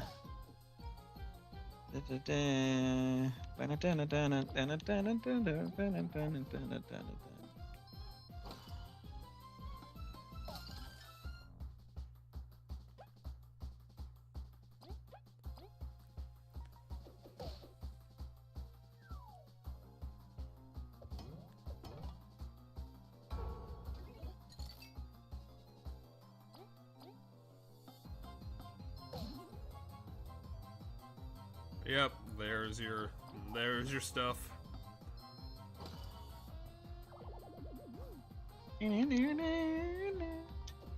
Ah, fuck. I don't know, the animation of her just falling on her face is funny. Oh damn, someone threw a rock in front of the shoebox store. I hate that it summoned another one. That's super annoying. I don't know, it's... Oh yeah, these are the guys that don't even give you XP, so that is really annoying. Ah, I screwed that up. Did he accidentally, like, freeze himself? No, he just... God, they are really, like, doing the right thing and trying to attack the shit out of the wizard.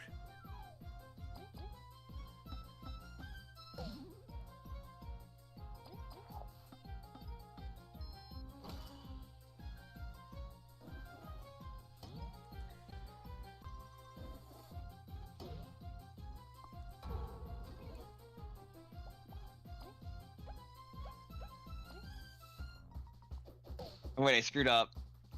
I don't know, you'll get No, I didn't. Wait, I did, because it's not going to do 2 damage. Damn it! Yep, unfortunately. I was like, haha!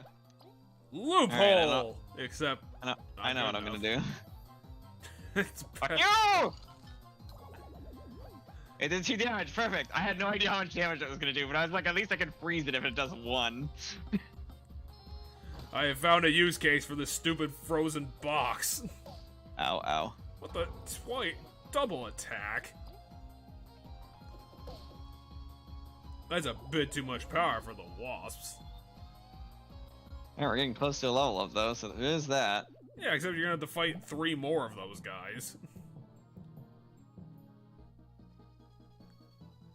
Oh, hey, it's the Ant Brothers. It's a shame about that whole, you know, guard siblings. thing. Apparently they weren't enough for the might of, like, I don't know, 4 wasps. These guys aren't even the ones that give XP. Fucking hell.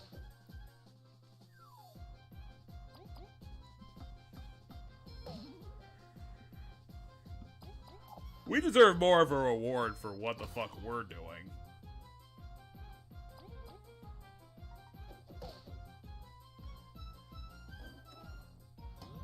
I wish they'd fucking attack Kavu. No, they're smart. They know what the hell... They know what to go for. They know that Leaf is a wizard.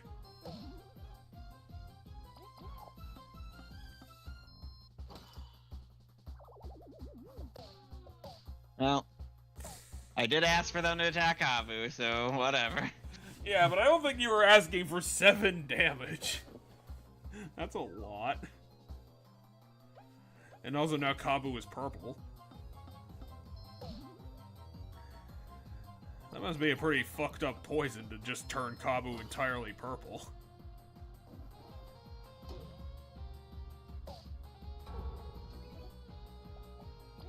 Whatever, fight's over now. We won. I mean, we might as well take the opportunity, considering the Team Rocket theme is the best one out of the game. I only got one for that? Yeah. Because those are the guys that don't give XP. You gotta fight you, this. I'm running inside. Fuck you, not dealing with that shit. Hey, that guy's up? just pissed off about being beaten up. Which one of you jerks is Rebecca?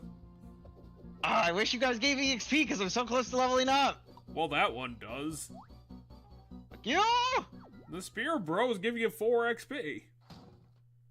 Is that the Wasp King? I assume so. Except I'm like almost dead, so I have to fight the Wasp King right now. I'm gonna be pissed. That would be the 4th boss in a row. Fuck off. You don't mess with a guy, you can make freezing walls.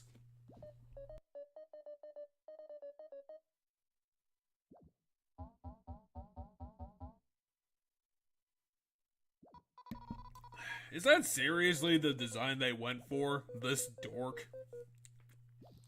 Ah, fuck me. You'll have to do some healing, or some shielding. I need to do some everything, because the fucking units gave no EXP here, even though I was close to leveling up. Maybe we should have went back outside and tried to get 3 more fights. Well, so this just immediately went into a boss fight, so... I'm thinking it might be a joke one. Where it's like, you just have to make it like 5 turns. Yeah, it might be a scripted loss. I mean, you can always try. You can try spying. I should spy. Oh, wait, no, you can't. Okay, the fact that I can't spy tells me that yes, this is a scripted loss because they're not going to show me his HP. He might not even attack. Oh no, he's totally going to attack you. Ow, fuck. I mean, 6 damage ain't that bad. We have to distract the Wasp King long enough for Elizant to do something. No, my guess is it's just a scripted loss, so I'm just gonna keep fighting until I die and see if I get a game over or not. You did block effectively.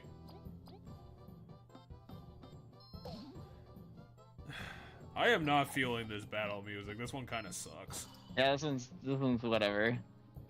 It's literally like just some like nondescript instruments and like trumpets. It's got like the "Here Comes the King" trumpet part, and then that's it. There's like nothing else to it. Yeah, so now he's gonna scripted beat us. Yep, 99 damage to all 3 of us at once. I do love how it ended on the crescendo. Like, come on. This villain is bad. Look at him. He's a fucking dork. I don't know. I don't hate his design. I think it's neat. It's like a crown's like half on his eyeballs. He doesn't even have a cool weapon. It's just a big axe. I think it's a neat weapon. He's got fire magic. He does have fire magic, which is the one thing. Alright, Maki's here Now we can't even see. I was too busy being in the ceiling, I guess. Well, how are we gonna kill him, though? Seems kind of impossible.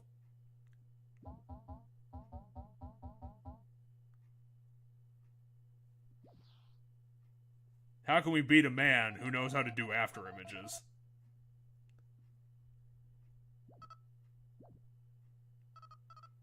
There's Maki's sister.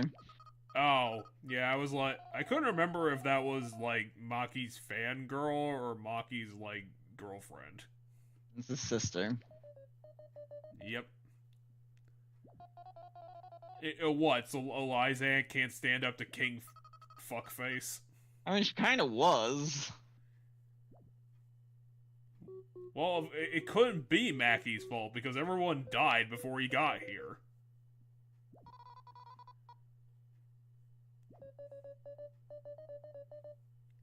Which one of you is Zoriant? He's the one in the armor. I believe it's Variant. Well, Zoriant's pretty useless as a character, considering he couldn't even guard the kingdom.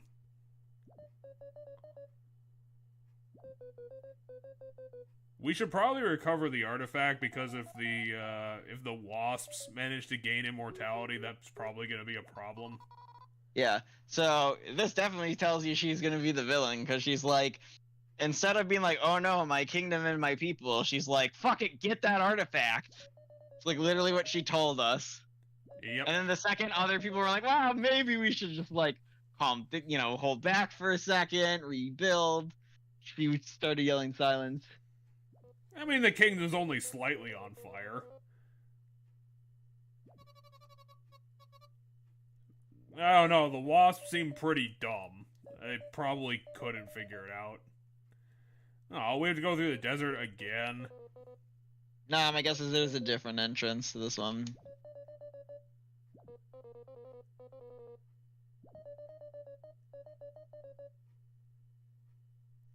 Well, oh, never mind. It's tunnels. east of Defiant Root, which is Defiant Root's the desert city. So yes, you're correct. It is east. Yep, the thing that she said was east is definitely towards the east. We're gonna go to Japanese town.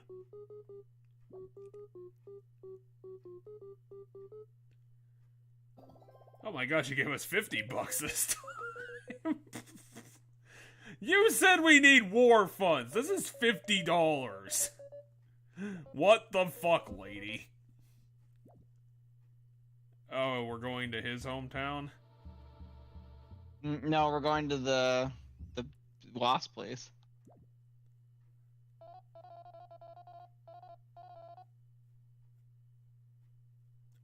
Don't bring Yin along. She's not useful.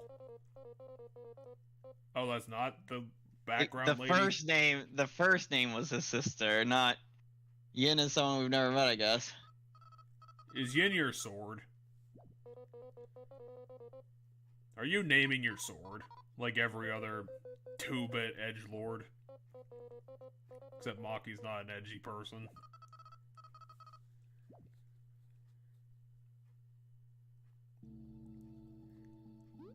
Maybe when Queen Dumbface makes her move, we'll finally figure out who's behind that curtain. Right.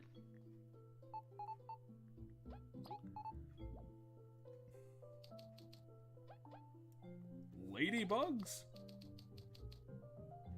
Well, yeah, so it was mentioned in the one side quest where we teamed up with the Ladybug guy, or it was stated at one point, because there's the Ladybug guy, and then the partner is the one with the shield. That there's, yeah, something against ladybugs. Okay, so one day after Elizant II.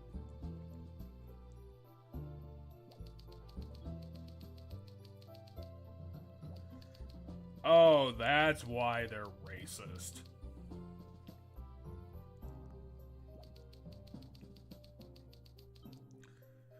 Okay, so this book is literally, like, racism in bold capital letters.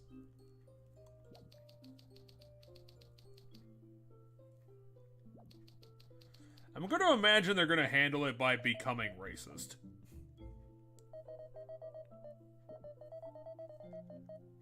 Your reward tier is only $4 or 4 things. No, it's probably specific numbers. So it was probably 20, and then it was probably 25. We got a new badge, which was after every fight we get 4 TP back.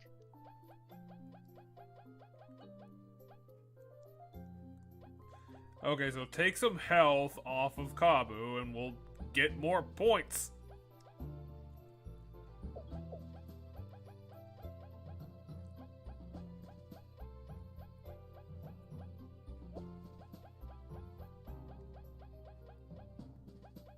And then when we level up next, I might put Miracle Matter on someone, because we'll get 3 more badge points.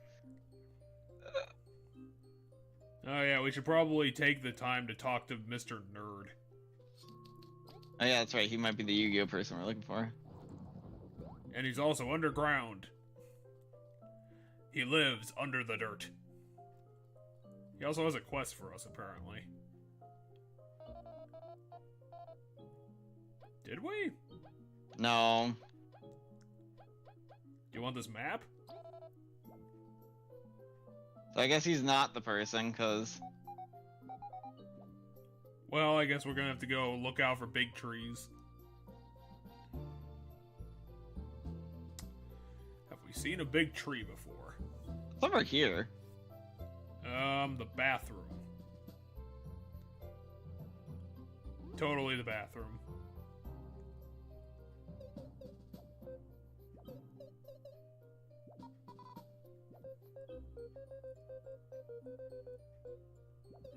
Have we ever talked to you before?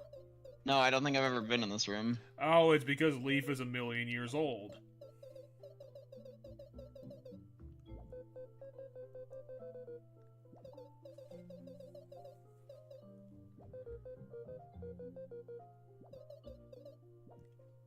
Seriously? Here's just a pointless NPC. I thought maybe there's like a knowledge thing in this room. At the picture of the queen, but there wasn't. No interactables, unfortunately. So, since we got probably around an hour-ish left in the stream, we should probably get some side quests done. Side quests, we have a ton of them still. We didn't even finish all the ones from the last chapter. Wait, I thought you said there was a bunch of quests. Yeah, he was telling me that there weren't any new ones because I talked to him. Oh, there wasn't. Oh, weird. Oh, wait, no, maybe I said accept all of them? I probably said accept all of them. Let's get back to the old list. Hold on, where's the... Which one's quest log? Quest list. Okay. Lost books, we still haven't finished. I want the finish of this one, the bad books. Terrible books. Leaf wanted something. These are all the secret bosses. Oh yeah, this is in the desert with the I'm trying my hardest to become master of sweets. Can someone visit the bakery? This one we needed to get to Duelist Kingdom.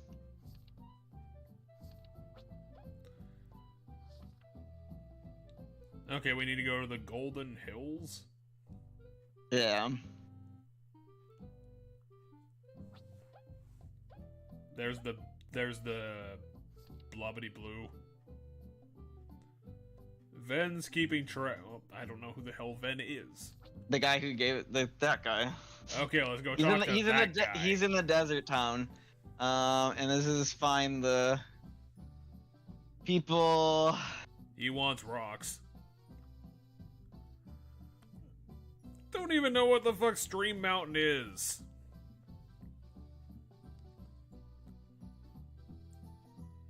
No, we've been to Stream Mountain, kind of. Oh, it's that thing.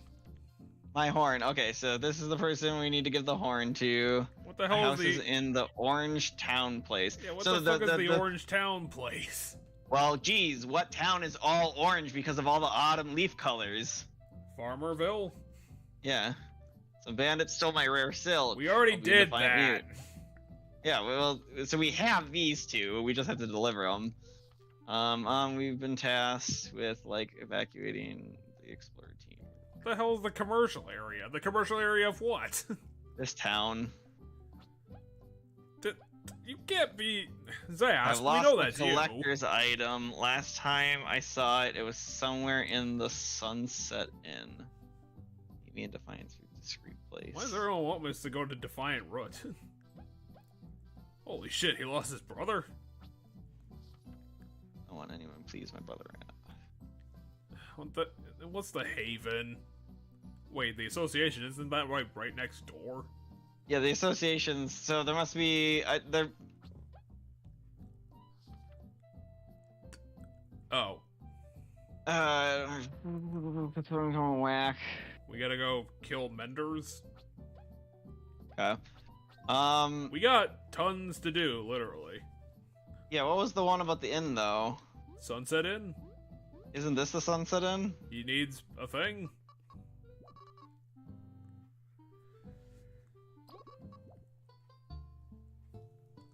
He lost something, and last time he found it was the Sunset Inn?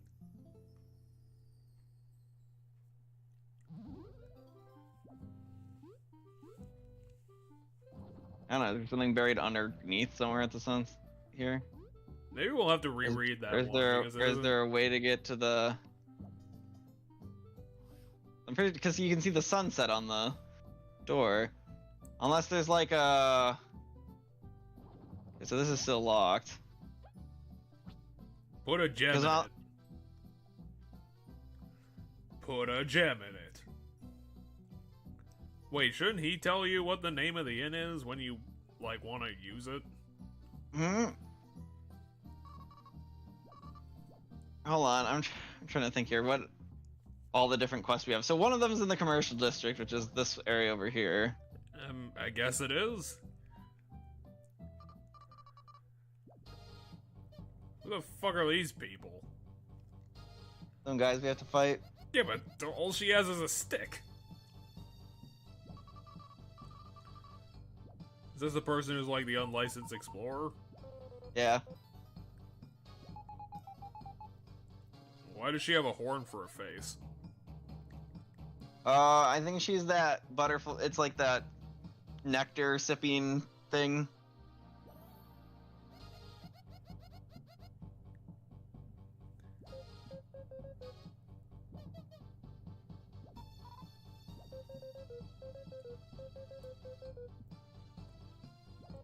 Because clearly every permit needs to have diamonds infaced in it.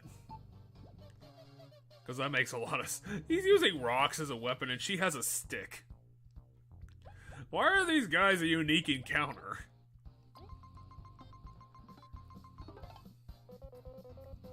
$30? God, this is going to be easy as hell. And then it turns out that the ladybug has actually got 70. Now he's got 23, but 1 HP. Sen and Pishy? I mean, I guess it might be Pisces. Pisces. I don't know, I'm just gonna beat the crap out of the front one. Ow! Ow! Oh, that's why it's a special attack, is because somehow it's a boomerang stick. They built a wall! Again? Yeah. Why? The back guy built a wall. Which is like, these guys don't have to worry about a wall, so I'm not actually all that concerned, but like... You just keep hitting her in the shins. You know what? Fuck it, we'll do this. Oh, come.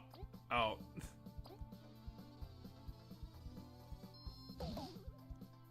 And that is 3 damage to everyone, that's pretty good.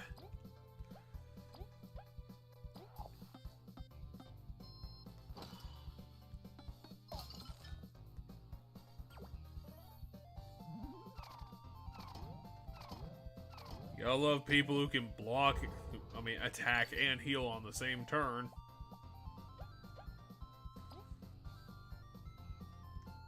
You want to go for the big guns already? Halfway through the battle? Jeez, that was 10 damage.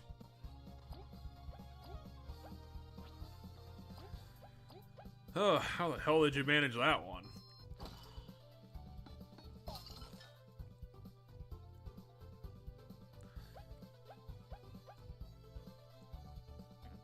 What do I want to do here? I'm just gonna break the wall. I don't think you have any options if you want to use Kabu. No, we don't even get an XP for that? No, my guess is we have to fight them.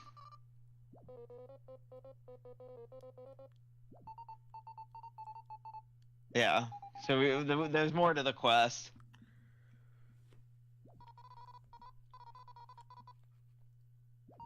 Also, they're back at the old camp. I mean, isn't that guy's, like, literally your job? You're the guards of the town. They're not the guards of the town, they're another explorer team. These are the guards of the town, these guys. Those 2 ants are an explorer team.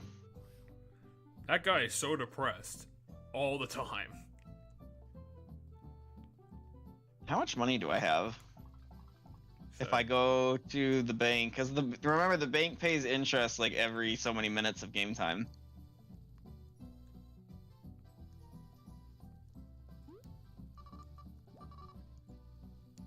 $280 thingamabobs.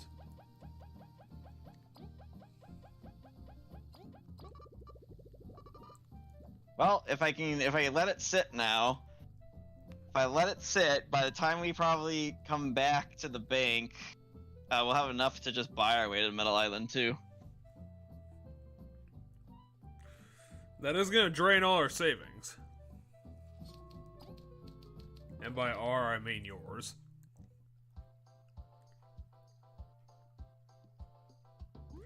Alright, nerds. Maki's just gonna kick those idiots out if they're not here. I mean, Maki's not here, though. Well, let's talk to the one.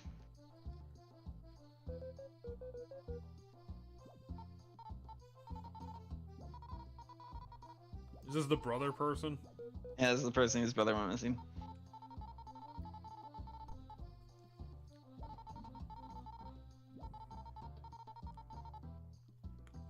Wait, seriously?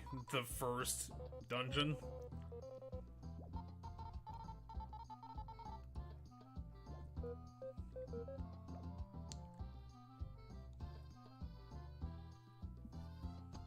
I guess we head over to start heading towards Snankemouth Den with her. And then suddenly it's taken over by wasps.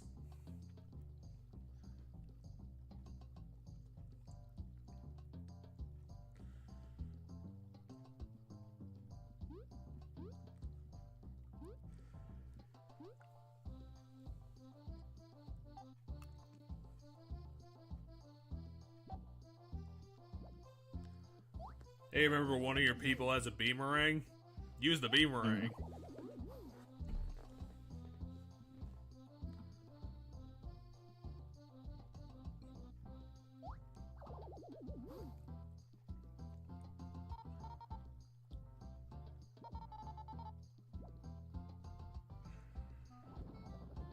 Huh.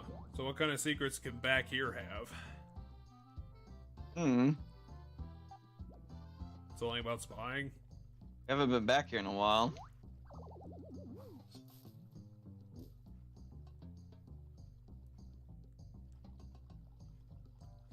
Oh, this is just the entrance to the dungeon. Yeah, this is where the dungeon was, and then they blocked it off after we cleared it. Then that would explain why we had to wait until now in order to get this quest.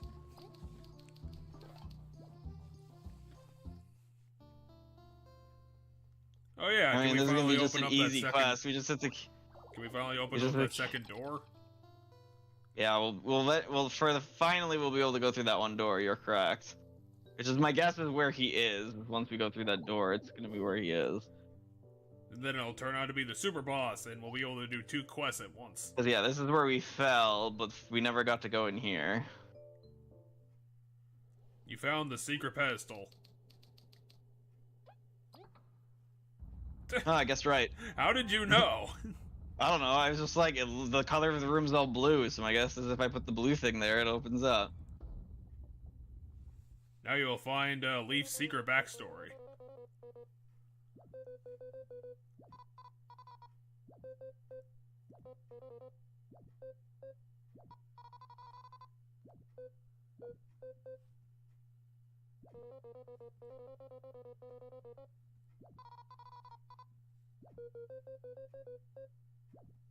I don't know if this is where I need to go for the... Damn it. The cutscene caused her to disappear, so I don't... So I think I might need to go back for her. Darn. So what's in here, though? Let's take a look. Pain and suffering? Oh, digital noise. Zombies.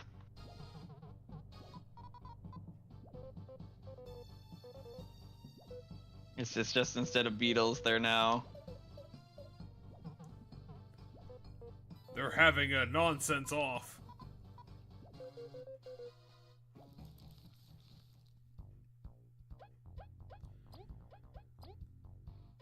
Seriously, a zombie and a beetle? 9? Really? These guys are not dangerous whatsoever.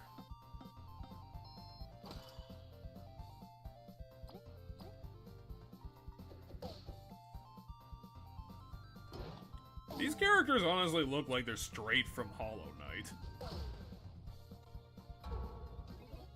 Never mind. These guys are gonna be tons of problems. I was still damaged from the fight with the one people. Yeah, but you just took 5 damage from, like, everybody.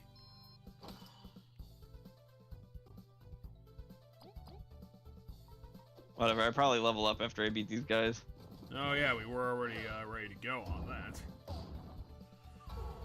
This guy likes his AoEs.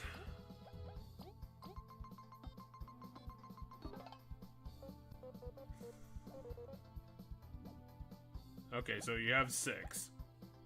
Can you make it?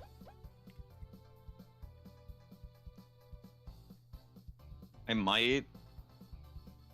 No, I can't do it this turn because Kabu. I used Kabu's turn to spy. Mm-hmm. You got one option. Do this.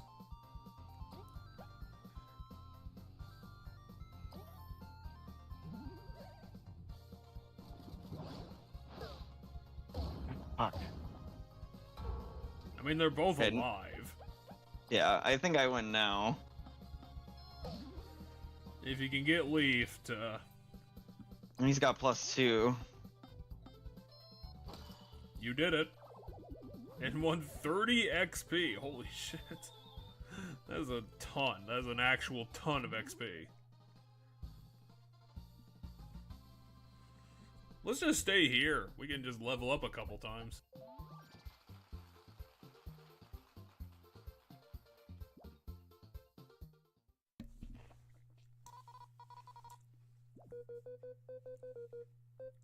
Because you're speaking the same language? You know, like back at Sandcastle?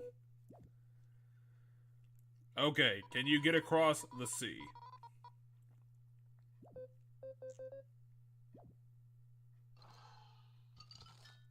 I made a boat. Yes, and I can cross water.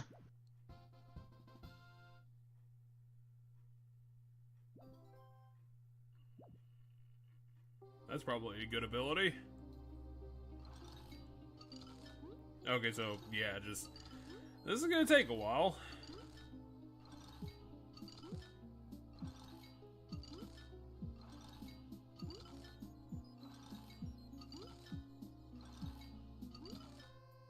Ah, no! I thought it was good! Damn it! I mean, you were good, but you needed to jump. No, I did jump. I just didn't jump far enough. What the fuck is this music? Spooky zombie area music, duh. What? Nope, Jeff, it is definitely, as long as there's water on the ground, apparently it's not safe. Yeah, he's about as water soluble as Altair was. Yeah, but I thought because I could see, you can see the cross pattern, I thought I could land the, jump off there and be fine, but no, apparently not. I agree with you 100%. It's still dumb. Oh gosh! Oh, did you not meet our, new giant mushroom enemy? Looks like he's wearing boxers. What the fuck is this music now? New basic battle music, I guess. For an 11 HP thing? Yeah, but these are like regular enemies doing 11 HP. They probably do hella damage.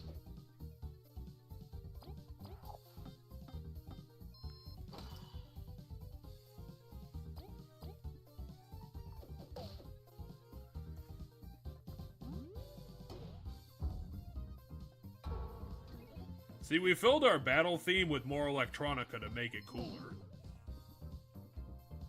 I don't know, I kind of like this. Pretty. It's not the best theme in the game, but it's pretty good. Never mind, that was pretty easy. Oh, I kind of want to listen to more back, of that. We're getting back at full now. Go fight another giant mushroom. Let's just stay out.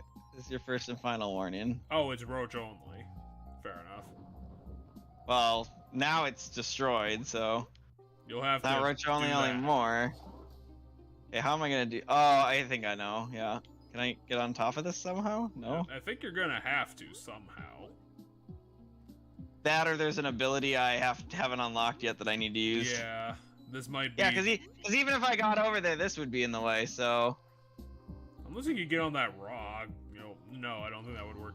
No, I can just hit it with the ice. The ice hit goes high enough. Yeah. I was like, because when he summons the ice thing, it was up in the air a bit. So I was like, maybe I can hit it with the ice. Hey, look at this Scovero.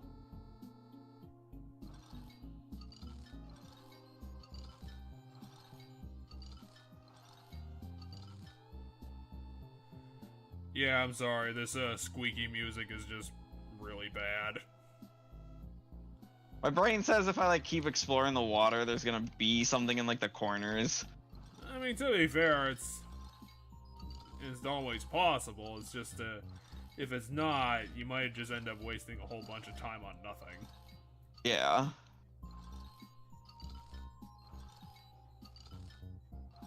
Yeah, might as well just walk all the way back to the bridge. Actually, that part of the OST that just happened was actually pretty good. You know, when the synth wasn't just squeaking at me. These crystals store incredible amounts of data.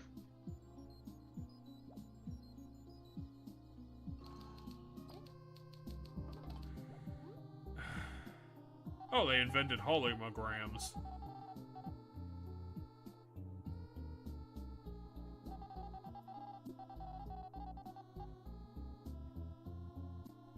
So they gave up on the legend and then just started trying to science the problem. Apparently so. I mean, you could just walk around him considering that your ice bridge is basically infinite. True. Fight the blow true. We need to listen to the electronica some more. What? Something's moving, but I just don't know what. See, these parts of the soundtrack actually work. The synth squeaking doesn't.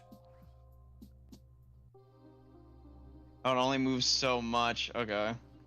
Can you tell? Never mind.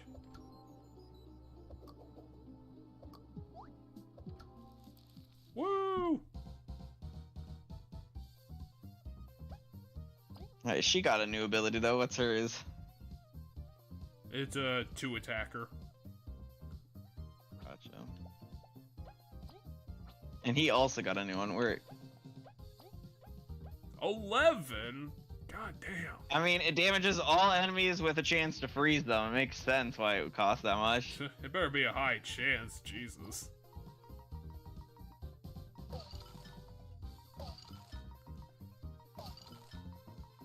You know, 4 attacks.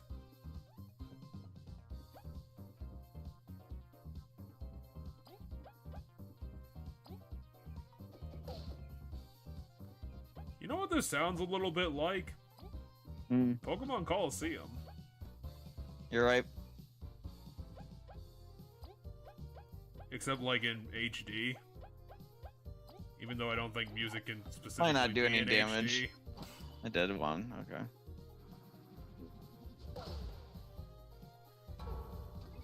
These Zombeetles do not fuck around.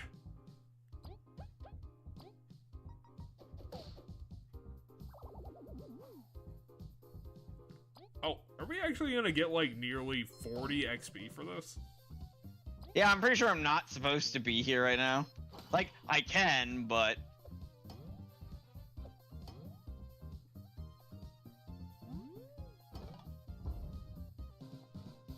Shrooms are easy to fight. Yeah, they don't seem like they belong here at all.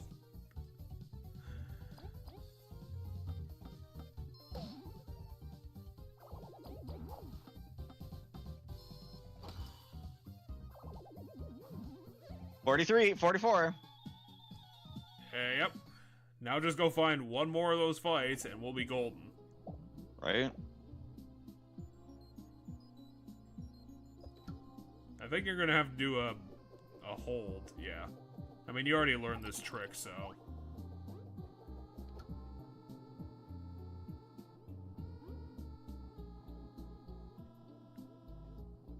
Leaf is kind of annoyed you left him behind. Yeah, there must be a trick I have to do in this room that I don't have access to. Because I have to hit both of those switches somehow. Because I have to do that one switch to get over here, but then that other switch that's on the ground floor underneath, is Is it just for the makes the thing that sideways I'm standing platforms? next to. It makes. I'll explain it when we're out of the fight here. I just didn't really see what it was.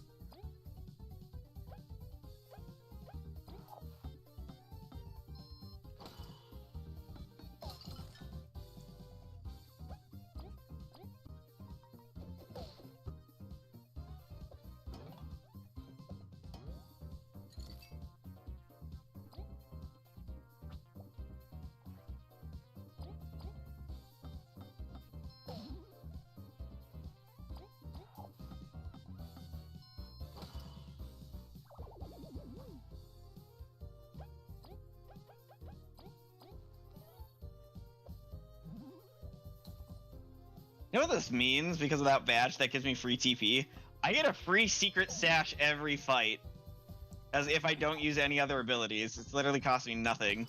Hey, yep. Because I'll get it back at the end of the fight. It's kind of nice. It's just, you know, right now these enemies are doing the hella deeps. Well, yeah, this guy is not fucking around. Everyone else is barely trying.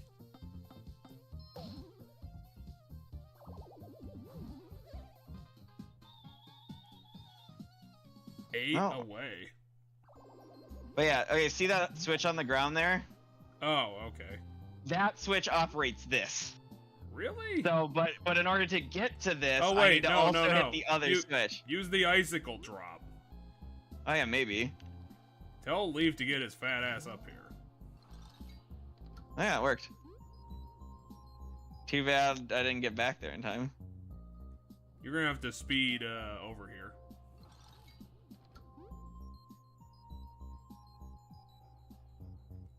Hopefully Leaf can jump.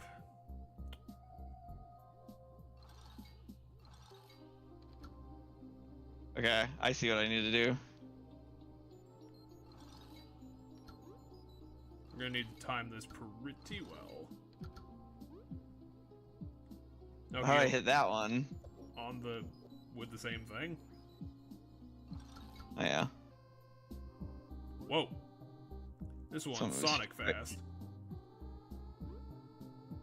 Okay, now what? How does it move up? I mean, there's gotta be a...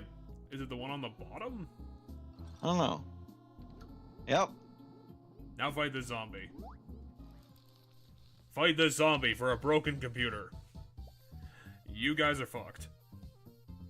Unless you can freeze the zombie beetle. Hold on, what I need to do is I need to use items that I'm carrying around.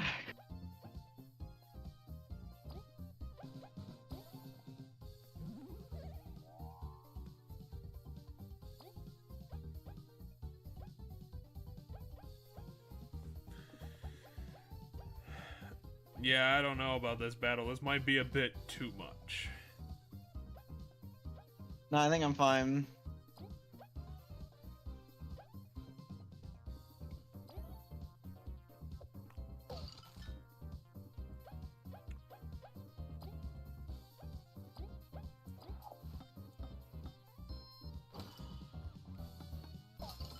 Okay, you should be fine. That's it. Yeah, the enemy's from the first dungeon. It's not gonna do anything. We've already fought Zomance. That's... Huh. I do not They were in the remember very that. first dungeon. Well, that means we're not going to get any XP from him, but it doesn't matter.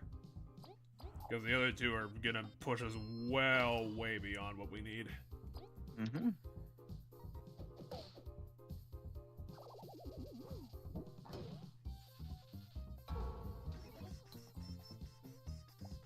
Hopefully you can get a freeze off on this guy, because, I don't know, you might actually be able to just do it now. I don't know. Okay, you need to do 5 damage.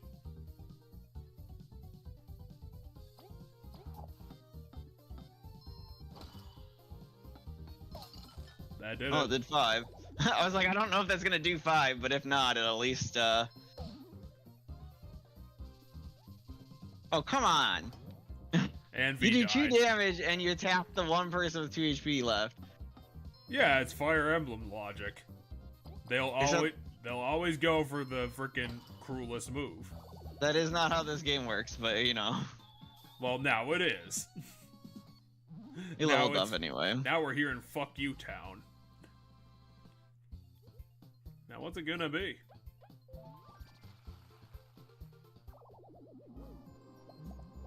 So I don't see a way we can progress right now. Here's Crazy Man.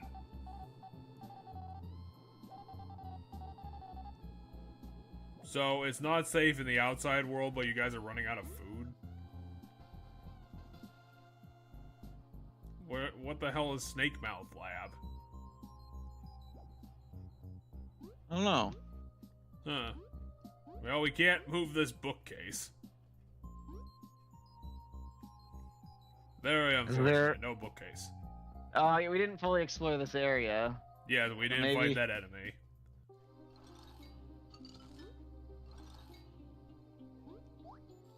Fuck it. Oh, this is easy. This is the easiest thing ever. You are Mr. Golden Boy.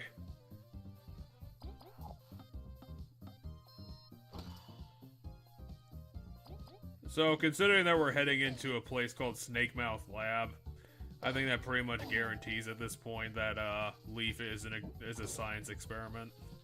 Right. Where they, I don't know, tried to surgically implant a bunch of magic leeches into Leaf's body.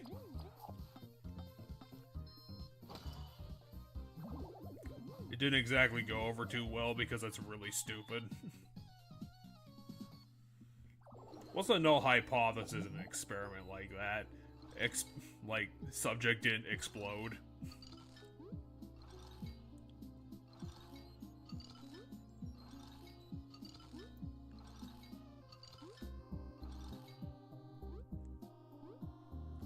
Hey, I thought Leaf was water soluble.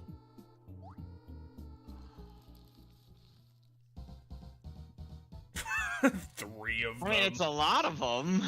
So there was that. Now they can be even more incompetent together. Hopefully you have a good AoE attack of your own, because you're gonna need it. That's pretty good. Shouldn't have a problem.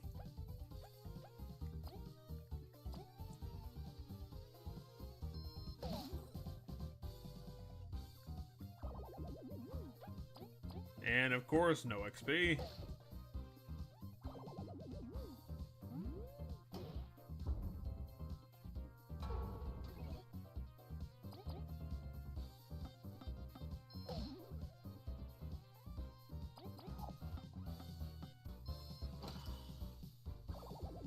And everybody's back at full health, and we're almost back to full mana. Those badges are really fucking good. Yeah, that was... The after battle badges.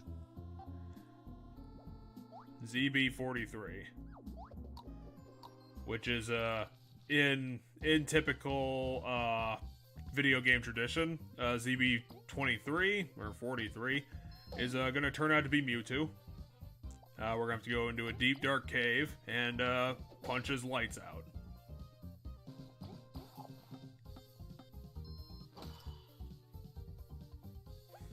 You guys really have to stop going to South America and finding Mewtwo, because that's not really working out for you. You keep getting all the scientists we send down there killed, and that's kind of expensive. I'm just saying, you know, it's kind of becoming an HR disaster.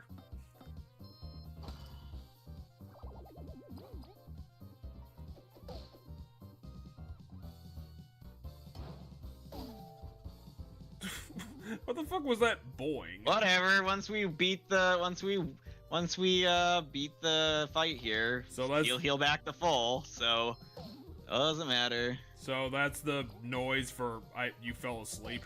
Just boing. Yeah, that's my guess. You know, if it wasn't for those badges, I literally wouldn't be making it through this place. How many times do you have to... Like, the fact that I'm getting mana back every... Well, you drowned, so... I don't know if I can get up here. Yeah, I think that's probably not gonna happen. Oh, it actually is. But what does this spinny thing do? That's what I'm curious about. It probably does that. Yeah, it's the gate thing. Okay, now... Okay, so what I need to do is do this. You're definitely not gonna make... Actually, this might actually be a clever way of doing it. Fuck you! That guy has a card on his belt. He does. He also attacked you. Oh, it's just Yeah, it's one of literally them. only You're one. golden. Okay, how about this? It's Pokemon Coliseum combined with Mario Kart. Yeah. Richard Coffin's literally. It's not even. It's more than free because I get 4. It costs me 3, and I get 4 back at the end of the fight. So it's literally that was more than free. I will make 1 SP at the end of this fight, and I literally shut the enemy down to the point where it didn't do anything the whole fight. Yeah, what a freebie! 14 XP. And 14 XP for that. Well, we got both our keys. We got 2 lab cards if we ever find our way to the labs. And the way to labs is up here. Apparently. Oh, this is the way out. Yeah, I guess we just needed to get the lab card from here, and then that's the way out. Because then we go back to this room.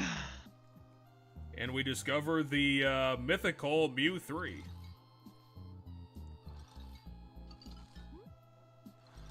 This joke isn't really working. It's not even a joke, it's a reference.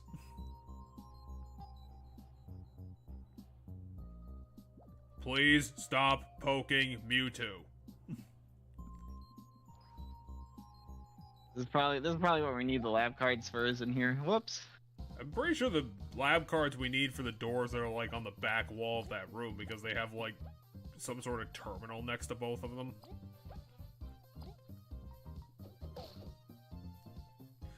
Yeah, the zombie poses a bigger threat. Because it does like, what, 6 damage? Mm-hmm.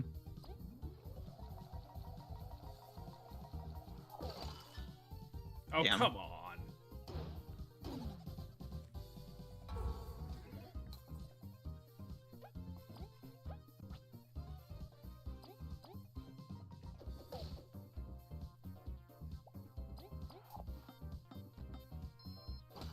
Damn, it only did 3. I thought it was gonna do 4.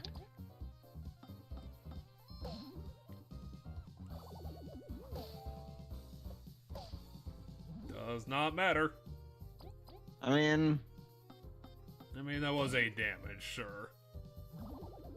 I won't get all of it back, but I got 4 back because it starts. My turn ends. Sleep heals me for 2. Then the battle ends.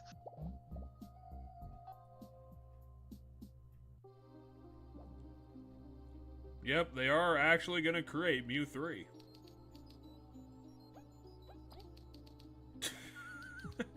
V is just standing there, shoving key cards into gear holes and hoping. This is what the bed bug's for. I still haven't figured out what the bed bug's supposed to be for.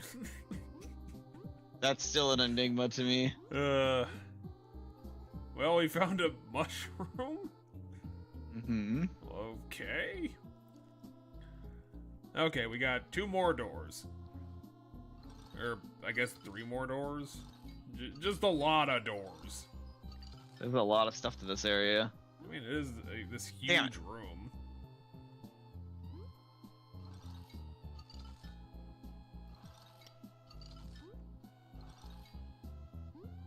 Okay, I'm going back to the center area so I can just look around quick.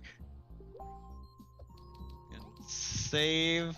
So there's that back door right there, and then there's these doors. No. Oh, you can just jump up there. I'm trying to, but it reads the thing. You're gonna have to be on, like, the corner of the table. Apparently. Oh, this is bullshit.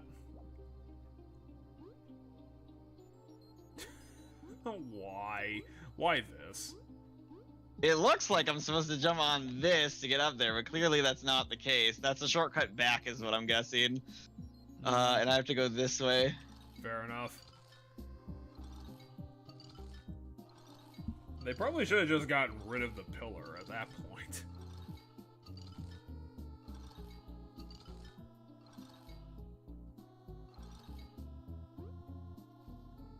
Fuck you, game. Really?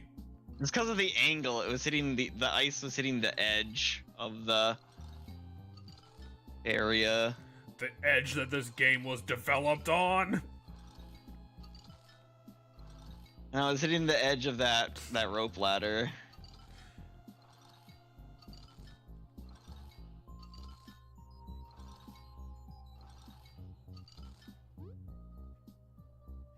So this is one of the lab cards. And that was also the correct one. Congratulations. I mean, they might not be specific. Welcome to the sewer puzzle.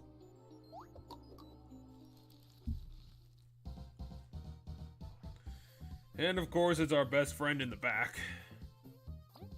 They're the most dangerous enemy in this area. By a mile.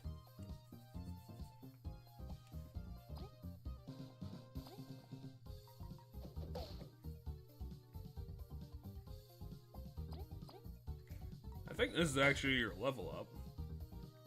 Might be.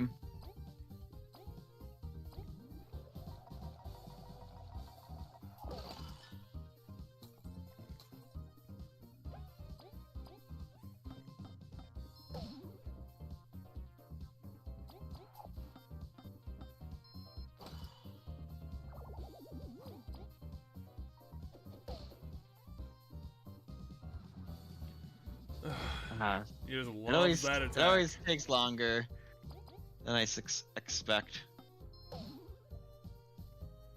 Yeah, this might be the level up. If not, the next fight probably is the level up.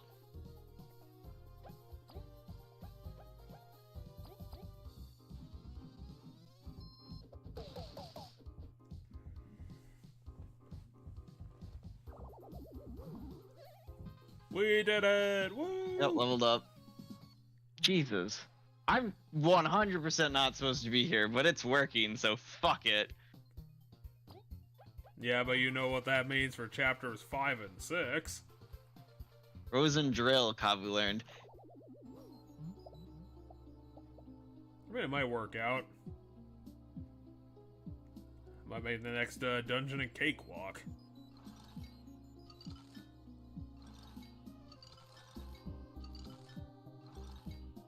Well, the problem is I can't scan the enemies if I have the one badge equipped, so I'll have to de-equip the every time I see a new enemy, I'll have to de-equip the badge quick to scan it because I want it as a card.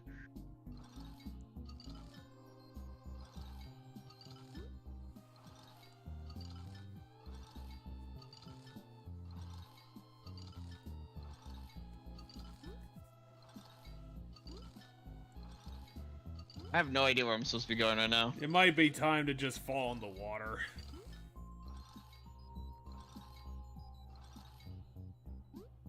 It might be.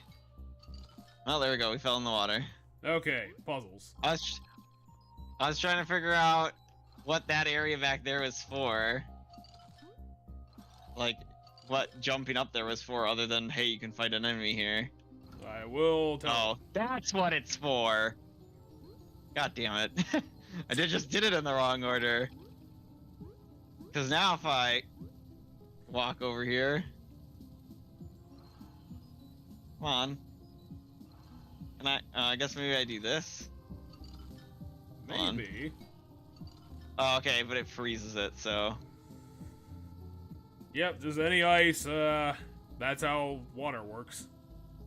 I thought maybe the ice cube would float in it, and then I'd be able to platform it. Because I know I can freeze the water spouts, it's just... Jesus Christ, how long does this last? I don't know, a while, apparently.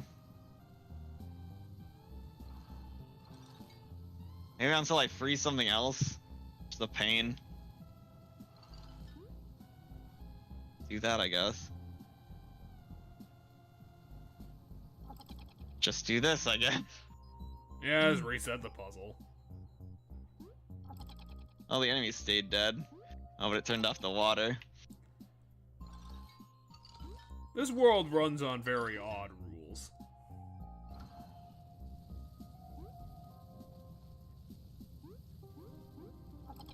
You're gonna have to keep on top of your game on timing.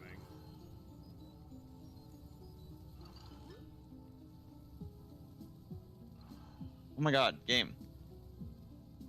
Freeze the area in front of him! What the fuck? Stop freezing to the north or south. Oh my gosh.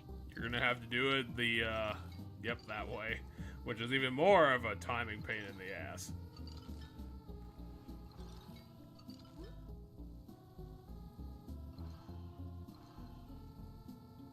Sorry, you're slightly too high. Can't do that.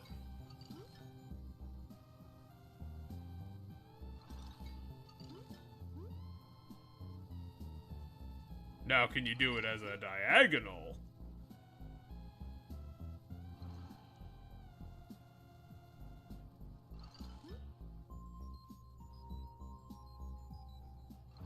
Oh my gosh. Oh my gosh. Game. You gotta do a diagonal. I'm so pissed. Why? It literally took At least you they 2 stayed seconds. frozen. Yeah, at least they stayed frozen. Fuck you. Give me that gear. It's a big gear. Big gear. Fuck you. Well then, what? Can't you take pity on the poor zombie that just wants to die? It's not gonna give up without a fight, but it definitely wants to die.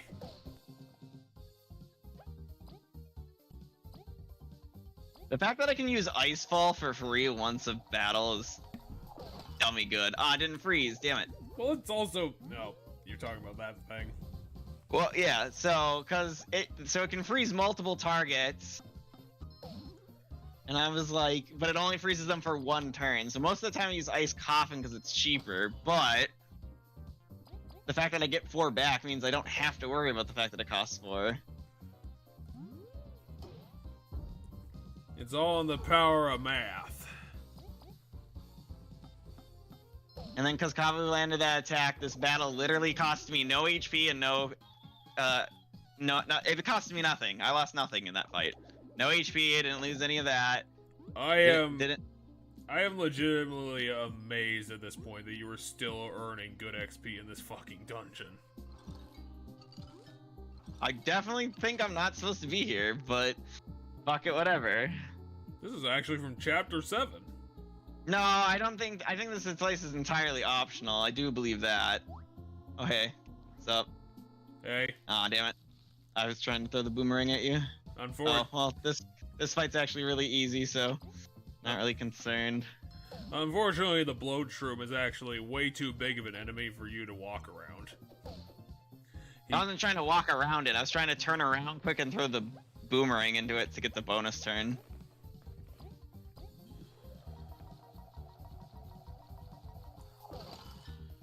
Damn it, you and your attack freedom. How dare you have rights? I'm gonna have to take those away from you.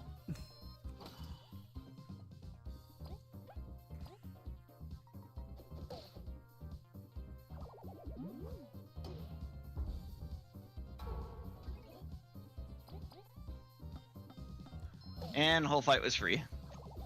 Moving on. It is free 10 XP. Oh, we're almost halfway there again. Yo. Okay, throw the switch. Oh, damn it, it's one of these puzzles. Throw 12 switches. What the fuck kind of puzzle is this? There's 11 switches. It's that one where you want to hit one and it turns other ones off and you have to get them all turned on. I've never figured out the goddamn solution to those frickin' things. Because each one runs on their own damn rules. This fight actually will cost me something. Like, there's no way I get out of this fight unscathed. Nope. So, good luck and all that.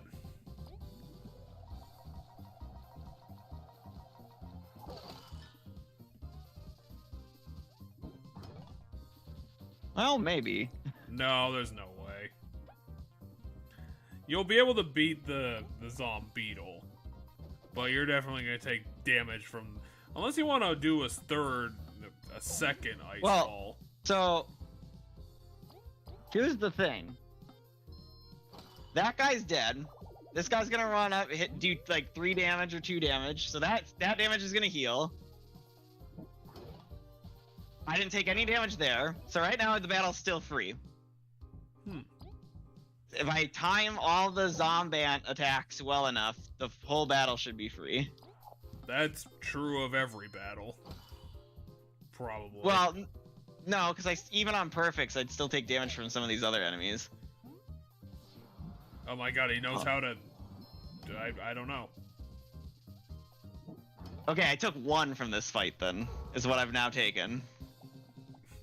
Which means it's definitely still true. It's not free because you've taken 1 damage.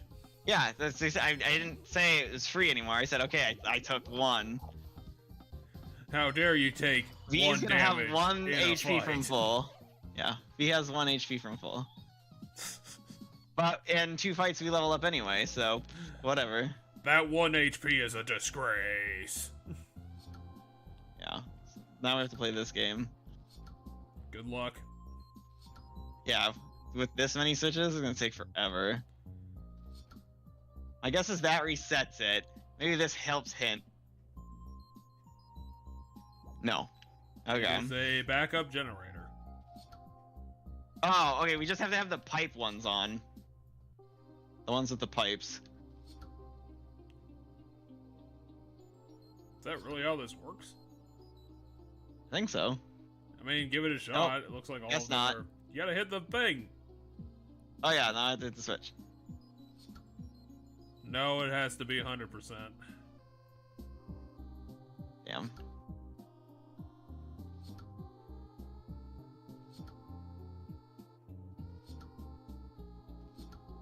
I'm not sure how this puzzle works.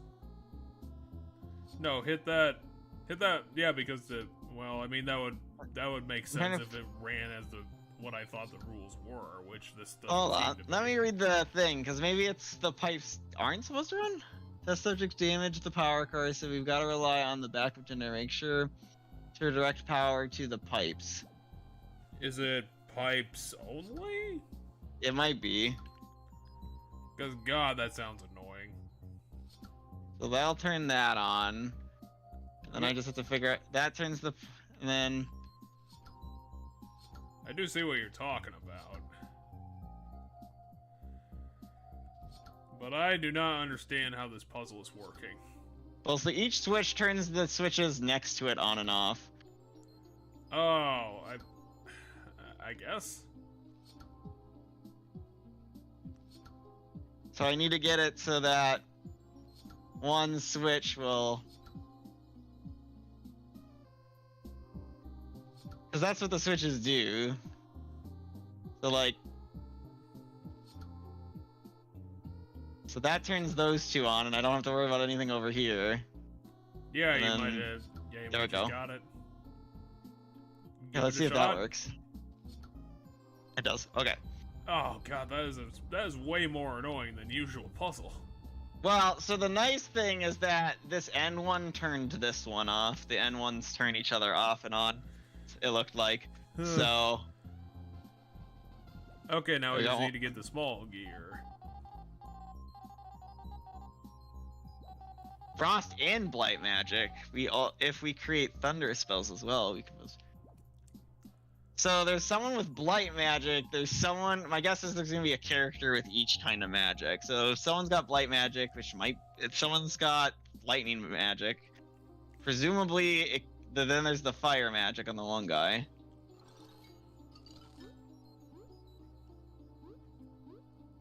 Yeah, just climb the stairs and you should be golden. Yeah, this is where we need to go for this one. And we put in the lab card. And then we Then can we go get to in, the then we go in here and figure out this puzzle, and by figuring out this puzzle, we get to... Yep, it's your classic, you should probably get that badge over there. What Or badge? whatever that item was in the tube. Oh, that's a badge. That sounds worth it if we have the points. We do, because I haven't equipped new badges in a little bit, so we have a bunch of... Look, we have 9 badge points I haven't spent, Or because it's we just leveled up 0. a ton in here. Just put that on. That new badge is 0 points. Okay. That is weird. God, we have 9 points. Holy hell. Oh wait, no, not on V. But V deserves everything. V is the best. Man, what else to put on?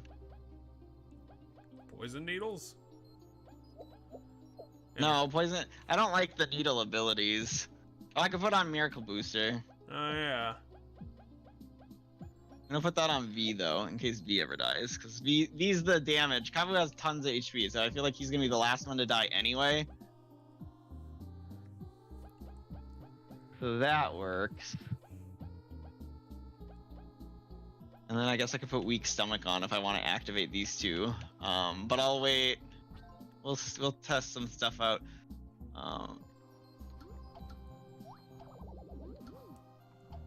Well, I guess we have infinite time to do the puzzle then. Yeah, where's the...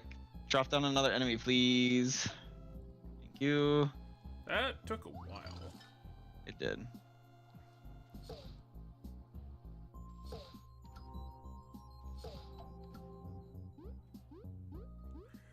Okay, I can see how the puzzle's working now. Well, yeah, there's a... Oh, interesting. So if I manage to get that other ant, which I need to do... We're gonna have to activate 1 steps in order to get the other ant down here. Yep. I've already figured out which step I need to do. It's that simple. Yep. And I just go over here. What's this button do? I don't know, but damn it. Now we have perfect amount of time to see what this button does.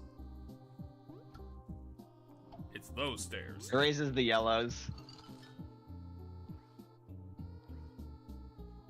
Fuck. Well, with your new badge, it shouldn't be much of a problem.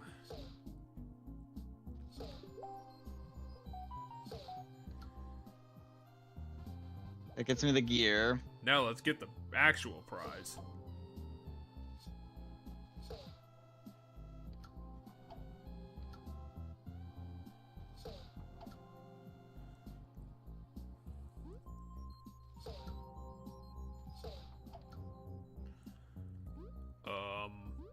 Maybe? No, what I need to do is... So what I need to do is I need to have the red and the yellow up. So I need to reset the room.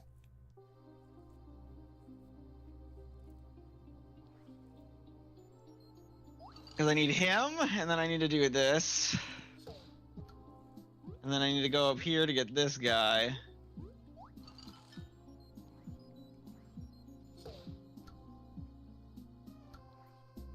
No, he just unfreezes himself for no reason. I don't know how, but whatever. It's because he actually has advanced zombie magic. Oh, I didn't even notice the buttons are color-coded. Yeah. Yeah, and then that got me that. Alright. And we got our gears. Now I just have to go back to the room that had the gears. Which is probably the one at the end of the central bridge. Yeah, if I recall correctly, the one with the gears was right over here.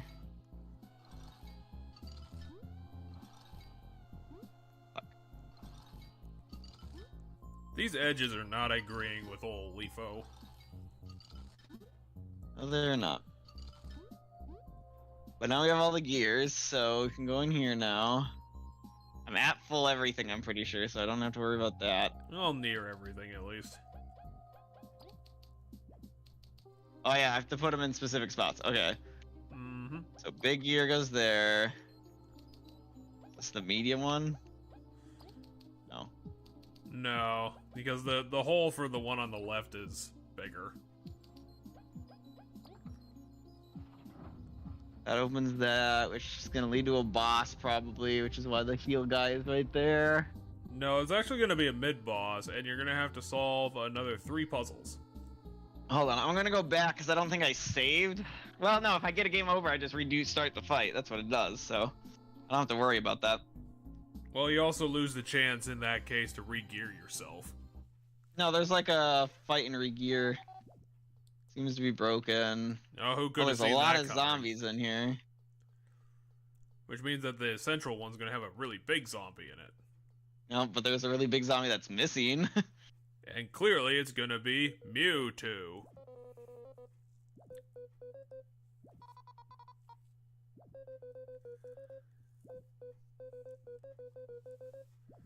For some reason they're like breeding zombies, which doesn't make all that much sense.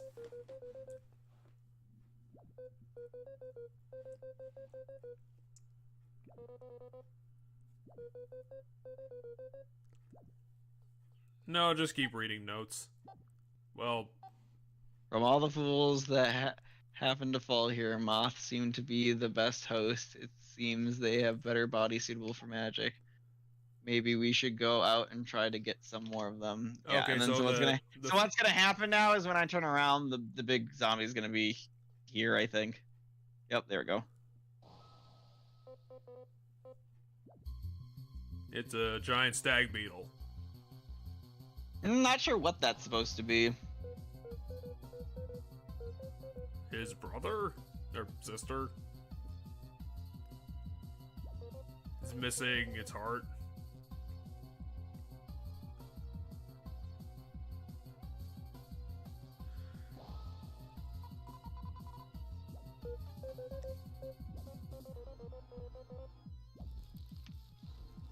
Okay, so how painful is this one gonna be? Well, we don't have Leaf, so I can't CC it. Ow! Damn. 1 defense and 94 HP. Wow. And I don't have Leaf. That's some bullshit. Maybe it doesn't do a lot of damage?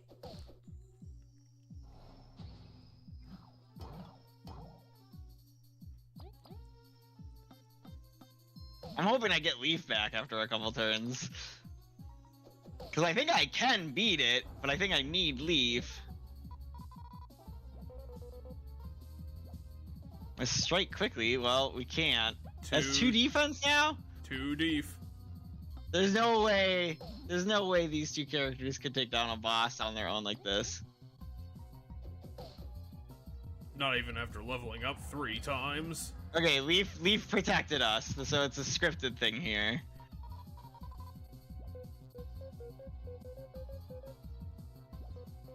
I think it used to be a moth, and then it got transformed into something real fucky.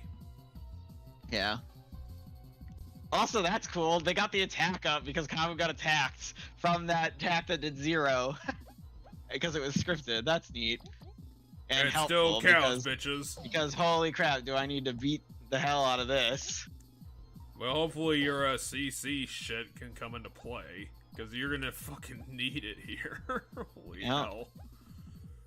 Leaf creates an ice spike while Kabu bursts from the underground. That's okay, neat. so you freeze Kabu.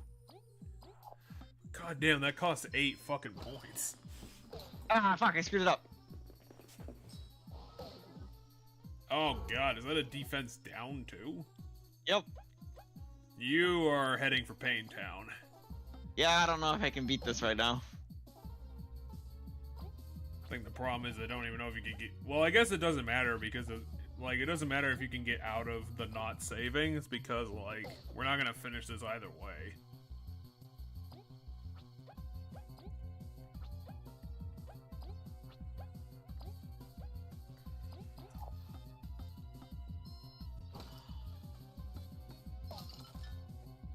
Here, we did manage to freeze it though, so we did have that. Which means you get to avoid your D down.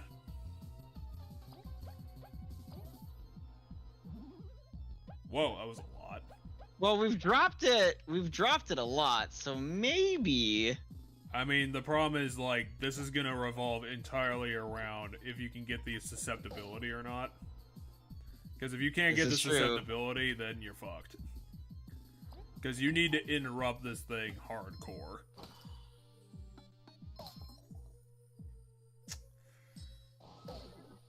Yeah, because that attack alone is just ow. 3? 3 turns.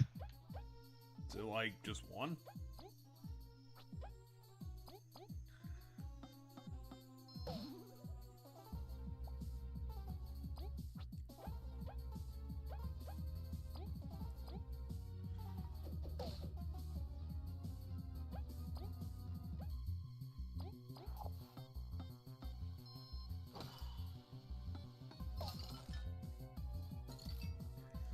Yeah, I think unfortunately this boss fight is going to revolve entirely around dumb luck. A bit, yeah. Dude, you need to, like, invest heavy in TP stuff. There's no way this boss fight's going to work without it. No, she's at 7. Just, no, do, like, a good attack with her. No, because I'd rather it miss the turns and then use that to use a bunch of items. Somehow, even though it lasted 3 turns, it seems like you managed to make her whiff her D down 2. Mm-hmm. Which I don't even know how you did that. It's because I didn't attack that last turn. So it wasted the turn, because Frigicoffin can... Alright. Alright, well, I didn't freeze it, sadly. Okay, so it's at 50-50 right now. But it didn't use the busted move, so we're actually more fine. Well, now we got it down to half health. And you should be able to do, if you get everyone on board, you should be able to do around 10 damage. And again, it's 50-50 if this has been working. Okay, so 1 and 3. Okay, if you can go for another 3 turns, you should be... The problem is you don't have the TP, goddammit! Yeah, sadly we don't have TV right now, but we might be able to do it still. I mean, you we'll might see. You might be able to get like 9 damage, and that's not too bad. Yeah, she's below 30, so like if I can survive like a couple turns, we got it. Okay, so you can do 6 a turn, which And that did too, because she touched Kabu, so that was 2 free, like not free, but Kabu took 2 damage and she took 2 damage, so that was damage. And then Kabu's gonna heal 1 here. So she does that again. And you know we have well, we don't have secret stash, but we have HP stuff. Yeah, I have HP items. The problem is that if she manages to get a kill on any of you guys for whatever reason. Oh. Yeah, cannot... if I blocked that better, that could have been it. But you we're in a worse spot now because of it. Okay, at the cost of 2 damage, which isn't that bad. No. You get like another 2 or 3 turns with Kabu, which that's fine. Okay, we're good. Like she can't do enough damage to really justify like a kill. No, I don't think so. Amazingly, like we managed to tank a boss way above our pay scale. I mean, if you can fight through the defense, then you're good. I don't think I can do enough damage to the defense though. I think you Not can. gonna lie. Maybe. No, because these guys are only gonna do 1. Yeah, okay, fine. If Kabu got attacked, I could have, but... The problem is she's charging an attack. Okay, but it didn't kill. You got Kabu still. She's at 1, and Kabu can do 1 damage. We're good. We did what we needed to do. What the 20? Are you serious? We did it, though. That's what's important. We beat it. That was a boss at least 2 chapters above our scale. And you're giving us 20 XP for that. Go throw yourself down a river. Oh, there's those tentacles that are inside Leaf. Well, also everyone else. True. So they just abandoned the experiment wholesale? Well, yeah, so my guess is they thought Leaf was a failure, so they threw him out, and they threw him into that pit down there. Which means that Zommoth is Mewtwo, and Leaf is just the final failed experiment. No, I feel like that Zommoth is the is another failed experiment, because it's a zombie. I think Leaf would be the Mewtwo in this case.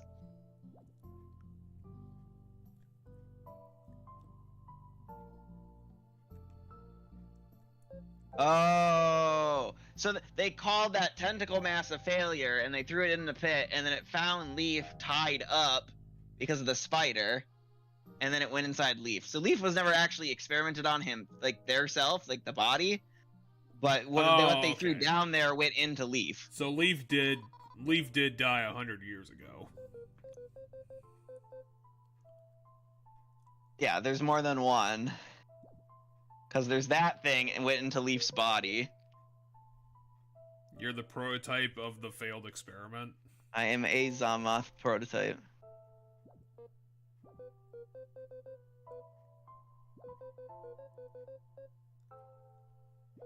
Okay, so even though it took host in a corpse, it managed because of magical bullshit to retain the corpse's memories.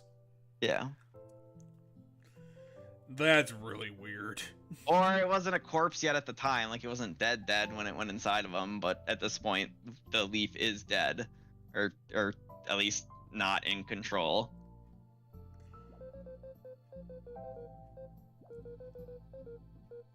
Well, now it's speaking into itself like normally. Yeah. Huh.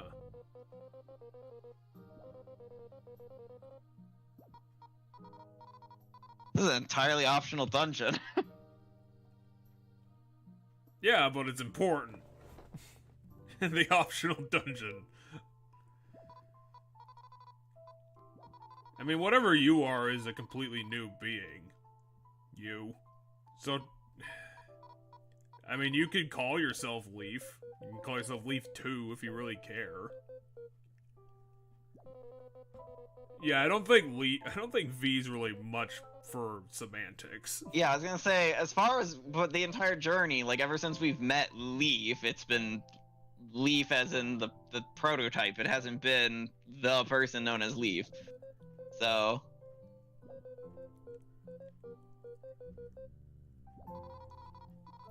yeah, we never knew Leaf anyway, so you're our Leaf, you're not that Leaf. His family's dead. No, his daughter or something. There was someone in that house by the bank that is related to them that, like, until we learned more about his past, we couldn't do.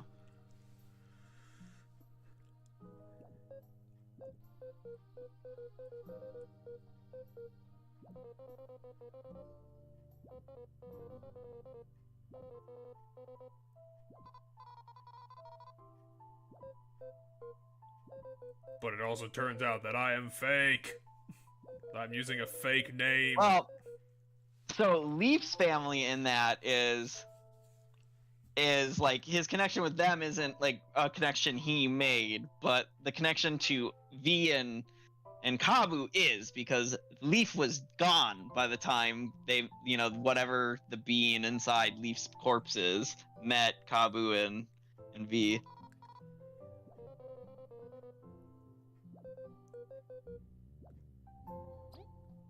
Oh good, we just get a free out. So that was cool. And yeah, that was pretty cool. We are gonna have to call it because we went beyond our usual time. Well, damn, that was a good way to end it, though. Accidentally stumbled into a dungeon that seemed higher level than it should have been. Well, no, it was definitely higher level. Like. And now we can get to the Seedling King if we want, and I can try to fight that, because I read online where this one is, and we need a way to cross water to get there, and we have a way to cross water now. So I think we can get there. Well, I guess we'll have to do some side quest bullshittery when we get there. Man. Which, Oh, hey, the person's back following us. I was gonna think about our schedule, because, I was thinking I might have to throw a wrench in... Oh, yeah. I do have to throw a wrench into works, because I don't know if you heard, but, our mutual friend is doing something at the end of April, and it's gonna be on the Saturday. Yep. And I'm I'm gonna be going to that one. I am also going to that one. I'm actually bugging him about making time to come out here in, I don't know, a month or two. I'm gonna have to see, because he's always been squirrely about things, and I'm getting kind of tired of that, because last time he's been out to see me is like over a year ago. Gotcha. But yeah, and then next week, our D&D got canceled yesterday, because a couple people weren't feeling well. Hey, look, the boss. And oh, come on, now we have to do it. I didn't expect it to be this soon. I was just gonna like look what was over here. Fair enough. Let's just do it. And also, we're really hurt. We're not gonna be able to do this. Maybe he only has 40 HP. I guess we'll find out.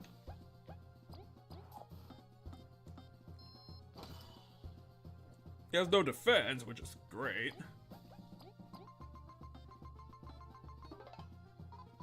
74.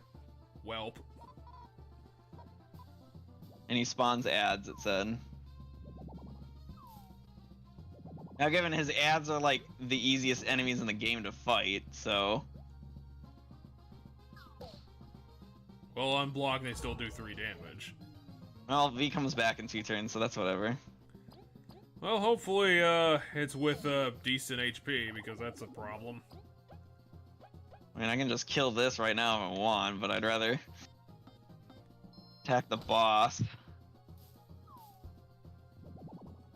Oh, you get the higher spec one now. Yeah, apparently.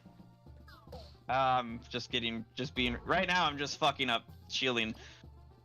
So, I don't think this thing attacks. I think it just maybe spawns more ads. I don't know.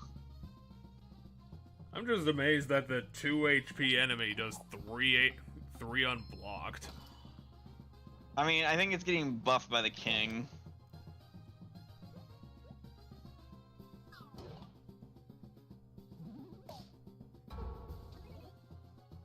Huh.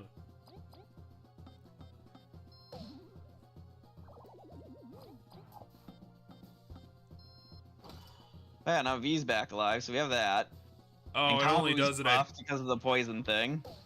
It only does it at 2 HP, which means that that's not great.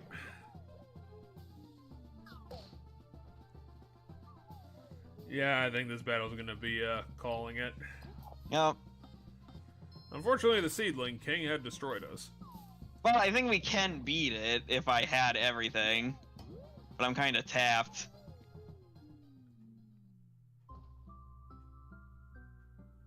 No, I mean, if we retry and flee, we can at least get out of this. I don't think I can flee from it, but I did save right before it, so we're fine. So we can save that for next time. We know where it is. Okay, so let's see. You were saying something about next week. Next week, my D&D is gonna meet on Friday to make up for the day we lost, so we'll have to do Saturday next week.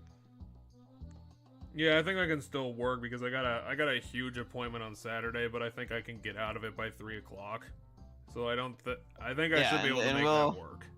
Yeah, so we'll be fine because we won't start this until like 7. So Saturday we're gonna be doing hopefully, if everything works out. I'll have to baby my computer that day because it's a big baby. We'll be doing more co-op Spiritfarer. I think we just got upgraded to boat level 3, and we picked up that guy who was kind of... I don't remember why he was abrasive, but he was abrasive about something. I'm trying to think who we just picked up last. Because it was the person before. We got the old lady, didn't we? Oh no, we didn't get the sheep lady. Oh, the girl, yeah, Astrid. Oh yeah. The one that... Yeah. So I don't know if we're getting even close to the midpoint, but we got midpoint boat. I mean, there's 15 spirits in the game, if I recall correctly. We currently have 5 or 4. I think we're up to... I think we're at 4, but then we know where a 5th one is because we have to do Alice, Yep. which will be the 5th one. And by the time I quit that game, I think I had 7. But I had already finished 2 of them too, so I had 2 of them done.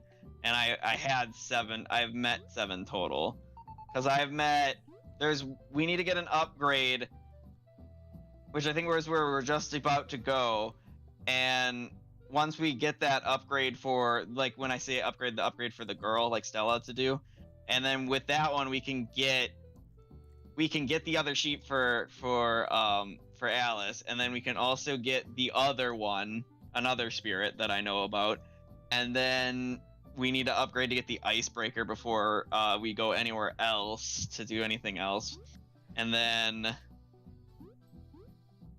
after we get the icebreaker done, we can go to, there's a place up north where we meet another spirit, and then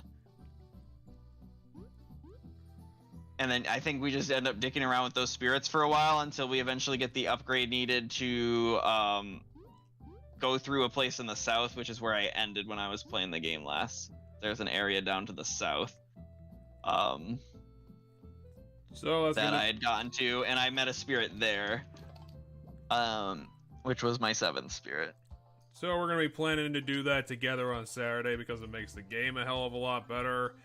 And hope against hope that it maintains Oh, hey, we fought a its boss. stability. There's a new one of these because we fought the boss in there. This one's only worth 12 berries. Yeah. Super Okay, block. so we got block heal, but it has to be a super block. And then next time we're going to be doing bug fables is if everything goes according to plan, it's going to be 2 Sundays from now instead. Yeah. I mean, unless your schedule legitimately flipped around, then we might be able to make a Friday happen. No, we're just making up for this week's next week, so we're going to have 2 back-to-back, because next week we're going to have one on Friday, and then the week after, when we would normally have one, we're still having one. We're we're playing catch-up. We're not postponing them, you know, we're not doing it next week, but then the next one's going to be 2 weeks out. Our normal schedule is every 2 weeks. This X one is outside the schedule, but we're still maintaining that schedule. So 2 weeks from yesterday is the other one. So we'll have both Fridays that are left in this month. I'll have D&D. So next time we'll do some side stuff, since we are definitely, I don't know about you, but I'm feeling full of machismo after getting through that dungeon. Right.